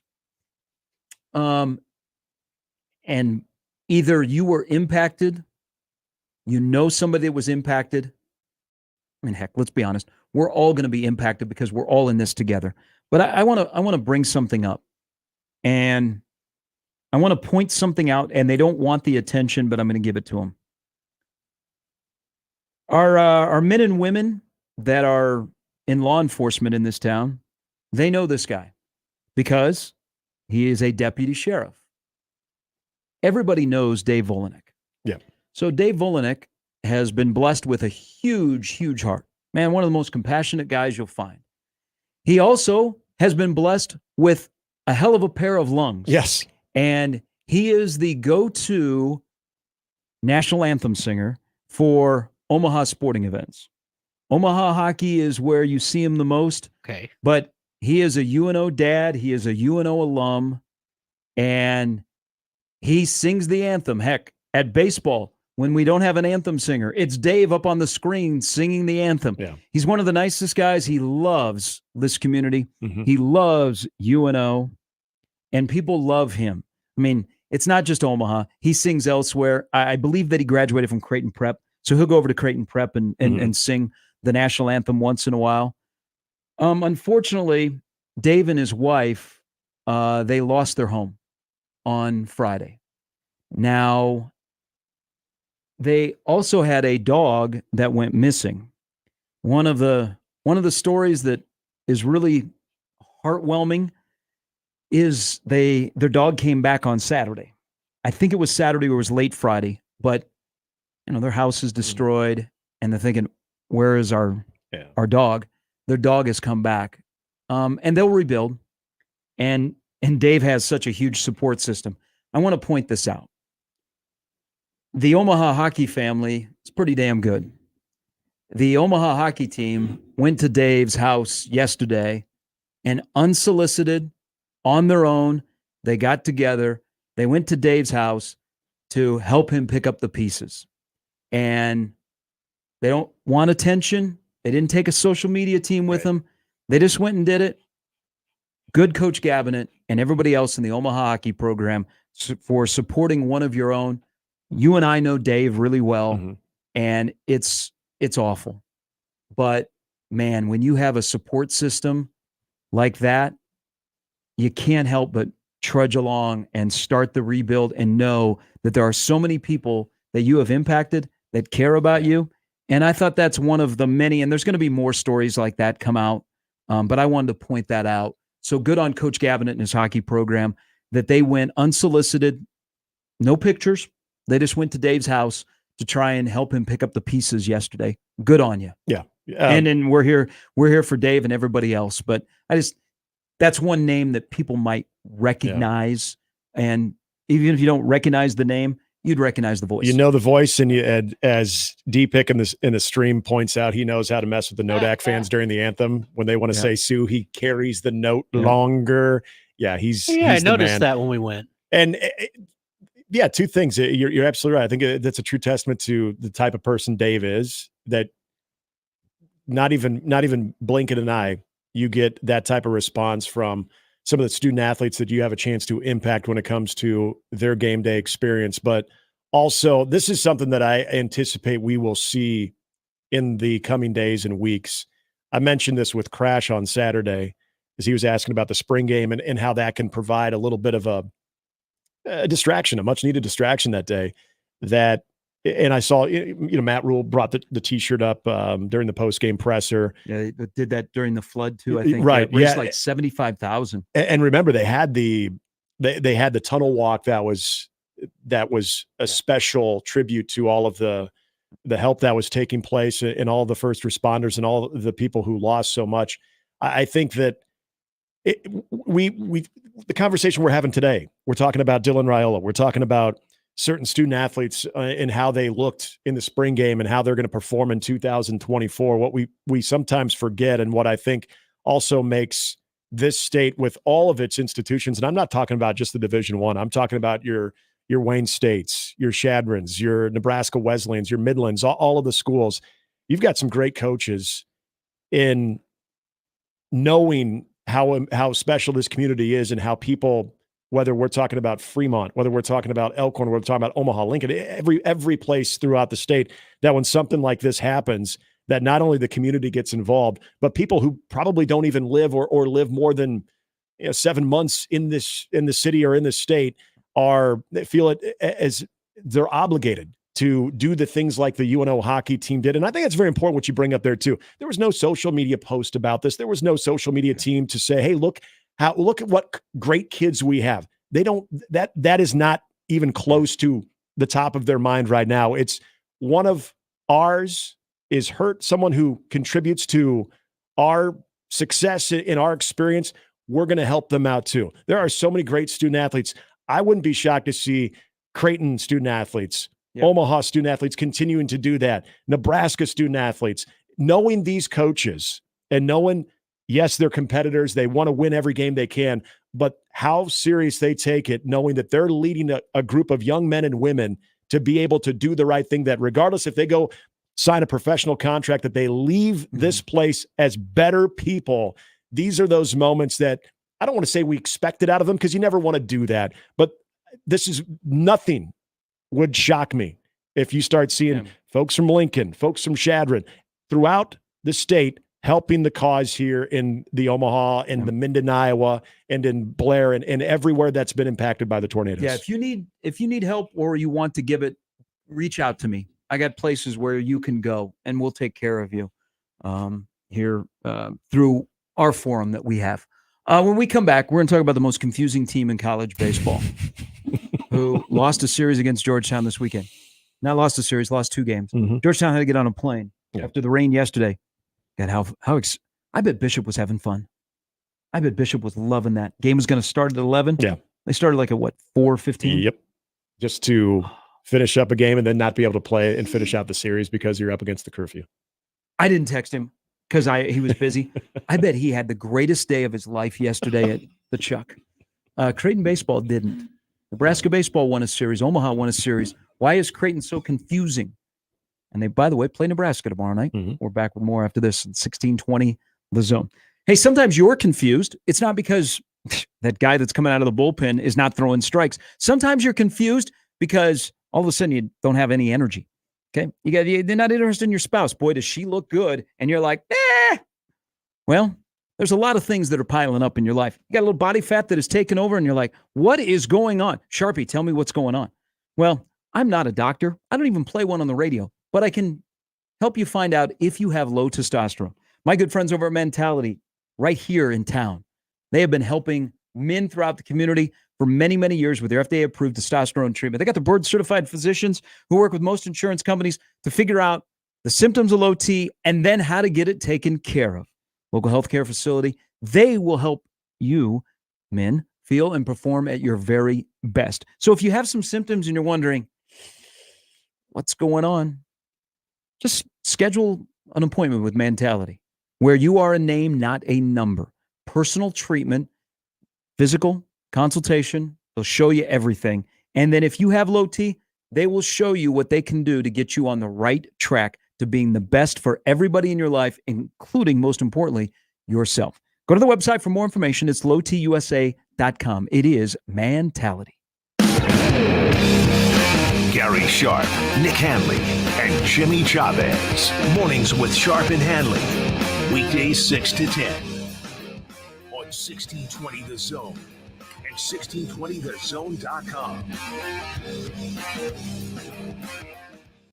Previously on The Crossover. I opened up my fortune cookie last night, and on the front it says, here you could download a bunch of music. And then on the back, there's a QR code for Napster. Yeah, fortune cookies used to be fun, whimsical. At the end of your chicken fried rice, you're like, boop, boop, boop. Boop, boop, boop. That's exactly what I did we had last night. Chinese the other night. I don't think we ever got fortune cookies. Even worse. Mornings with Sharp and Handley, the Connor Happer Show, unsportsmanlike conduct, 6A to 6P, 1620, The Zone. Your Omaha area forecast from the Godfather's Pizza Weather Center and KETV News Watch 7 on 1620 The Zone. Quiet weather to start the week. Monday, expect partly sunny skies in the morning, becoming sunny in the afternoon. A little breezy at times with west wind gusting up to 20 miles per hour at times. Highs in the mid to upper 60s. I'm meteorologist Sean Everson from KETV News Watch 7. 1620 The Zone. Traffic. From the Pyramid Roofing Time-Saving Traffic Center, there's a crash blocking the right lane on eastbound Highway 370 between 168th and I-80. It's also causing stop-and-go traffic from 180th. Also, there's a crash on northbound JFK at Chandler, blocking the left lane and causing stop-and-go traffic from Childs. Over on eastbound I-80, there are delays between I-680 and 84th. Over on eastbound Dodge, slow goings from 168 to 144th. Highway 275 between Dodge and Center is closed, and Nebraska Highway 31 between Fort and State are closed. I'm Joey Colbert. Time-saving traffic is brought to you by Pyramid Roofing. If you've seen the white trucks with Rufus, the spotted dog, then you know about Pyramid Roofing. Spring's almost here. Replace your siding, windows, roof, or gutters. Call Pyramid Roofing at 402-502-9300 or visit PyramidRoof.com. Never settle for less. DQ presents How to Officially Start Your Summer. Step 1, head to the perfect spot to kick off the season, DQ. Step 2, try the new Summer Blizzard menu. I mean, summer is right there in the name. In Step 3, dig into flavors like new peanut butter cookie dough party, new picnic peach cobbler, and more. Because with treats like these, every bite feels like you're starting summer off right. But don't wait. These flavors are only around as long as summer is. Make the season official with the new Summer Blizzard menu, only at DQ.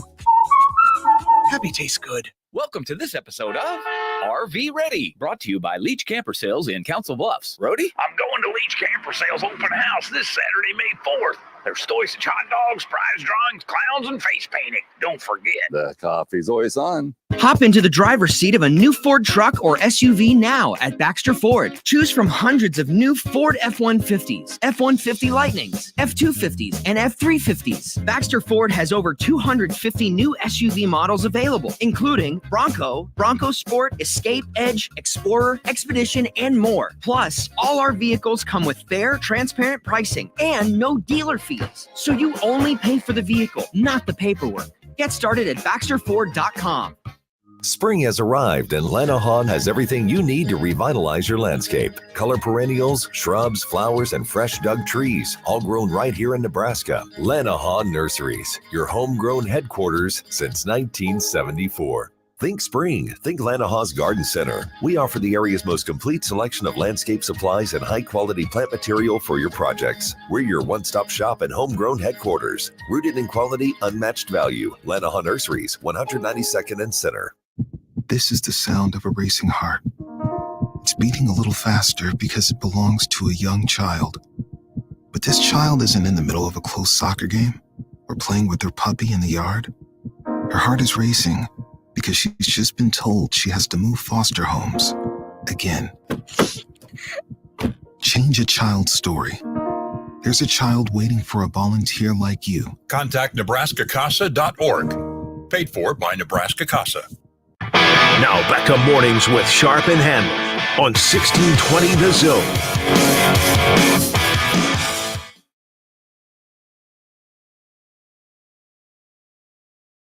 All right, KD is not happy with the Suns' offense. Shocker. And the Sun came up today. Billie Eilish is going to be performing at the CHI Health Center. They announced concerts and put tickets on sale so far in advance. This concert is until the 17th of November. Yep. We'll be getting into the final 2 weeks of college football then. Will Nebraska have qualified for a bowl by then? Oh, yeah. Yes. Yeah. Hot take. All right. Yep. By that point, you'll be speculating as to Where are we going? It is her Hit Me How high Hard can we and go? Soft, the tour. Oh. I'd go see her in concert. I wonder if she'll have any characters or cast members from The Office. She's a huge Office fan. Anytime she runs into any casting members of The Office, she always has to take selfies with. And she's, Oh, really? Yeah, she's a diehard Office fan. Learned that through the social media networks. That adds to it. I like Billie Eilish. I might go see that show. I wonder what I'm doing on the 17th. Yeah, what are you doing on the 17th? Oh, I bet she puts on a banger of a show. I can see that. All That's right. a Sunday. Help me here. Oh, it is Sunday. Okay. Help me here, Billy Jr. So we had a little college baseball over the weekend, despite the rain. Some were impacted, some were not. Let's give a shout out to Omaha. So Evan Porter, now in his 8th year, been a rough year. They got to an 0-9 start. They got a bunch of injuries. They lost Mike Bovee. Yep. So they're adjusting. And the Summit League isn't what it was last year. Oral Roberts is not running away with it. As a matter of fact, if the Summit League tournament was today, Oral Roberts is hosting, they would not be in the tournament. But Omaha has won 5 straight series. They have found a way. They are a scrappy bunch. Yeah. And they're not, they don't have Scooby-Doo. They're just scrappy. Okay? It's tough to just have Scrappy because Scrappy's got to have Scooby-Doo. That's true. And then he's got to have the mystery machine behind him. With all the smoke coming out of it. Omaha at times just has Scrappy. But they're only a half game out of first place, and St. Thomas, which is not eligible for the tournament. Yep. So Omaha's a half game back, and they are a game and a half up between second and third. They go to Oral Roberts this weekend. So good on Evan Porter, man. They have persevered. I don't care what the Summit League is this year. They have kept it going. They have one more series left, and that's St. Thomas next weekend. But let's talk about Kraton. We'll talk about Nebraska as well. You got to help me. I'm sitting next to you on Saturday, and you got the live stats up, and Georgetown beats Kraton 10-2, and I'm like, what is going on? Is there a more confusing team in college baseball than Kraton? No. I don't even know if it's close. And I feel confident for a team that is 10-0 in midweeks and owns now 4 significant victories. Yes. Over teams that are top 25 RPI between 2 Nebraska and 2 Coastal Carolina. Who, by the way, did not win it all this week. Yeah, they broke them. But they probably did. Still in the top 30 of the RPI.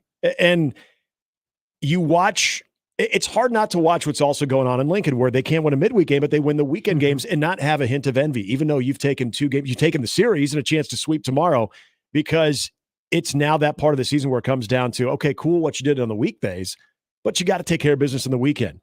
To get housed the way that they did against Georgetown, to me, it just adds to that complexity of who this team is. And you and I have talked about it. You've seen them in person many times too. I've said they're a good team. They are a good team. And I still say that. Mental? Absolutely. I think it is. Mental on the weekends when you don't have an ace. Yes. Cancellary is injured. The Cancellary injury is something that I think we will point back to and wonder what could have been with this team. Because what you've been able to establish in the midweek and piecing it all together, and I don't want to throw Malachi Vitak under the bus because he's had to answer that call. He's been more of a midweek presence than he was on the weekends, and yet now you're thrown into, hey, you might start against Nebraska. We're going to use you out of the bullpen to you got to be our Friday night tone setter, and he's not there yet. Cancellari was a legitimate Friday night guy, and then you hope you can fill things in. Eli Nissen gave you a good effort, but Eli Nissen's another guy that you wanted to use more in the weekdays and in the bullpen, yet he's got to be asked to throw in the equalizer. And give him credit, it was a bad second game for their offense to go to sleep. Offensively, I'm still confident, even though they couldn't get enough offense in that second game. But if you look at, you're down, what is it, 7-0 before you can even blink an eye on Saturday morning. And so that Friday, or in this case, Saturday morning, that game one that Kraton is just yet to establish here as of late to really set that weekend off course. It's amazing with the things they come in games against Nebraska, games against Coastal Carolina, good teams, that it's the weekend adversity that they can't overcome. But here's the reality. And in 2018, they went 3-0 against Nebraska. and also miss the conference tournament. Mm-hmm. You are in danger. Now, I still think they're a good team, but you're in danger because your RPI is now 54. But first and foremost, you're a game and a half behind Xavier, who has the tiebreaker over you for that fourth spot. And you've got 6 on the road against 2 teams that are in the top 4, one at the top of the league in UConn, St. John. You get Seton Hall at the end, but that may not matter. You could be staring at 3 of the last 6 years not making your conference tournament back-to-back years. That will not go over well. I don't care if you're 11-0 in the midweek.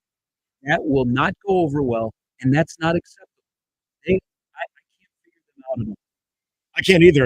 And I feel like I get a chance to see them almost every week. And I walk away. And here's the funny thing. I haven't seen them on a weekend since their first regular season homestand.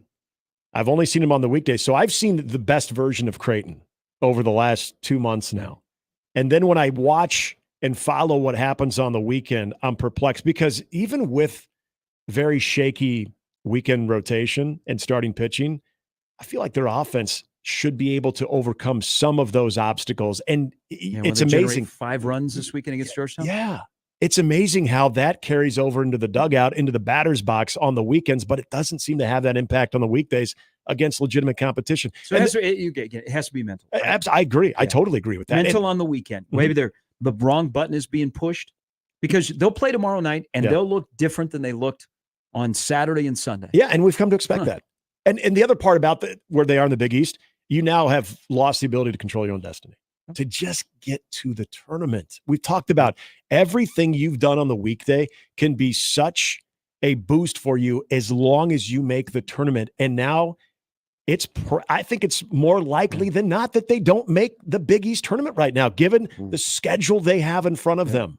So Nebraska, which took care of business in the first 2 because you were going to have to face Brody Breck. Mm-hmm. And if you had doubts about Brody Breck, he's showing off that he's going to be drafted in the first round. Yeah. So he was pumping 100 yesterday against Nebraska in that 3rd game. So Iowa bust. They wanted to play, so they were going to hang around as long as possible. They said they'd play as late as 9 o'clock. Yeah, Georgetown had to get out of town. They had to get a plane. Yep. But their curfew was a little bit was manageable, but the rain yesterday and all the delays and stuff.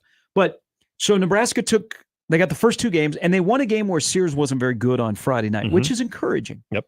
You don't want that to happen again, but you at least were able to pick it up because that would have been a bad loss when you're down 4-1. Right. So they won on Friday. They walked it off yesterday. Bases loaded walk in the bottom of the 7th, 10-run rule, which I love. I think it should be not just getaway days. It should be all the time in college baseball. And so they did work to win the series because Breck was shoving it last night. And he's really, really good. And Nebraska was not very good at the plate. But they won a series, most importantly. Their RPI, with only a couple of more weekends to go, is 25. Mm-hmm. They're in a 3-way tie for 3rd behind Purdue and Illinois, who are 11-4. Nebraska doesn't play them. Yep. Nebraska's 10-5.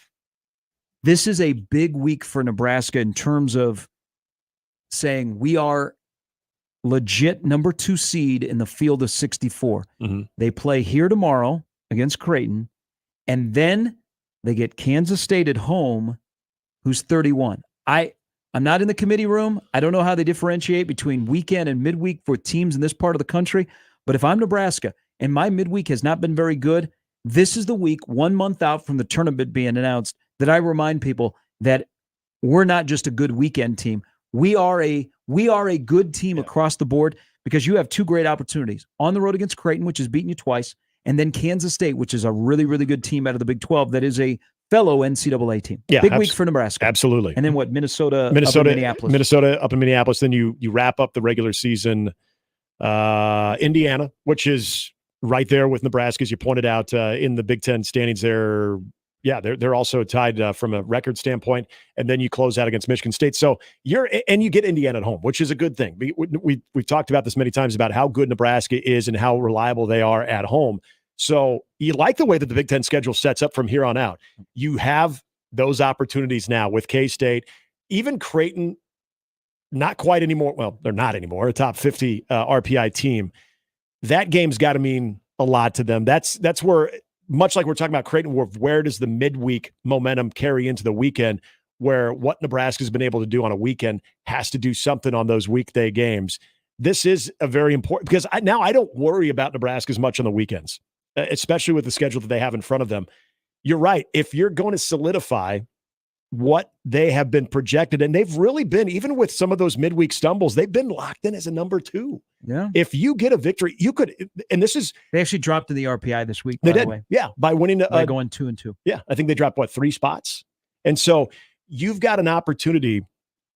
I would say you split. If you split and you beat K-State and you lose to Kraton, basically the Kraton loss wouldn't affect you that much. If you were to beat Kraton, lose to K-State, again, it doesn't impact you all that much. But if they were to go 2-0 midweek, well, that'd be huge for them.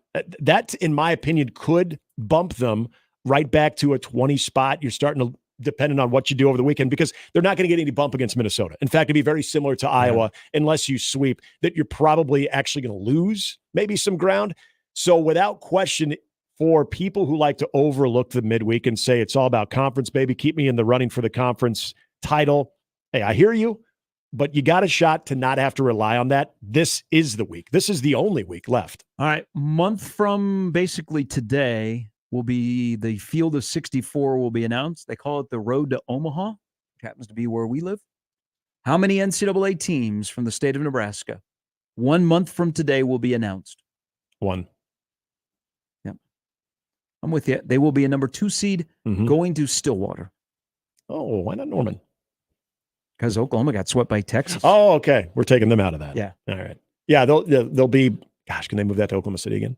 That would be a good spot. But yeah, I feel good about them with the schedule they have, even if the midweek struggles continue, that Indiana weekend is big and not terrible from an RPI standpoint, that they'll put themselves in a position with 2 out of their 3 conference series, very winnable series, albeit the biggest challenge is actually at home. So that part of it sets up very well for Nebraska, to where I'd see them as a 2 or 3 seed in the Big Ten tournament. And by the way, ORU is starting to play well. They got some room to pick up. They swept South Dakota State over the weekend. Isn't that crazy? I think Nebraska 12 games left on the schedule. I mean, we're in the final stretch of this thing for the regular season. Hey, you want countdowns? It's saying, man, doesn't it seem wild? Hold on here. Buy me a little time. I got you. I got to look something up here. Okay. Sing or something. Now, Kraton. Tell a joke. Happy birthday, Jerry Seinfeld. 123 days to Nebraska UTEP. Thank you, Husker. Okay, Maddox. appreciate that. Yeah, because Kraton is also 12 games. They've got midweeks against Nebraska and then Omaha. But at St. John's this weekend, at UConn the following weekend, then you come home to wrap up regular season play against a Seton Hall team that I don't know if you realize just gave up 31 runs midweek last week. 31-0. So they feel like that's a winnable series. Happens to the best of them. Yeah, they were Chicago State. There's still no match to Chicago State. But, winnable series there against Seton Hall. Hey, at least Kraton this weekend had Paul Skeens and Livy Dunn sitting in the stadium. How about that? Wanted to go back to where memories were made for both. So I'm guessing that she was not staying at the team hotel out there, the Embassy Suites in La Vista. Must not. She was maybe staying downtown. They might have had a dinner downtown and said, hey, let's go catch a ball game. This is where we hoisted a national championship trophy and where people were following you all over. So the last 3 games of the Storm Chaser series got rained out. Can you imagine if Skeens was scheduled to pitch one of those? Oh, yeah. That's what I thought when I saw it. So he must have been bored. Like, hey, let's go to a college baseball game. Do you know how? What do you think his reaction was with what was going on compared to the last time he was in that ballpark? Like, do we need to be wearing a mask? That's probably what he thought. Do I need to show you my vaccination card right now? Because is this a COVID crowd? Yeah, they got the full experience. Well, I was more of the atmosphere a little bit different. Well, and you go the COVID card. Well, isn't that what the crowd was? The crowd was like? No, when you say COVID, you don't say, well, you say F COVID. Well, I feel like that goes without saying. No, I don't bring that up. No. Okay. It was that type of crowd where you thought this was a friends and family only. Actually, it's probably great for Livy Dunn because she was that was probably the one venue that she was able to get in and out of with really not being detected until they caught them up in the, I don't know if they were in a suite. Probably there was a little bit going on this weekend, so she could probably fly under the radar a little bit. She could help clean up and they wouldn't notice it was her. Well, with the rain too, that dampened a lot of people that were going to attend little Georgetown Kraton, which was unfortunate because they did military appreciation. It's a huge weekend for them too, so the weather didn't help that situation. Nick sent a picture into the Equitable Bank inbox where they take banking personally, professionally, and all the time, and they're there for you, located out in the area that was impacted, is Zach Bryan. So Zach Bryan is in town, one of the most popular artists going. Puts on a great show. So he's in town tonight and tomorrow night. He was over in Des Moines on Friday. I think he was in Des Moines on Friday because he said we need to keep you here. So we're going to play longer because the tornadoes that came through this area then were into central Iowa. So he's here putting out a 2-night run at the Chai. He went out unsolicited, and the only way you knew he was out there is because people recognized him. They started taking pictures and posting him. Nick sent a picture and he said, yeah, cool guy.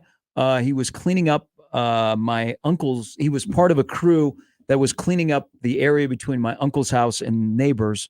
Stopped to take a picture. Was really cool dude. But awesome. He was legit. He was working and picking up debris and throwing it into a dumpster. Cool dude. Send a picture. All right. Maybe he gave tickets to people to come see his show. Maybe.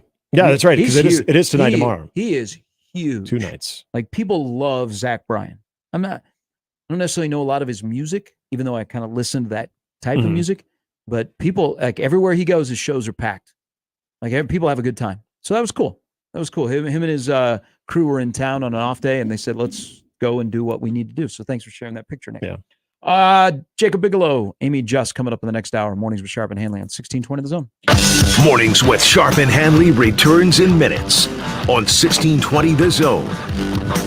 At Cox Mobile, we know you're smart. You brush your teeth in the shower to save time, make coffee ice cubes for your cold brew, and wear goggles to cut onions. You also added Cox Mobile. So smart. Now you're running on the network with unbeatable 5G reliability and saving on your Cox internet. It's ingenious, just like you. Aw, thanks. Cox Mobile, the smart way to mobile. Cox postpaid internet required. Cox Mobile runs on the network with unbeatable 5G reliability as measured by Ookla LLC in the U.S. to H 2023. Other restrictions apply. Learn more at cox.com/mobile. Every Mother's Day, I stress out trying to find that perfect gift.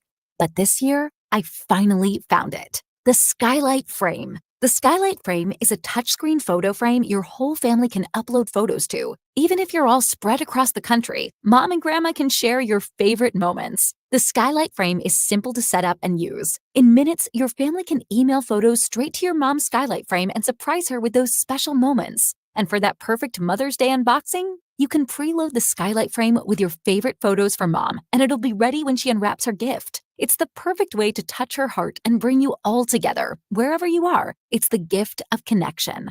And now, as a special limited-time offer for our listeners, get 15% off your purchase of a Skylight Frame when you go to skylightframe.com/fun. That's SKYLIGHTFRAME.com/fun. Get 15% off your Mother's Day purchase now at skylightframe.com/fun.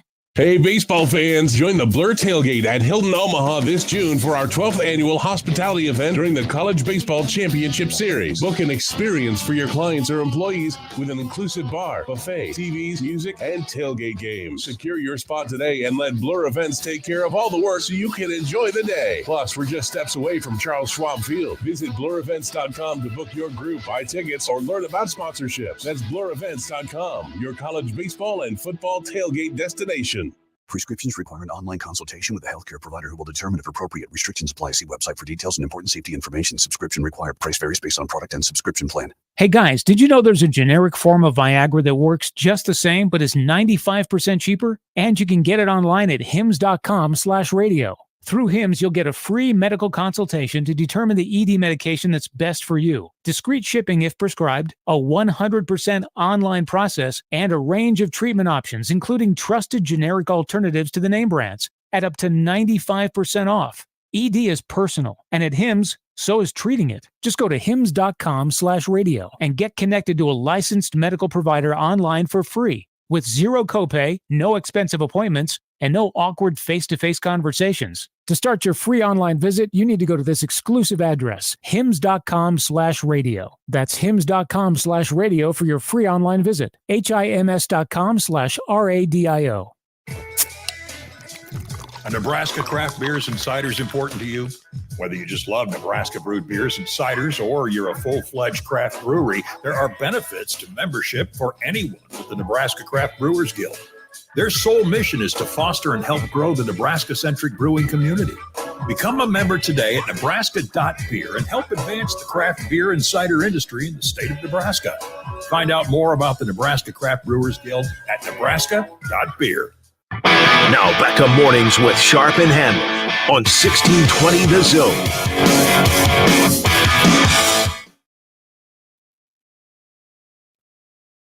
So I think the spring game on Saturday did everything you'd want, showed off some things, gave you a little bit of hope, to take you through the offseason. You could tell that some of the younger guys, whether they are early enrollees or they've been here for a year and a half, they look different. I mean, I thought some of the young guys played pretty well where they look like they belong. So that's a part of the development piece of it. So you get through spring and you hope that there's no injuries, and they had been good for 14 practices until Saturday, and Demetrius Bell goes down, then Bly Hill goes down. You could hear, I don't know if you heard this, you were sitting right next to me, you could hear Demetrius Bell scream when he went down along the sidelines. Yep. That's a bad knee injury. The Bly Hill injury is significant. I wonder how soon we'll get an official word.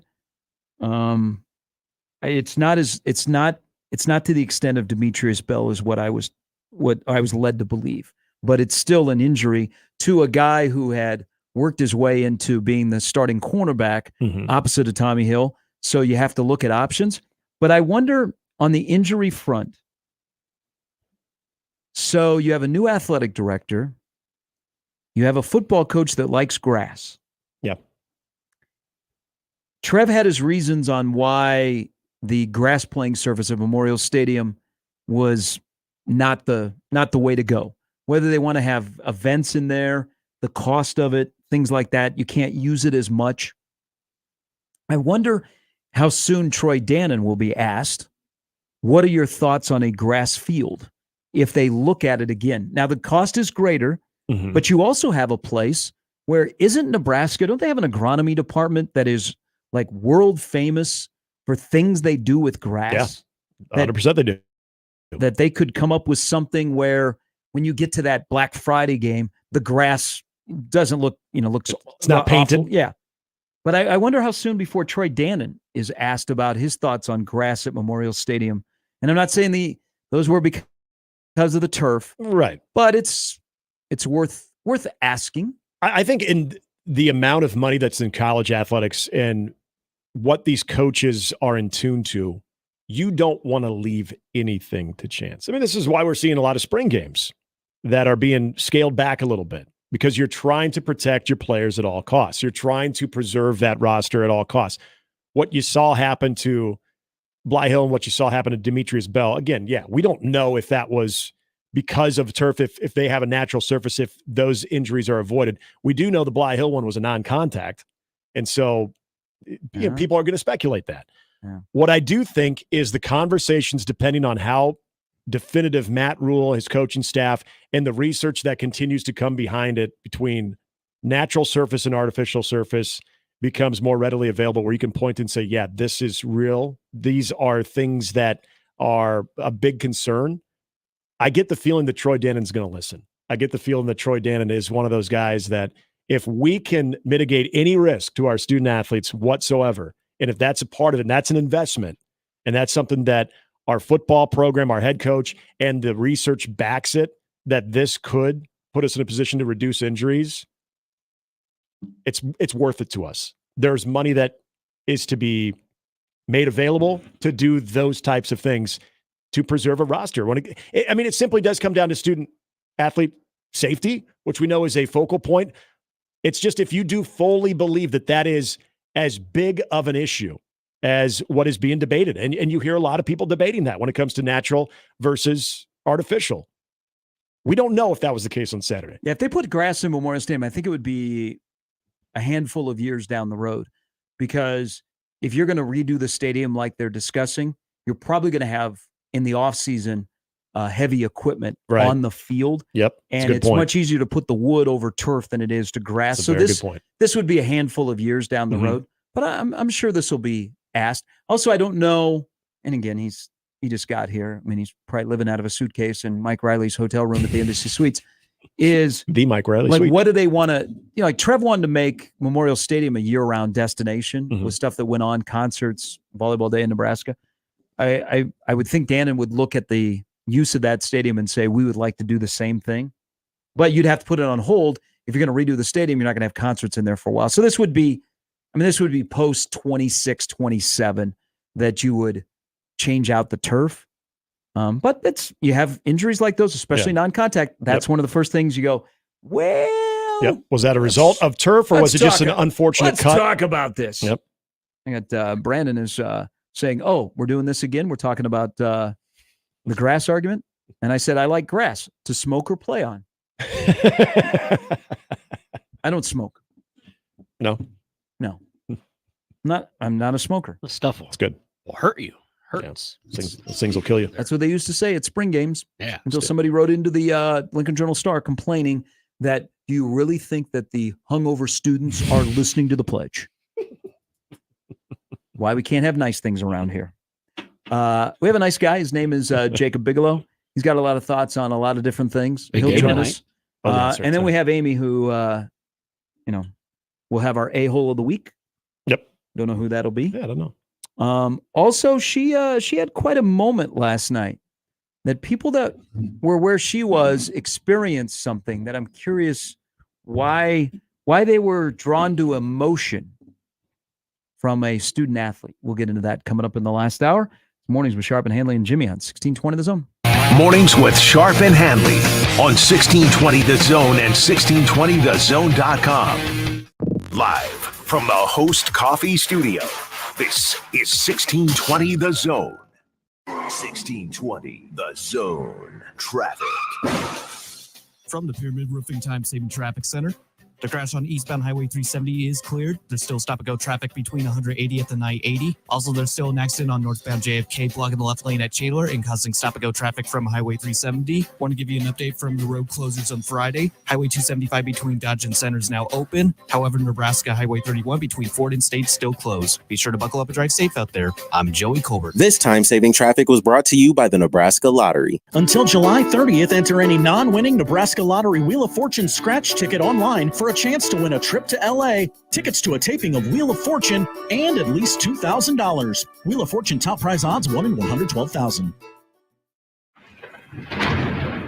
If there's one thing that you can count on every spring, it's that we're going to have to deal with some hail. J-Tech Construction is the company to call to make it right again. J-Tech Construction specializes in siding, roofing, windows, and gutters, even solar. They're trained for insurance claims assistance, and they can help with your insurance company. Turn to the team the Huskers turn to, J-Tech Construction. Use your favorite search engine to find J-Tech Construction online and schedule a free estimate today. Let's go on a fishing trip you will be talking about for years. The best walleye fishing trip ever. Join me, Crash Davis. We're going to travel to the walleye capital of the world, September 15th through the 19th aboard a deluxe motor coach. Travel with me to Ballard's Resort on Lake of the Woods. Pricing includes round-trip motor coach transportation, 4 nights lodging, 3 days of fully guided walleye fishing, and all of our meals. Go fishing with me, Crash. Your best trip ever. Sign up at ballardsresort.com. ballardsresort.com. And set the hook. eBay Motors is here for the ride. 120,000 miles of night drives, daily commutes, and who knows how many. Are we there yet? Through countless fixes, elbow grease, and a new radiator, you kept your ride alive. With eBay Motors, you have over 122 million parts to keep it running. And with eBay Guaranteed Fit, they'll be the perfect fit every time. Plus, at these prices, well, we're burning rubber, not cash. Keep your ride or die alive at ebaymotors.com. Eligible items only. Exclusions apply. EasyCater has everything you need to make food for work. Work. From ordering to reporting, we even keep your receipts all in one place, which means all you need to do is sit back and enjoy. You're not having any lasagna? All I can taste is hours of expense reports. Relax. You used EasyCater. Enjoy the food, Ray. Oh, no, thanks. Enjoy it. That's amazing. Yes, Ray. It is amazing. 100,000 restaurants and everything you need to make food for work, work. Order 24/7 at easycater.com. Spring has sprung at the Woodcliff Restaurant in Fremont. Just minutes from Omaha at Woodcliff Lake, enjoy the small town charm and the culinary excellence of the Woodcliff Restaurant. With the Woodcliff Restaurant patio and Mother's Day just around the corner, it's time to make your reservations today by calling 402-721-2922. Perfect for the whole family. You'll love the Woodcliff Restaurant and the amazing patio. Visit them at thewoodcliffrestaurant.com or on Facebook for specials and events. The Zone Hotline is powered by 42 Degrees, The Source, by your mom's house. Tickets for less. Best seats, best prices, no service fees. Shop ticketsforless.com. KOZN Bellevue, Omaha, Council Bluffs. This is 1620 The Zone. And we're back. Mornings with Sharp and Handley. Here's Gary, Nick, and Jimmy on 1620 The Zone.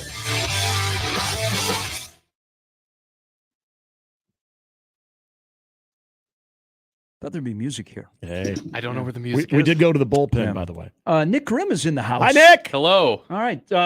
So is our good friend Jacob Bigelow. He is now in the house. Good Monday morning.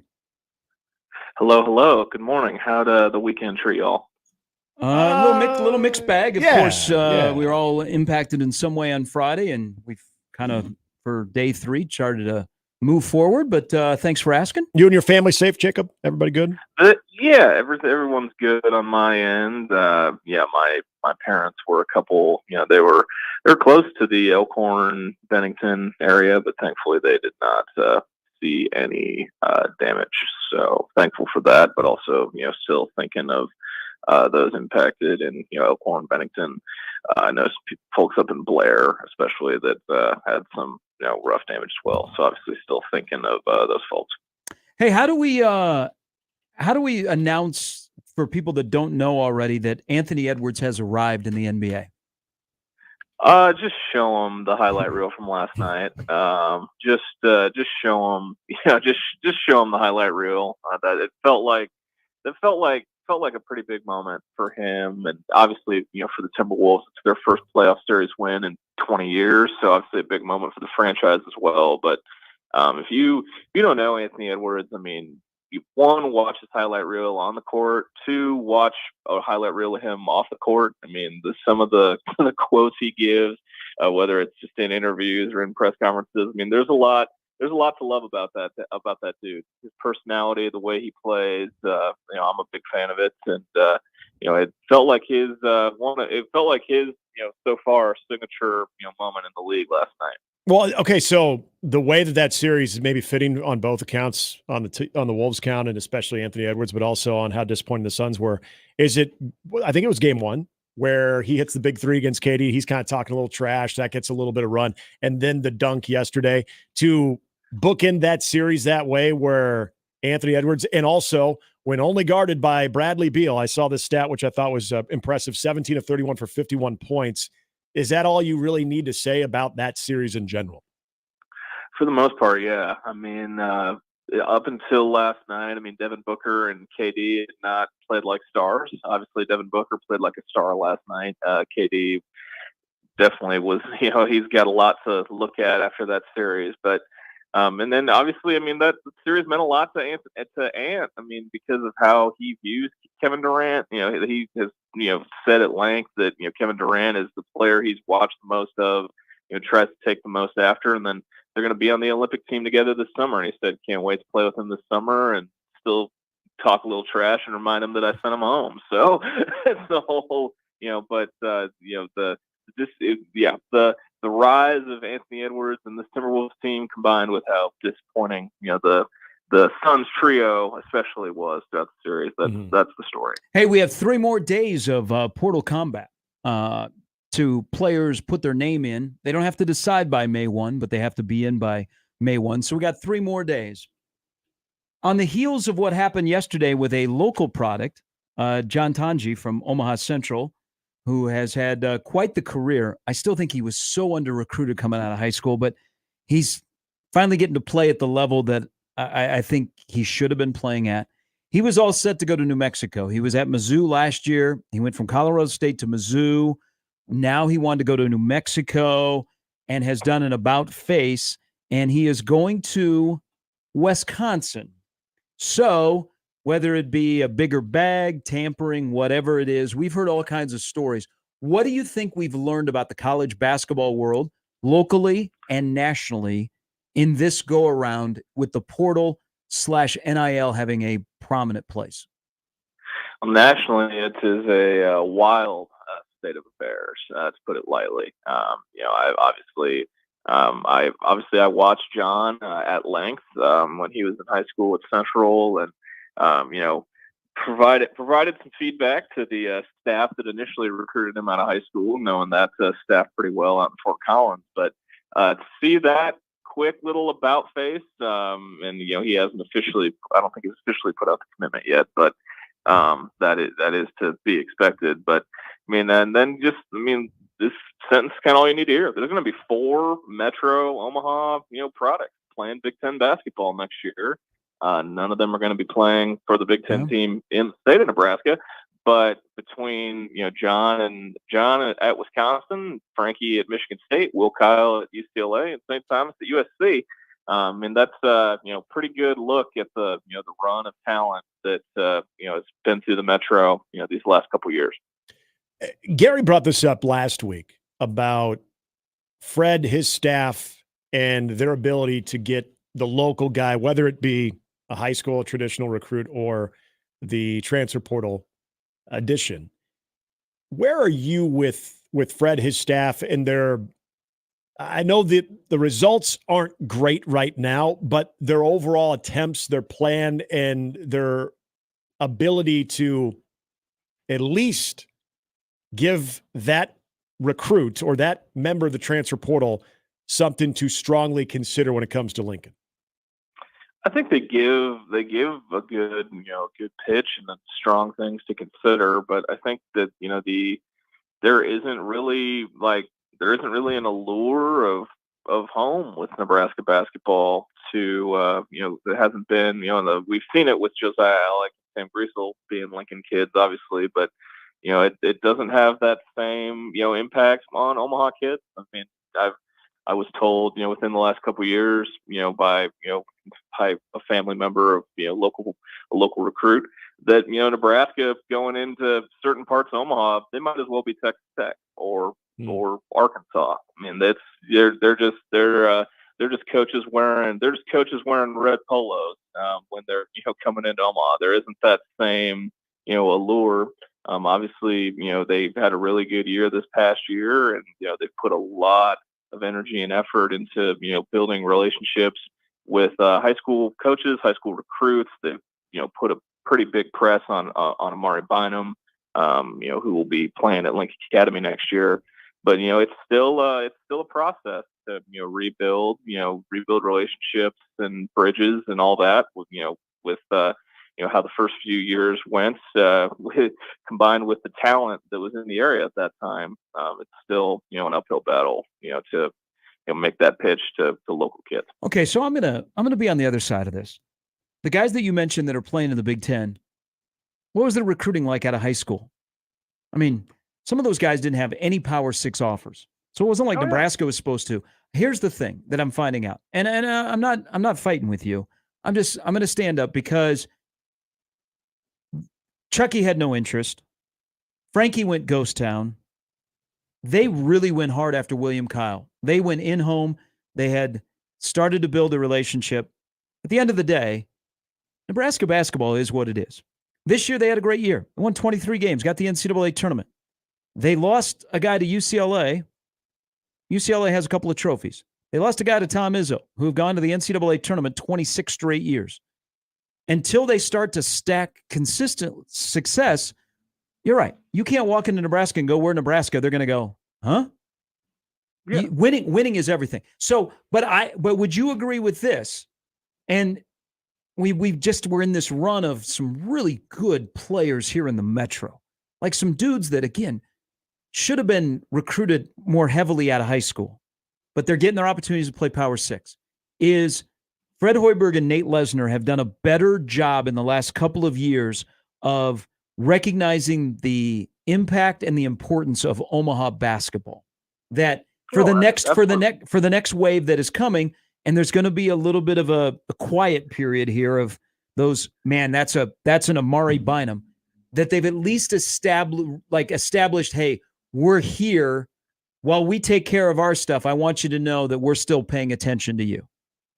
Oh yeah, no, absolutely, and all the credit in the world to Nate, especially. I mean, he has been out and about. He is very visible.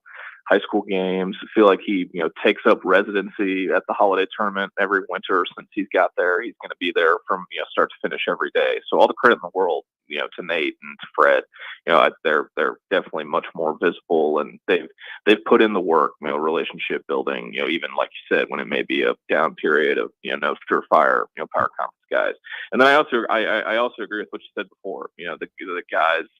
Guys being under recruited. I mean, I completely agree, and that now they're getting their chance to shine on the big stage. Guys like Frankie and Will, and they're getting they earned it. They put in the work, from their time in high school to now to develop their games and get the opportunities they're about to have this coming year.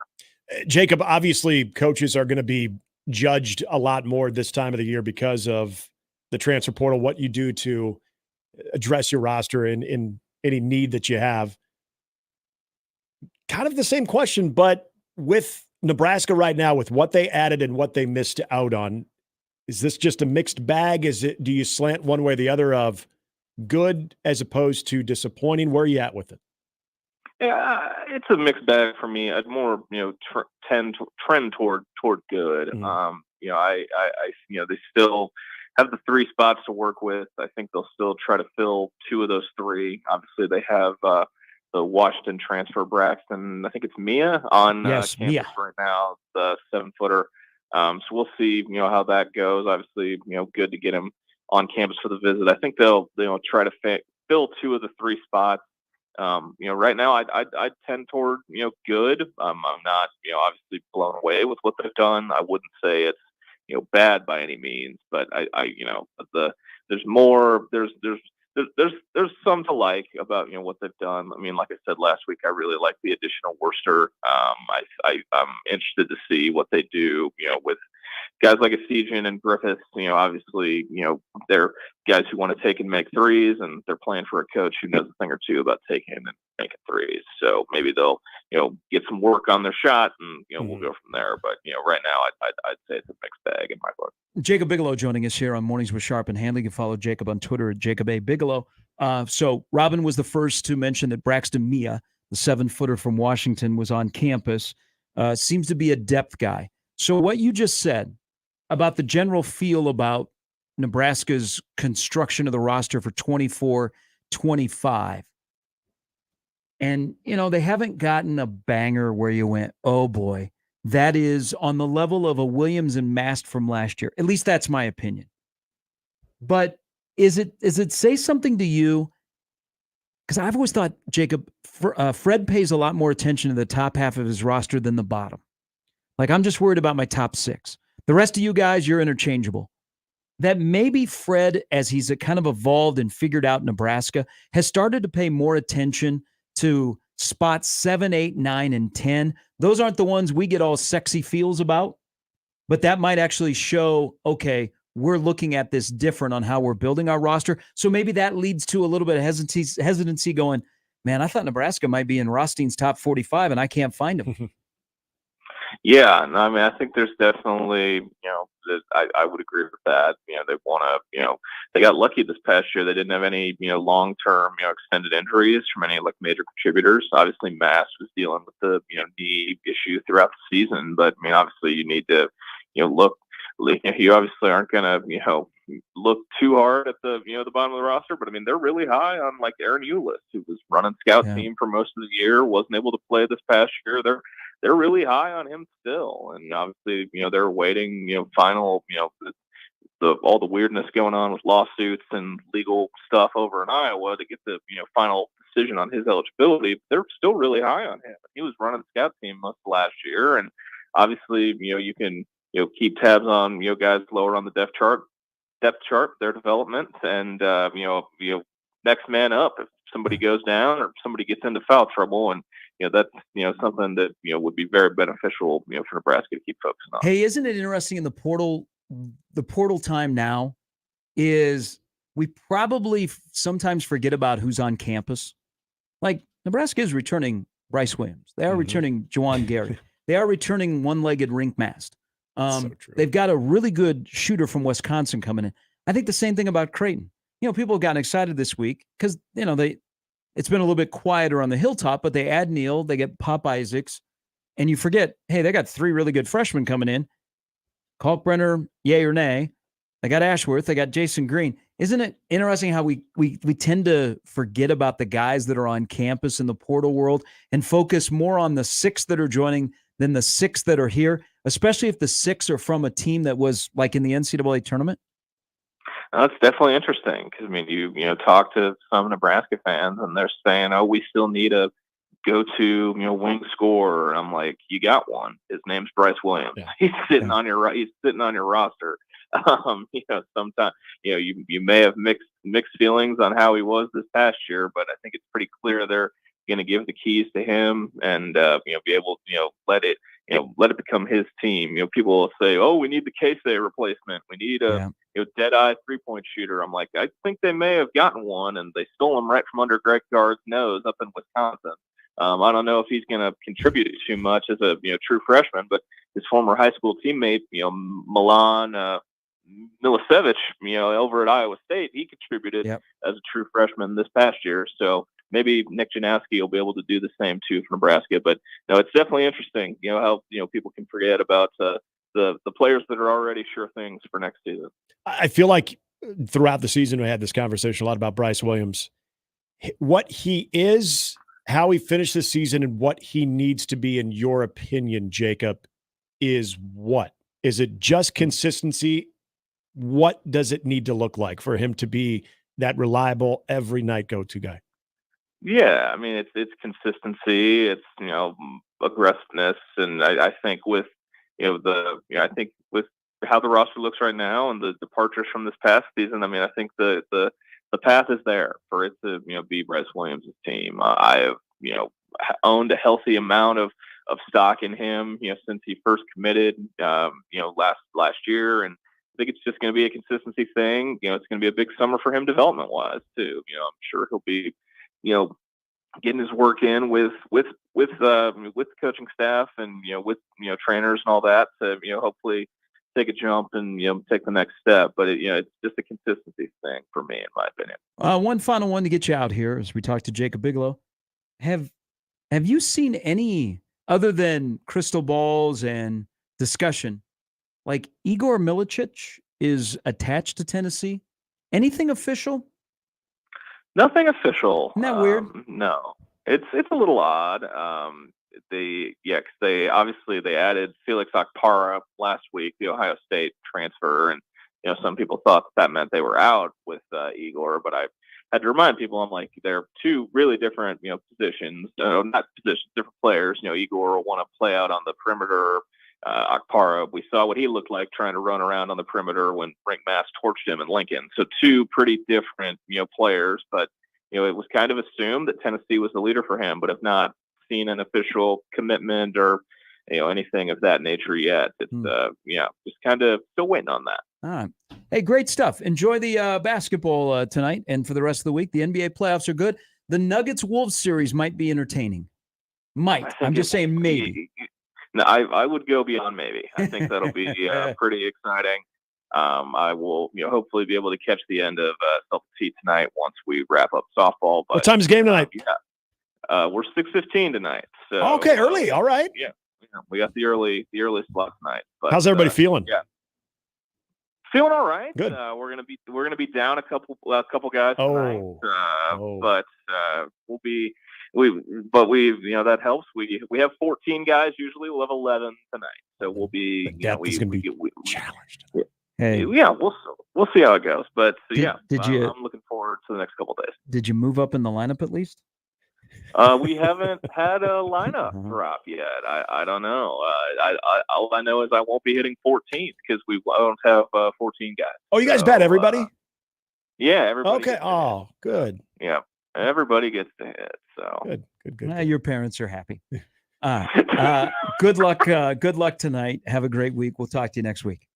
Oh, appreciate it, guys. Thanks. That's Jacob Bigelow, our good friend that joins us every Monday. Jacob does not miss. Nope. You can follow him on Twitter, Jacob A. Bigelow, and the Stretch Big Pod, which has good stuff on it. Before we get to Amy Just in the next segment, the Mr. Television guy, he's a blogger. He likes television. Matt Sarziniak, I believe is how you pronounce his last name. Okay. But he's the guy that has a handle along with Marchand and Richard Deitch on the college football TV world.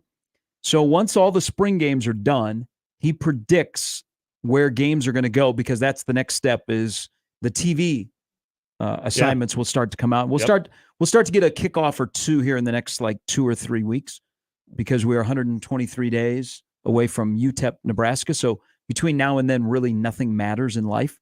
He has predicted the UTEP game will be on NBC. Nighttime game, 6:30. Okay. I may have mentioned that here, where I thought that would be a night game. Yeah. Colorado on CBS at 2:30. And then Northern Iowa on Peacock at 2:30. If that holds true, that's a good deal for Nebraska. They get the game on Peacock out of the way. It's Northern Iowa. Yeah, that's good. They get Colorado on CBS, which is a great 2:30. That window is awesome. And then started off on Labor Day weekend with UTEP on Big NBC. Big NBC. I still want to see the Nebraska-Colorado game at night, though. I still want that at night. Just need as much 2014 Nebraska-Miami vibes as we can. Now, we talked about this in the crossover. I feel like we should do this. Are we going to do the draft, the mock draft? I can ask the boys in the middays. I feel like we need to. I think Matt already on his blog has done the draft. He's doing the heavy work for us right now. I'd take UTEP at night. I'd take Colorado at 2:30. I know people want a night game, but to have a CBS window to play the game on 2:30, it'd be harking back to the old days. It would be. It'd be fantastic. In fact, back in the Big Eight, the early 90s, you'd see that one on CBS. You'd get the jingle and everything. It was fantastic. Let's live that again. All right, A-hole of the week, Amy Just, coming up next. It's Mornings with Sharp. The way you just said it. How about with Amy Just? She told me on Saturday, she'll say this when she joins us here in a little bit. She goes, I got to go on another show. So she went on the No Block, No Rock podcast. Yeah. And you can swear. Yes, you can. I said, I heard. You like just dropping. She goes, yeah. They try to get you. I've been on it once, and they try to see if they can get you to do it. Because I think Mitch Sherman was on before I was, and they said that was their goal, is to get Mitch's him mouth is filthy. Mitch is like them he's the pride of Gretna. Effing Gretna people. Oh, yeah. He goes, I'm all Gretna East. Yeah. Well, you don't mess with our MFers. He's like the Dan Band. No, I mean, some people that you don't think are swears, or cussers, you get them off into their element. It's impressive. How about that effing Raiola? I think that was the question that led into Rule. They say it positive. We need to see. That's what we need to do. We need to start adding that into questions. How about that effing quarterback you got? Amy Just from the Journal-Star joins us next on Mornings with Sharp and Handley, and Nick Grimm. Hello. On 1620 The Zone. Gary Sharp, Nick Handley, and Jimmy Chavez. Mornings with Sharp and Handley. Weekdays 6 to 10. On 1620 The Zone and 1620thezone.com. Your Omaha area forecast from the Godfather's Pizza Weather Center and KETV News Watch 7 on 1620 The Zone. Quiet weather to start the week. Monday, expect partly sunny skies in the morning, becoming sunny in the afternoon. A little breezy at times with west winds gusting up to 20 miles per hour at times. Highs in the mid to upper 60s. I'm meteorologist Sean Everson from KETV News Watch 7. News Talk 1290 Coil is your radio home for Omaha Storm Chasers baseball, proud AAA affiliate of the Kansas City Royals. Tune in to hear every pitch, every hit, and every out as the Chasers play at Warner Park and across the International League in 2024. With the voice of the Omaha Storm Chasers, Nick Batters, on News Talk 1290 Coil. Tune in to 1290 Coil all season long for your Omaha Storm Chasers baseball as they take on the International League. It's Storm Chasers baseball on 1290 Coil.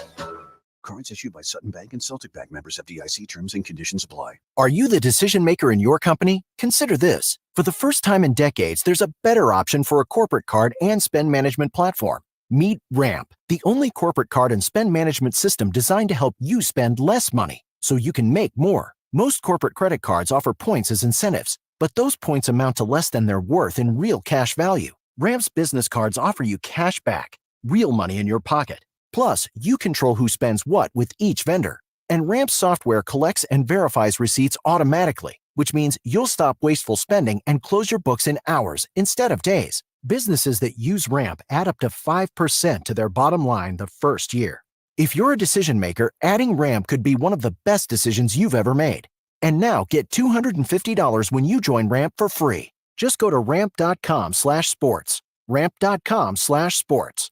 RAMP.com/sports. Watching a ball game at Oscar's Pizza and Sports Grill is pretty awesome. Oscar's offers the MLB package, so your team is always on their upgraded audio-video system, and nothing is better than watching the game with a cold frosty one, Oscar's Pizza, or award-winning char-buffed wings. And with daily lunch and dinner specials, it's really a no-brainer. So get ready to watch your favorite team play ball at Oscar's Pizza and Sports Grill, 173rd and West Center Road, and takeout at 162nd and Maple. Car repair is car repair. Most places you go can change your oil or fix your brakes. The difference is the experience you'll get at Omaha Car Care. We're part of the community. We were born here, and we believe that our relationship with you should be built to last. We're going to consult you, not sell you. We're going to give you a free loaner car. We're going to treat you like a valued friend that we want to continue to see in the years to come. I'm Rick Betker, owner of Omaha Car Care, and we'll be along for the ride. What's holding you back from learning the language you've always wanted to speak? Too hard. Takes too long. Not with Babbel. Babbel's lessons take just 10 minutes a day. 10 minutes isn't long. Nope, and they're fun. Fun isn't hard. Right. Babbel's interactive lessons, podcasts, games, and more make languages fun and engaging. You might even forget you're learning. And Babbel's lessons are built around real life. Babbel teaches language skills you'll actually use, about travel, business, relationships, and more. You'll learn what matters most to you. Plus, Babbel's lessons are designed to get you having real conversations in as little as 3 weeks. Just 3 weeks? Even better. Since Babbel's lessons are voiced by real native speakers, you'll get pronunciation just right and be able to carry on conversations with confidence. Learning a language with Babbel doesn't take long.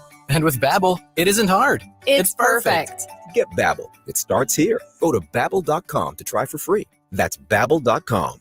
Babbel.com. Babbel.com. And we're back. Mornings with Sharp and Handley. Here's Gary, Nick, and Jimmy on 1620 The Zone. All right, time to welcome in our good friend from the Lincoln Journal-Star, Amy Just, our favorite a-hole. Good morning.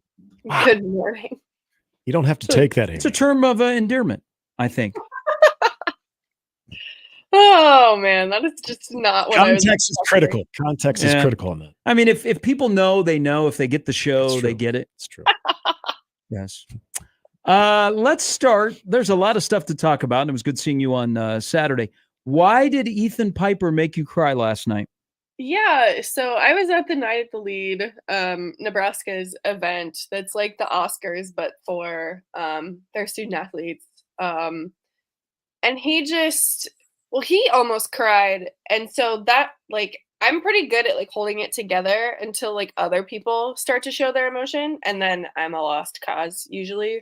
And so he won Nebraska's most outstanding male student athlete. And like he had his speech totally prepared, and then he got up there and just couldn't do it. So he spoke from the heart and like got a little emotional when talking about just what this last year was like for him. And because remember, guys, like he had to relearn how to walk. Yeah. And, you know, had multiple surgeries on his leg and his arm. And, you know, football was taken from him in a very physical and very painful way. And yeah, it's just, when you think about it, it's tough. And then when you try to put it into words, he had a hard time doing it, but he got through it. But yeah, a lot of people cried, including me. And then I saw him afterwards, and yeah, it was great. That's where I learned that he had a speech planned, and then it just went haywire because he just felt so emotional when he got up there. So yeah, he looks great. He's finishing out his student teaching at North Star, and then he will be teaching and coaching at Columbus Lakeview next year. All right. That's I spent some time there with old Kurt Frenzen. That's great. How's he doing physically? I know at one point he was really contemplating possibly trying to make a comeback and trying to give it a go, and just realized that wasn't in the cards. But as far as that lengthy rehabilitation process of having what was just a terrible injury, how's he doing physically? He looks great. He looks so great. He wasn't wearing a visible brace. I know that he's still going through the rehab process, just because you have to with those things. But he looks great. He's happy. He's excited to start this next chapter of his new life. He didn't go to the spring game this weekend because he was buying furniture for his new apartment and getting ready for the next chapter. So he's excited for what lies ahead, and I'm happy for him. What can I believe in what I saw on Saturday? That was not just a spring game for the recruits and to have a little fun. What did I see that I could believe in 123 days that I will see again? That the offense will be miles better than it was last year. I don't want to try particulars overall or the passing game. Just the passing game. Well, I think overall, I think when you can have a good passing game, that also opens things up to having a good running game, because defenses don't know what to expect from you. So it's a little like chess. So, and I also think the run game will be better because you have, 4 different guys that are going to be really hard to get off the field. So how do you create opportunities for all of them? It's going to be interesting because you've got Gabe and Ramir, who are working back from their injuries. Then you have Emmett Johnson, who didn't play a whole lot on Saturday because the coaching staff didn't feel they needed to see a lot from him. They know who he is. And then, Dowdle looked great.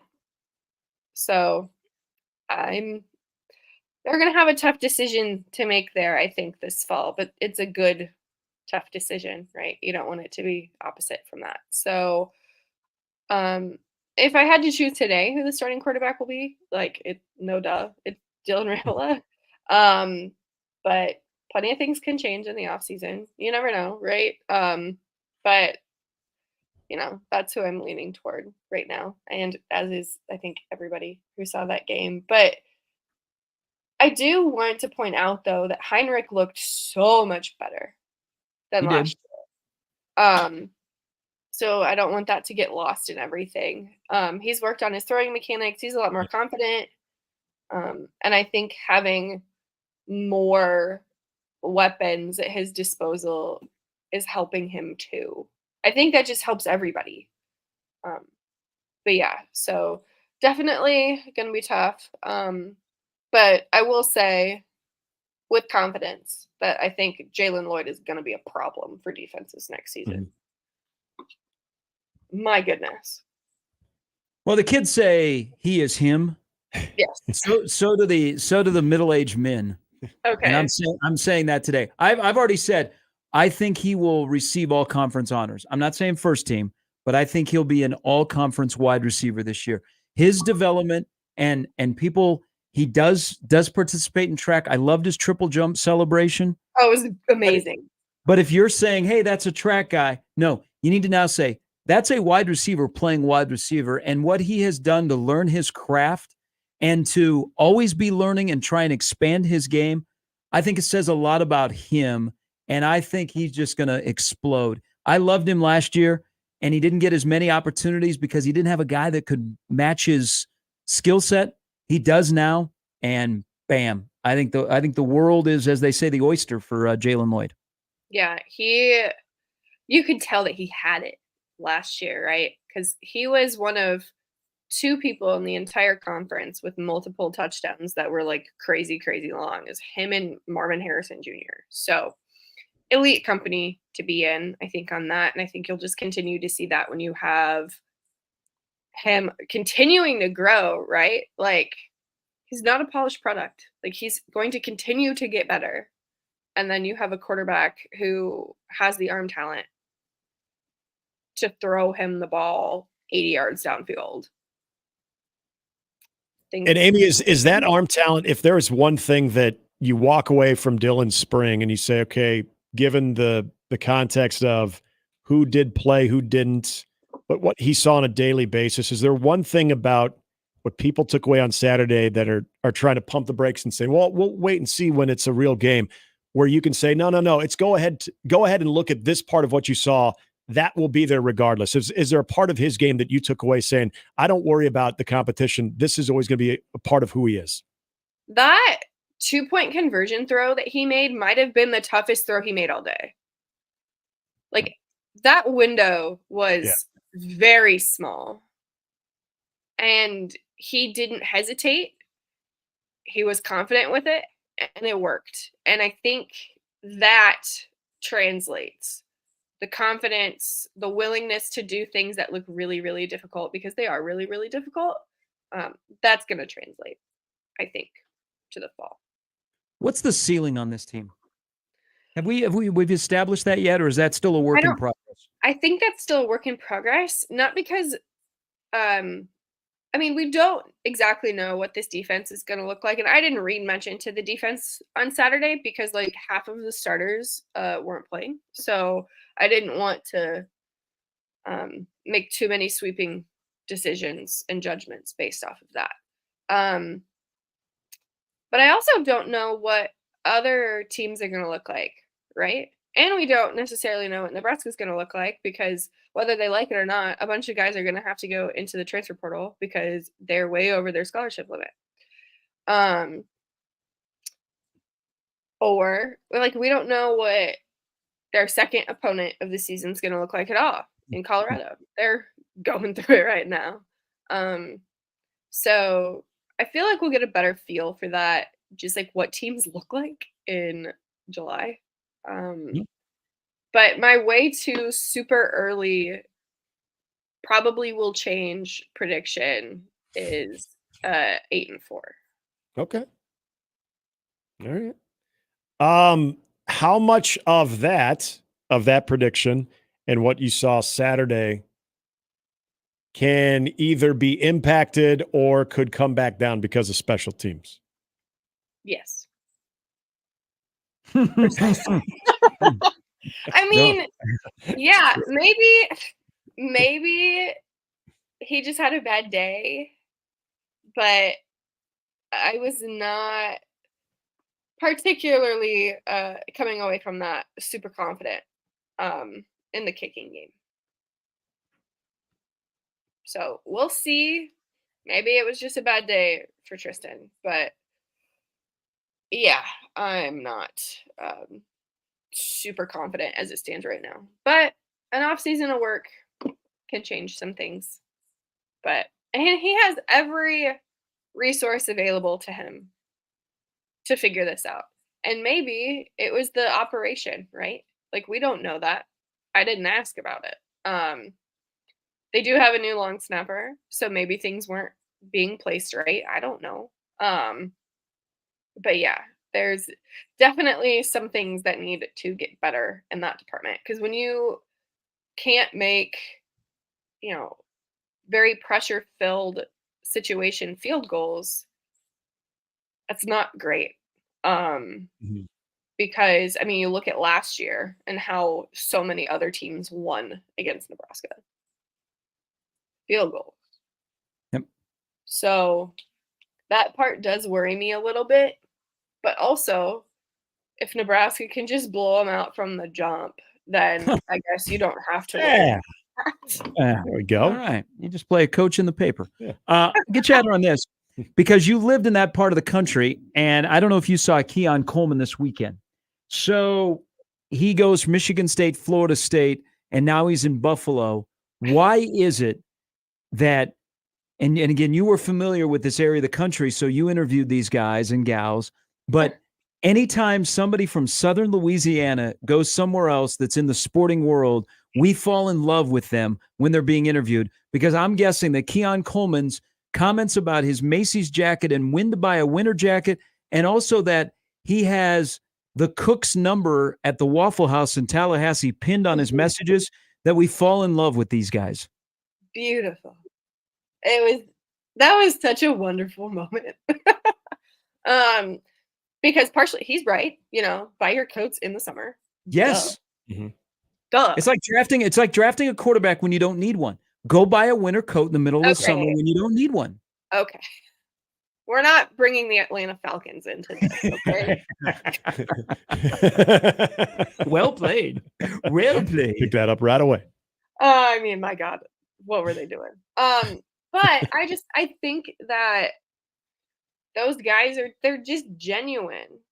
And I think that you see less and less of that because it's been like coached out of them to be like genuine in front of the media. And I think that when you get that realness, it's endearing because people want to hear from people. They don't want to hear from robots. Sorry, robots. I don't want to be the first to go when you take over the world, but people want to hear from people. So that's what? Exactly. No, I don't. I don't want robots to take over the world. I don't want bots to take over my Twitter timeline. Oh my God, the number of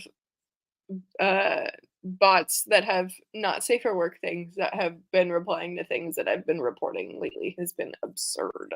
Do they happen to have things in their bio? Because that's what I get. So I now am getting like pictures. Oh. Okay, that's not good. Yeah.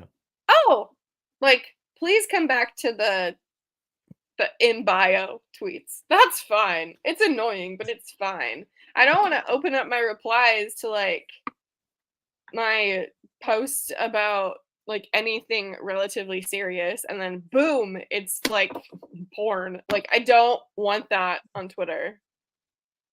Yeah. Nobody does. It's good to avoid it, yeah. Some people think what Dylan Raiola was doing, throwing the ball around on Saturday, was football porn, but I get what you're saying. Okay.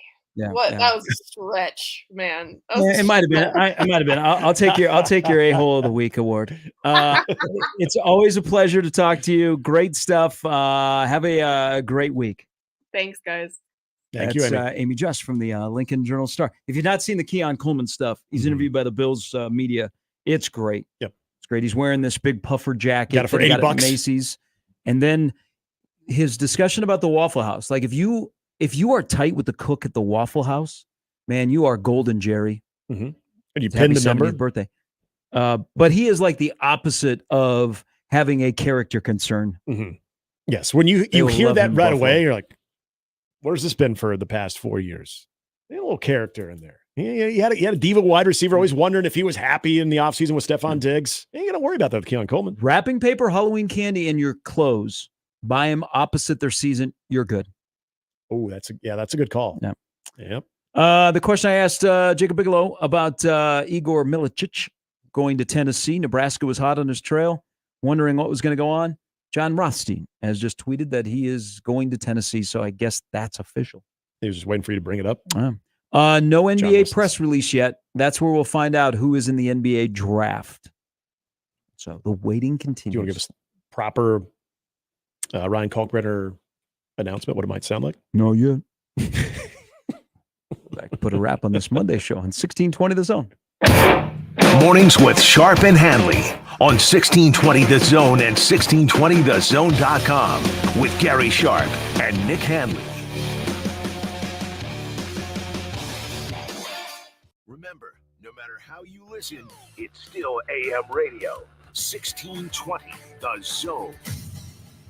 Whoa, Sandra. So in less than a week, you'll have my forklift operator certificate. And Joseph, you're quick to respond? Yeah, with my degree in paramedicine, I'll be a first responder? Cool. Bella, where are you off to? Just knocking out my gen eds before transferring to the university? Smart way to say, Bella. Get up to speed with your me time. On campus, online, on your schedule. Get started at mccneb.edu/me. Classes start June 5th. This is me at MCC. Spring has sprung at the Woodcliff Restaurant in Fremont. Just minutes from Omaha at Woodcliff Lake, enjoy the small town charm and the culinary excellence of the Woodcliff Restaurant. With the Woodcliff Restaurant patio and Mother's Day just around the corner, it's time to make your reservations today by calling 402-721-2922. Perfect for the whole family. You'll love the Woodcliff Restaurant and the amazing patio. Visit them at thewoodcliffrestaurant.com or on Facebook for specials and events. Some people just know the more you protect, the more you save with Allstate, because they know insurance math. Like if you protect your home and auto, Allstate can save you up to 25%. So it's like losing money if you don't bundle. Save more when you protect more. Bundle home and auto with Allstate today.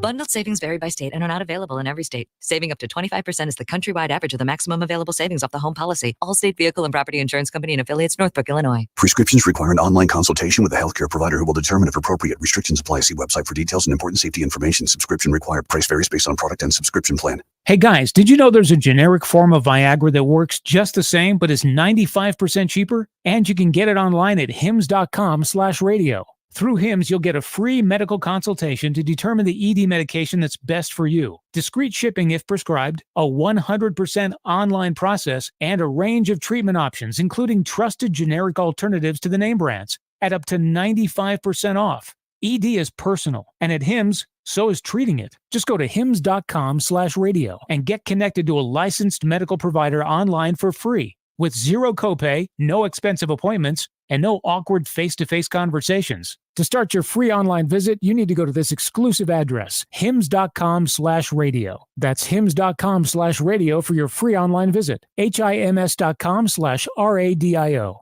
The Zone Inbox is brought to you by Equitable Bank. We take banking personally. Email me, Connor Happer, with the Connor Happer Show at Connor, CONNOR, at 1620thezone.com. Send me your love, your hate, and maybe a few hot takes. The Zone Inbox, presented by Equitable Bank.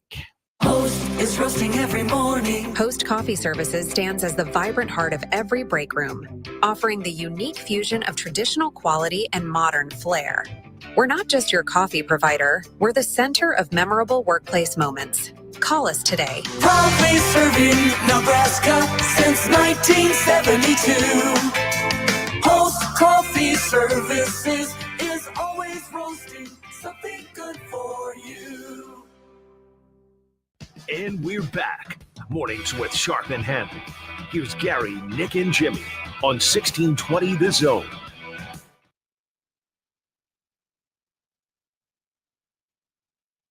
So today is not only Jerry Seinfeld turned 70. It looks good. Saw him at the Billy Joel. 100 consecutive sellout to Madison Square Garden. I'm watching Pop-Tarts, man. I think that's going to be a fun movie. I am excited for Pop-Tarts. I'll watch Pop-Tarts. Seinfeld's still doing some stand-up. Not nearly as much. But also today is the infamous Lee Elia tirade back in 1983, where in the span of about 3.5 minutes, he said the F word 38 times. F those effing fans who come out here and say they're Cub fans that are supposed to be behind you, ripping every effing thing you do.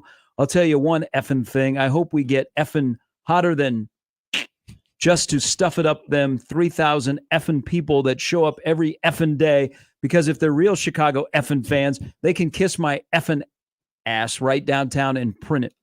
There is more. Lee Elia greater than Earl Weaver? Yes. As far as tirades? They actually should put that whole speech like in bronze and put it outside the stadium. School children should have to learn and recite it like the Pledge of Allegiance. Yep. Schoolhouse Rock could have written a new song, set the whole thing to music. Now Lee Elia was mad. And he wanted the public to know. He stood up in front of a press. These pressmen and said the F word 100 times in a row. Can you imagine Jack Black singing that song? That'd be amazing. Took you a while to get to that rhyme, but I'm glad you got there. Yeah, you know what's kind of a little choppy there. Yeah. I'm trying to. You can mold it a little bit. Now I'm afraid I got the F word in my head that I'm going to say it on air. No, you won't do it. Yeah. Don't worry, Nick's got you. Yeah, but then Hope the delay's on. Yeah. That's a good. What's it worth? That's a very, very good question. What is it worth to you? Yeah. I thought you were actually going into a bow tirade there for a second too, when it came to the fans, but no. No, he didn't do it that much. Bo, Lee Ilya is like the king. Yeah. I still think that the best moment that I ever remember an old school manager having was the Earl Weaver when he knew he got fired, but the radio guys didn't, and they still did the manager's corner with Earl Weaver, and they had no idea yet. And so they're asking him all these questions, and he is answering with so much profanity, and then you could tell it takes the radio host by surprise, and then he starts talking about, so-and-so wants to know when it's the best time to plant tomatoes. And he just goes nuts and just pieces out with a lot of expletives. That, back in the day when you would know that information and you would just go ahead and cancel the appearance of the manager, or the fact that Earl Weaver was like, nope, I'm going on. This is going to be a lot of fun. I miss tirades by coaches like that. But old feisty coaches. Like the Bobby too. Knights of the world. Yeah. Like we just passed the anniversary of the Hal McRae meltdown. Another very, very good Where one. in too. his office, he threw the tape recorder. Yeah. We just don't get those as much anymore. No, we don't. Who's the most likely to do that right now? Is it Aaron Boone? He'd be close. He's kind of feisty. Yeah, we don't have as many rants. Everybody's afraid. Yeah. Like Minnesota's afraid of spies like us coming and watching their spring game. Nebraska has 60,000 people in a 2-hour infomercial. We don't, everybody's This afraid is what now. we want you to think of our program. We need more rants. We do. We need classic managerial tirades that are captured for posterity. That's what we need. So put that in your pipe and smoke it. Never as forget Hal McRae once said. The Augie Garrido addressing his team. That one was pretty good. That's one I feel like as a college baseball team you could still use. You don't even have to be Texas. You could use that and get pretty fired up for that one too. There's probably a lot of head coaches that listen to that just to fire themselves up. I mean, Augie was one of those there? guys that could use the F word as a noun and a verb. That's very true. And as an adjective. Yes, he could. I mean, that's not easy to It's pull off. impressive. Yeah. That's when you've accomplished quite a thing or two. Especially when you're talking to young men and use it as a verb. That's great show, everybody. Again, we'll have information up at 1620thezone.com. This community, which is so great. After what happened on Friday, we've all pulled together. And again, thank you for people that have reached out. I'll put you in touch with if you are going to, if you'd like to help. Some businesses have reached out that they would like their employees to get together over noontime. That's awesome. Where you can go. So I'll send you links and all. But again, we had a bad day on Friday, but we have had even better days since then with the way this community has responded and will continue to respond. So we thank everybody that tuned in today. Hopefully we're a little respite. If you've been working over the last couple of days as a volunteer or somebody who was impacted, we're there for you and we'll always be there for you. And so will this community. Crossover is coming up next. Thanks to Jacob and Amy, for Jimmy, for Nick, for Nick. I'm Gary. We're back tomorrow at 6. Crossover's next on 1620 The Zone. Live from the Host Coffee Studio, this is 1620 The Zone. Are Nebraska craft beers and ciders important to you? Whether you just love Nebraska brewed beers and ciders or you're a full-fledged craft brewery, there are benefits to membership for anyone with the Nebraska Craft Brewers Guild. Their sole mission is to foster and help grow the Nebraska-centric brewing community. Become a member today at nebraska.beer and help advance the craft beer and cider industry in the state of Nebraska. Find out more about the Nebraska Craft Brewers Guild at nebraska.beer. Our daughter Jessie loves playing detective. A clue. But since we discovered she has sensitive skin, we've been playing detective too. We thought the problem was our puppy. But it was actually our old detergent. Aha. So we switched to Tide Free and Gentle. Tide cleans better than the leading competitive free detergent, and it doesn't leave behind irritating residues. Plus, Tide Free and Gentle has no dyes or perfumes, so it's gentle on her skin. Case closed. If it's got to be clean, it's got to be Tide Free and Gentle. Now your ideas don't have to wait. Now they have everything they need to come to life. Dell Technologies and Intel are creating technology that loves ideas, loves expanding your business, evolving your passions. We push what technology can do, so great ideas can happen right now. Find out how to bring your ideas to life at Dell.com. Welcome to Now. Hi, this is Doug Nodgard with Equitable Bank. Great service never goes out of style. When the digital age dawned, many said computers would be able to handle many of the interactions that used to take a person. Boy, were they wrong. How many times have you called your bank and gotten a recording to press 1 or 2? Not at Equitable. Not only does Equitable answer your call in the first ring, it's answered by a human being. That's because Equitable Bank values its customers. Equitable Bank, we take banking personally. Member FDIC. Getting quality employees to fill positions in your company is essential, but finding those people can be a major hassle, unless you use ZipRecruiter. ZipRecruiter makes finding quality people a breeze. And right now you can try it for free at ZipRecruiter.com/radio. With